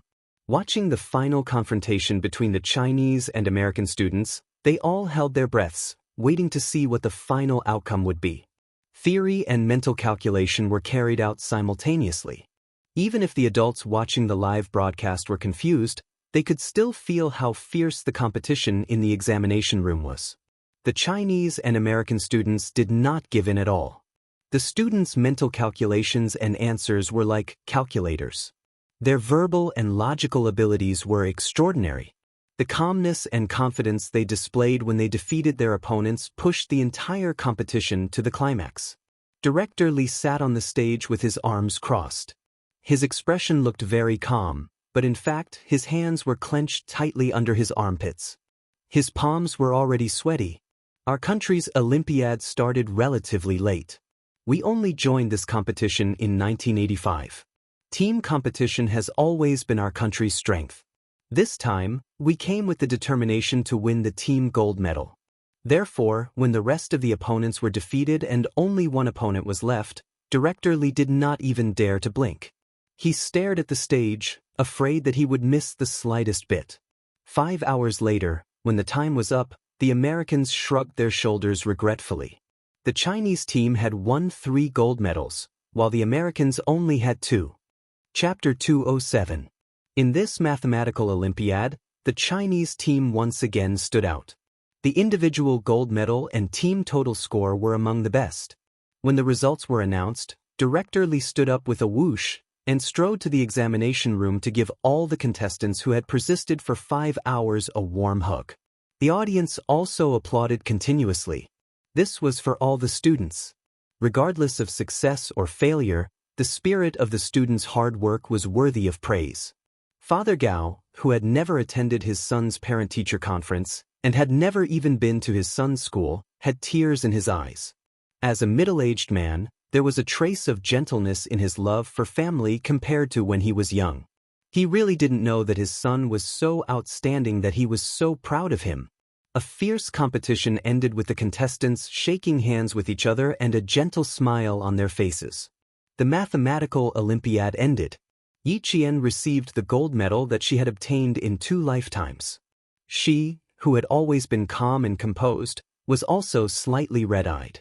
In her previous life, she had gone through hardships but still could not escape from Yi Ying's persecution. In this life, she finally did not need to look at Sun Dongqing and Yi Ying's faces and live carefully. She could stand upright and no longer suffer from that cowardice. The continuous applause was like flowers that appeared on the roadside when you walked through a thorny road. You could stop to feel the joy, but never forget that a wonderful life could not be stopped because of this. Yiqi and Yangyi, the 2 girls, stand in front. The boys stand on the left and right. Take a group photo together. Below the stage, Director Li, who had a face full of pride, and the staff sent by the embassy took the first group photo of all the students in Australia. When the 12 contestants began to visit the scenery of the University of Sydney, this photo had already been sent back to China by the embassy staff. Yi Qian and the others had not yet returned from Australia. In China, the news that the Chinese team won the most gold medals in the mathematical Olympiad team and the individual gold medals swept across the country like a spring breeze. Even the People's Daily, which had the largest circulation, reported it and accompanied the contestants' performance on the stage. Yi Zhifan was the deputy mayor, and the People's Daily was the paper he had to read every time. When he saw the photo that occupied the most important section of the People's Daily, his gaze suddenly froze. Then he looked at the name attached. His originally relaxed brows suddenly furrowed, and his expression had changed greatly. He had just arrived at work.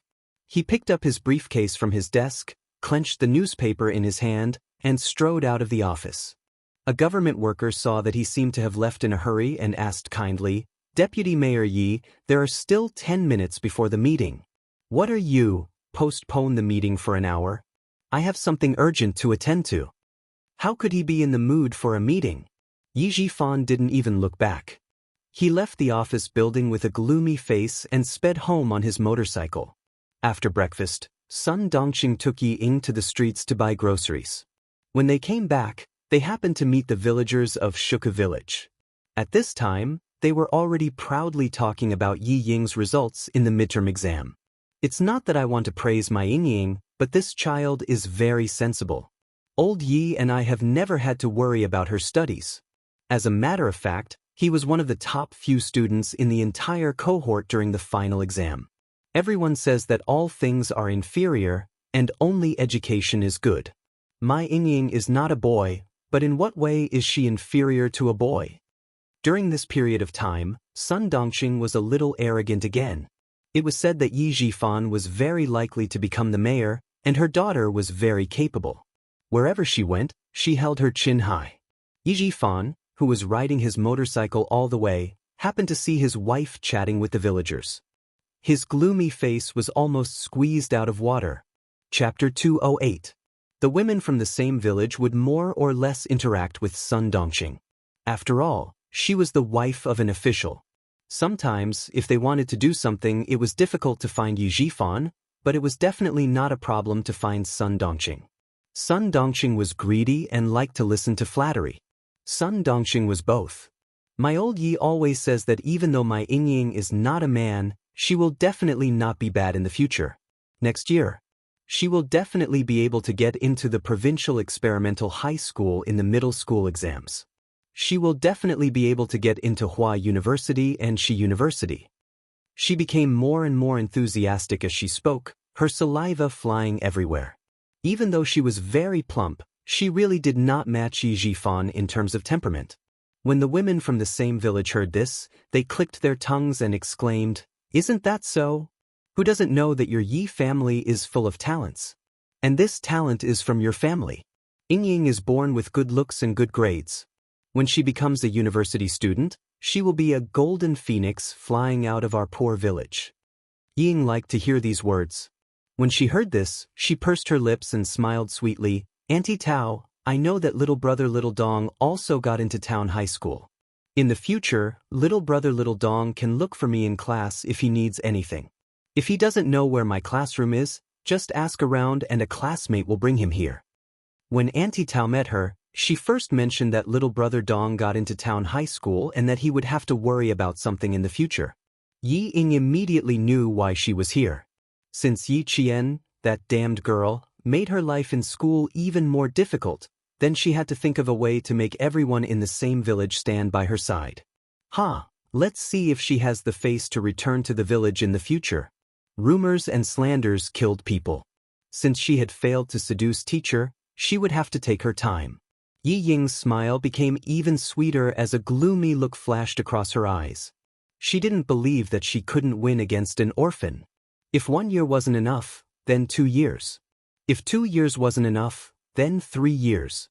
As long as that damned girl returned to the village, she would have a chance. When Auntie Tao heard this, she immediately heaved a sigh of relief. "Of course not. I say, Dongqing, your Ying is really sensible." No wonder everyone in the village said that the one who had become a demon in the Yi family was actually Yi Ying. Looking at it now, wasn't it true? Yi Jifan had been listening for a while. If it weren't for his status, he would have walked over and taught the mother and daughter who didn't know anything a lesson. His hands tightened on the handle of the motorcycle. Just as he was about to leave, he heard the sound of a car horn behind him. A black Santana stopped next to him. Someone greeted him with a smile. "Deputy Mayor Yi, Deputy Mayor Yi." A Santana stopped, and the person sitting in the back seat came over with a smile. "Long time no see, Deputy Mayor Yi. Isn't this Secretary Wu? Are you going to school?" When Yi Jifan saw who it was, the gloominess on his face disappeared. He walked over with a smile and held Secretary Wu's hand. He said politely, "It's so hot today. Do you have something urgent?" Secretary Wu was the leader of the city's education bureau. Auntie Tao heard it too. When she looked over, she clicked her tongue and said, "Old Yi is really a busy man. That person looks like an official. Dongqing, you're really lucky. Wasn't he a blessed person?" Sun Dongqing smiled arrogantly. "I have to go take a look. You're busy. If you don't return to the village at noon, come to my house for lunch." After that, she pulled Ying over. Chapter 209. Aunt Tao, who had wanted to get closer to her, did not dare to make her stay. Seeing the mother and daughter walk over, she stopped for a while and left. I just found out that you're Yi Qian's uncle. This is really... When Sun Dongqing heard Yi Qian's name, she was like a cat whose tail had been stepped on. She immediately exploded. Yi Qian? Old Yi, what trouble did that wretched girl get into again? Let me tell you, whether she lives or dies has nothing to do with my family. Wretched girl, ungrateful wretch. If it weren't for my family raising her, she would have been a beggar begging for rice. He spoke quickly and hurriedly, without any pause or buffer. He finished speaking with a crackling sound like firecrackers, but he didn't notice that Ying was already sweating from anxiety. Mom, what are you saying?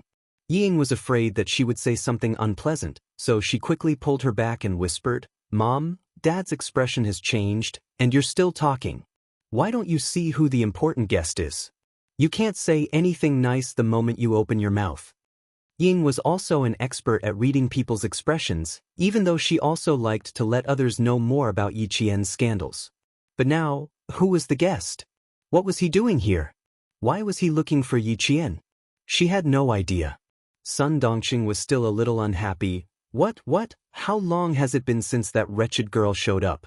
When I asked you, you said you didn't know. When I asked your dad, he wouldn't tell me. Who knows if she got into trouble outside? This wretched girl, she just doesn't. Mom, can you stop talking? Yi Ying's little face was now pale because Yi Jifan's gaze just now was so sharp that it made her shiver involuntarily. Secretary Wu was talking happily. With Sun Dongqing's reprimand, he could tell that something was wrong. He did not show it on his face, but he smiled and asked, This is... Sigh, I've embarrassed myself in front of you. This is my wife. She doesn't know anything. All she knows is to take care of her 3 meals a day. The children like to spread rumors about the slightest mistake. It was impossible for him to teach Sun Dongqing a lesson in front of outsiders. People who worked in the officialdom were good at smoothing things over. They didn't need to explain anything, but they could explain everything clearly. Secretary Wu's expressions softened a little. He had wanted to say a few more words, but now he was not in the mood. It seemed that he should wait for Yi Qian to come back. He smiled and said, So it's Madame Yi. That little classmate must be Deputy Mayor Ye's daughter. That's right. Come, Ying, say hello to Secretary Wu. How could Yi Jifan not see the change in the situation? The other party was clearly here for Yi Qian, but he could not bring himself to mention it.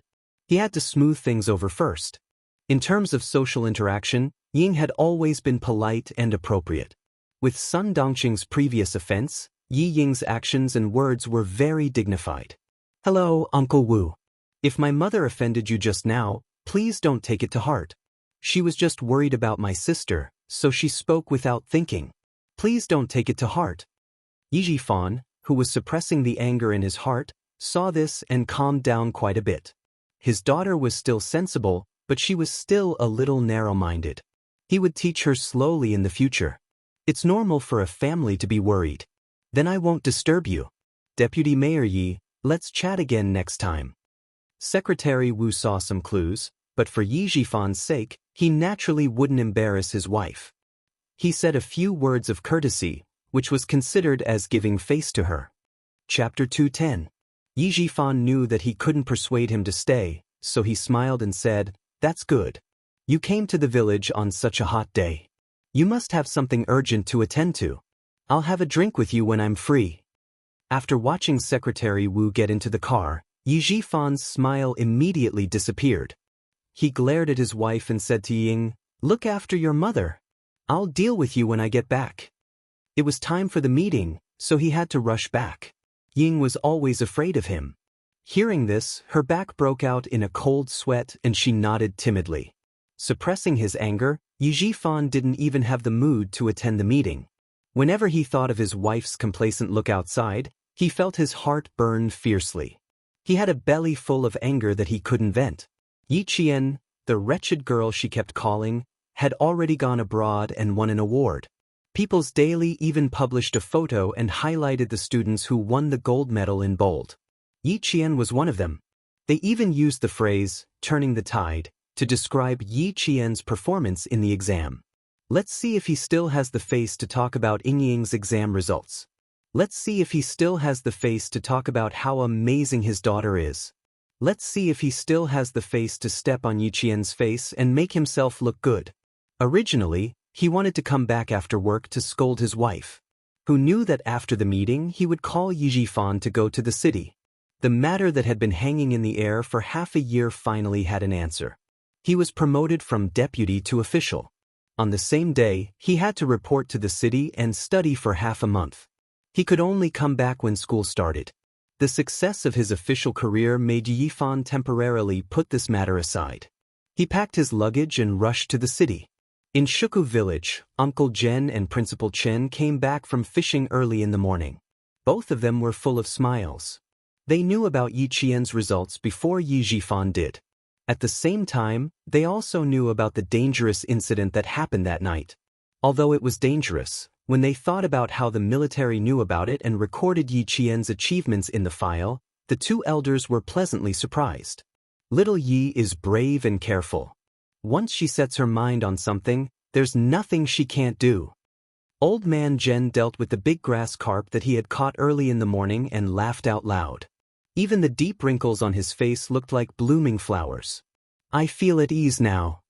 Ever since Principal Chen returned from the province, he and Uncle Zhen, to live in Shuka village and go to the military once a week or so. Hearing that, a smile appeared on his wrinkled face. He sighed and said, "A 4-year plan is a long time, but half a year will pass in the blink of an eye. Little Yi will only be with us for a year.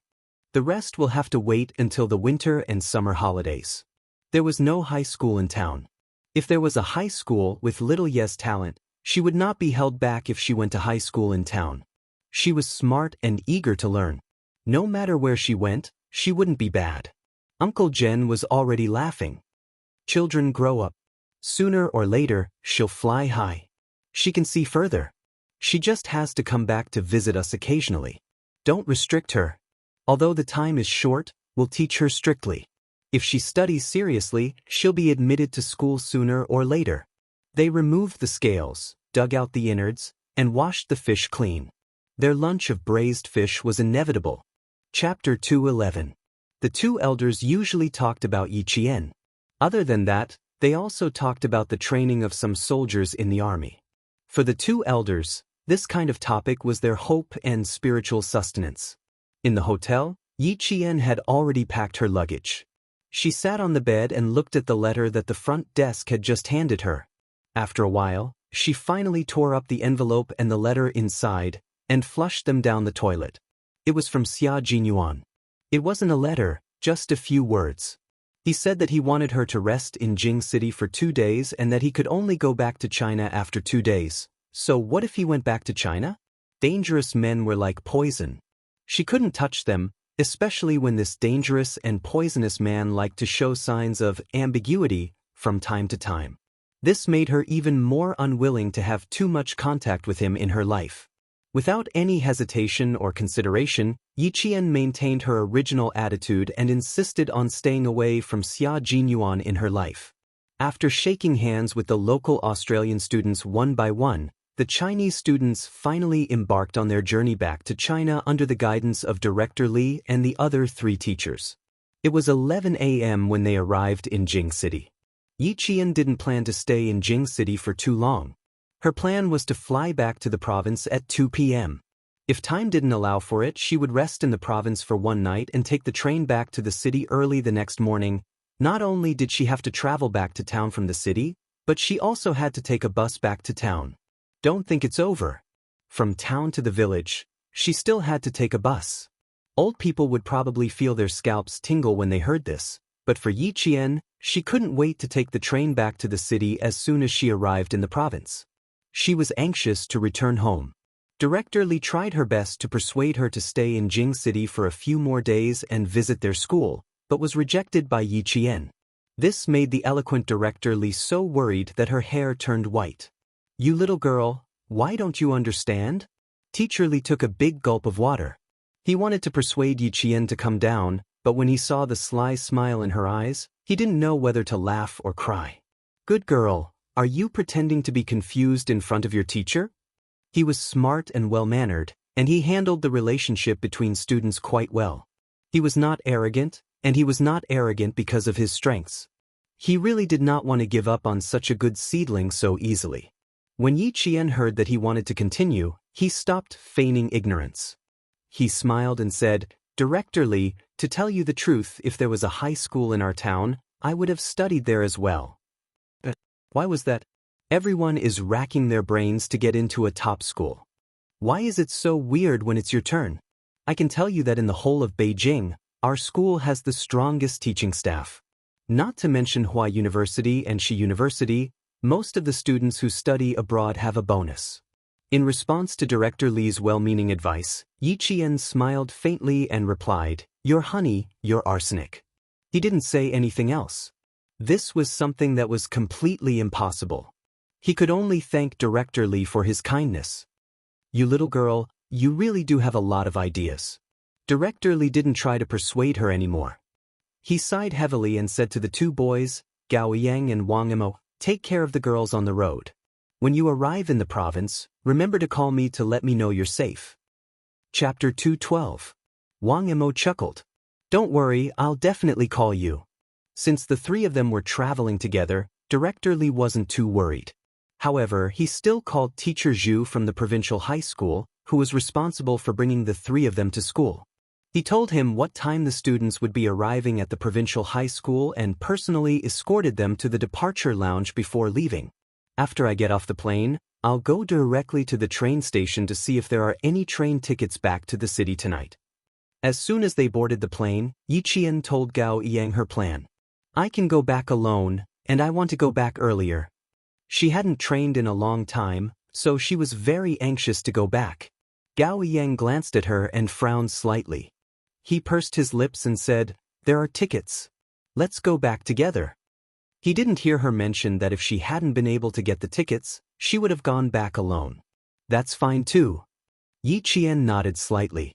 Although there was no misunderstanding like before, she wasn't very interested in closing the distance between them. It was enough to maintain a casual friendship. Although she wasn't as cold to him as before, she didn't want to be friends either. Gao Yang, who realized this, felt a little bitter. He didn't say anything more and closed his eyes to pretend to rest. After Wang Emo and Yi Qian chatted for a while, Wang Emo also yawned and closed his eyes to sleep. Only Yi Qian, although she also closed her eyes, her mind was clear. She didn't feel sleepy at all when she thought about how she would soon be able to immerse herself in the intense training. As she wished, when they arrived at the provincial capital at 5:30 p.m., Gao Yang immediately called to book the train tickets for 7:45 p.m. The two of them didn't even meet Mr. Zhu and rushed to the train station without stopping. From Australia to Beijing, then to the province, the city, the town, and the village. Yi Qian spent a total of 2.5 days on the road. At noon, the sun was so hot that even the cicadas were resting. The entire village was extremely quiet. Even the dogs were lying under the shade of the trees, panting heavily.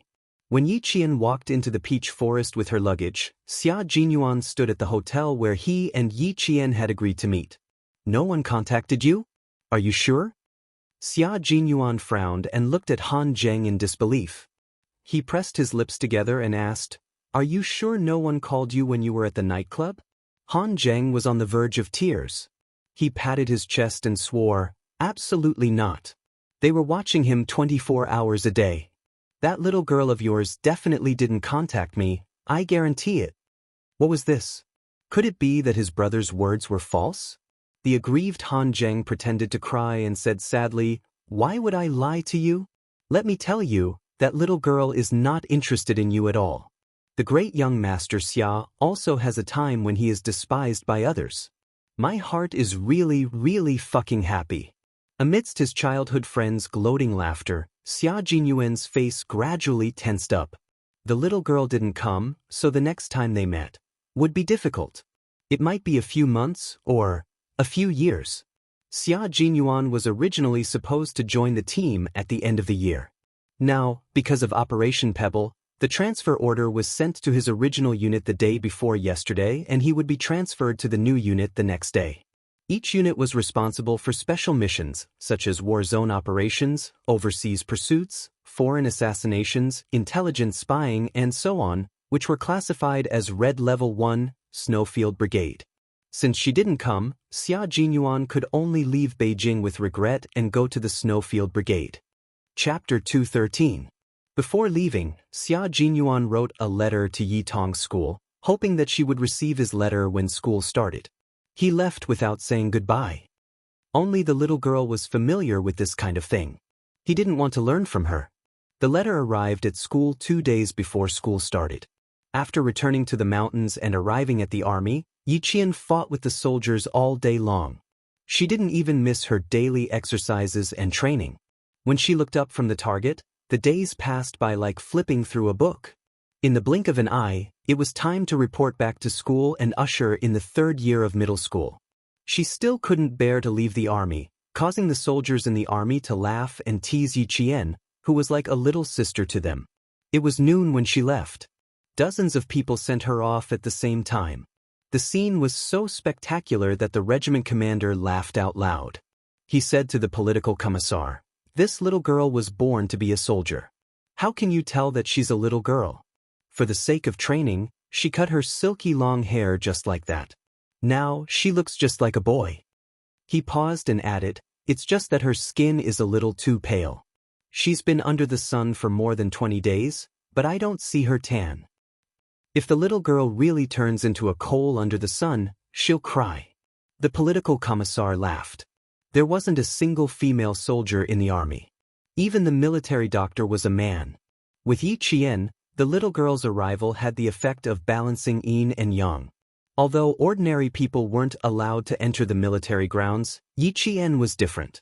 Even the military took note of her. When they found out that she was here, they even called and told her to teach her well. The little girl had a good temper and was hardworking. She was like a piece of gold in the army, shining wherever she went. Any army would be willing to open their doors and welcome such a talent. More than 10 days passed by quickly.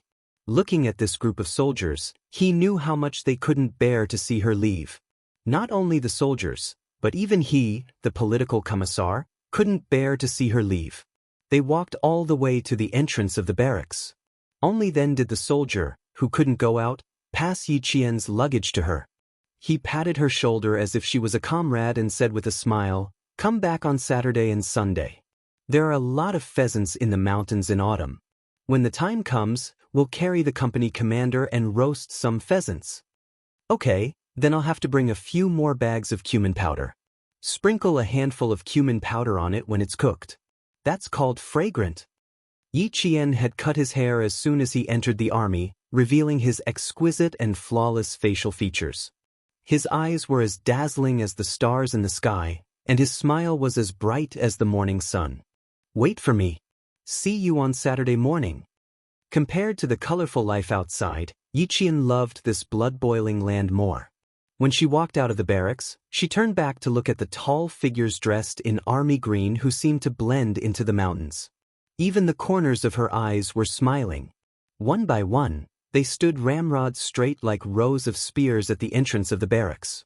Even if it was resting time, they were always ready. In the army, the most common saying was, "Soldiers are trained for 1,000 days to be used in an hour." The most discussed topic was, protect the country. No matter what era it was, those rows of army green figures would always be the most adorable people of that era. After leaving the army at noon, they took a village car to town in the afternoon. The people in the car were either from the same village or from the neighboring villages. They talked about their hometown all the way to town. Chapter 214. My chickens are hanging outside. They can't run away. I have to give them away. When the bus stopped midway, some villagers, under the urging of the conductor, didn't forget to remind them that they couldn't let anything happen to the chickens they brought into the town. The ticket seller was actually the driver's wife. She took the money and said, "Who wants your chickens? They're hanging in the back. It smells like chicken poop. Who can smell it in the summer? Get on, get on. Don't dawdle." It was common to see chickens and ducks when visiting relatives in town. There were many students on the bus. They chatted and chatted all the way to town. The buses driving in the town were not good cars. They were all old minibuses that had been eliminated by the city. There was no air conditioning in summer and no heating in winter. Everyone sitting in the bus hated that they could not tear down the windows. Gao Yang had been waiting for a long time. There were only 3 buses from Shuku village to town. One in the morning, one in the afternoon, and one in the afternoon. The first 2 buses did not see Yi Qian, so it had to be this bus. Soon, a shabby minibus came from afar. Gao Yang put some money on the counter of the canteen and bought 2 mung bean popsicles. He pushed the bicycle with one hand and walked over, but after a few steps, he stopped. He saw Yi Ying and the mayor's wife, who had been in the limelight for the past 10 days. Yi Qian, who was sitting by the window, got off the bus. He felt that today was not a good day to go out. He saw the fashionably dressed mother and daughter, Sun Dongqing and Ying, getting on the bus. They were talking to a woman who said that she wanted to take care of her chickens. It turned out that the woman's sister was giving birth at the town hospital. The mayor's wife, Sun Dongqing, had helped a little. She was here to thank them personally. Yi Qian did not plan to avoid them. So what if he bumped into them? When they got to school, she and Ying would be in the same classroom. They would not see each other all day. How could she avoid them? Although the sun was setting in the west in the afternoon, it was still hot. Yi Jian glanced at Yi Ying, who was obviously impatient but still had a fake smile on her face. She took her luggage and left the car. Ying had lost her patience. Her father had just taken office and needed the support of the villagers.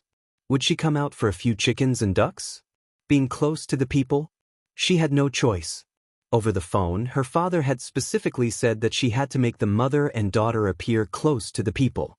Yi Ying, who was waving a paper fan in her hand, said a few words with a fake smile.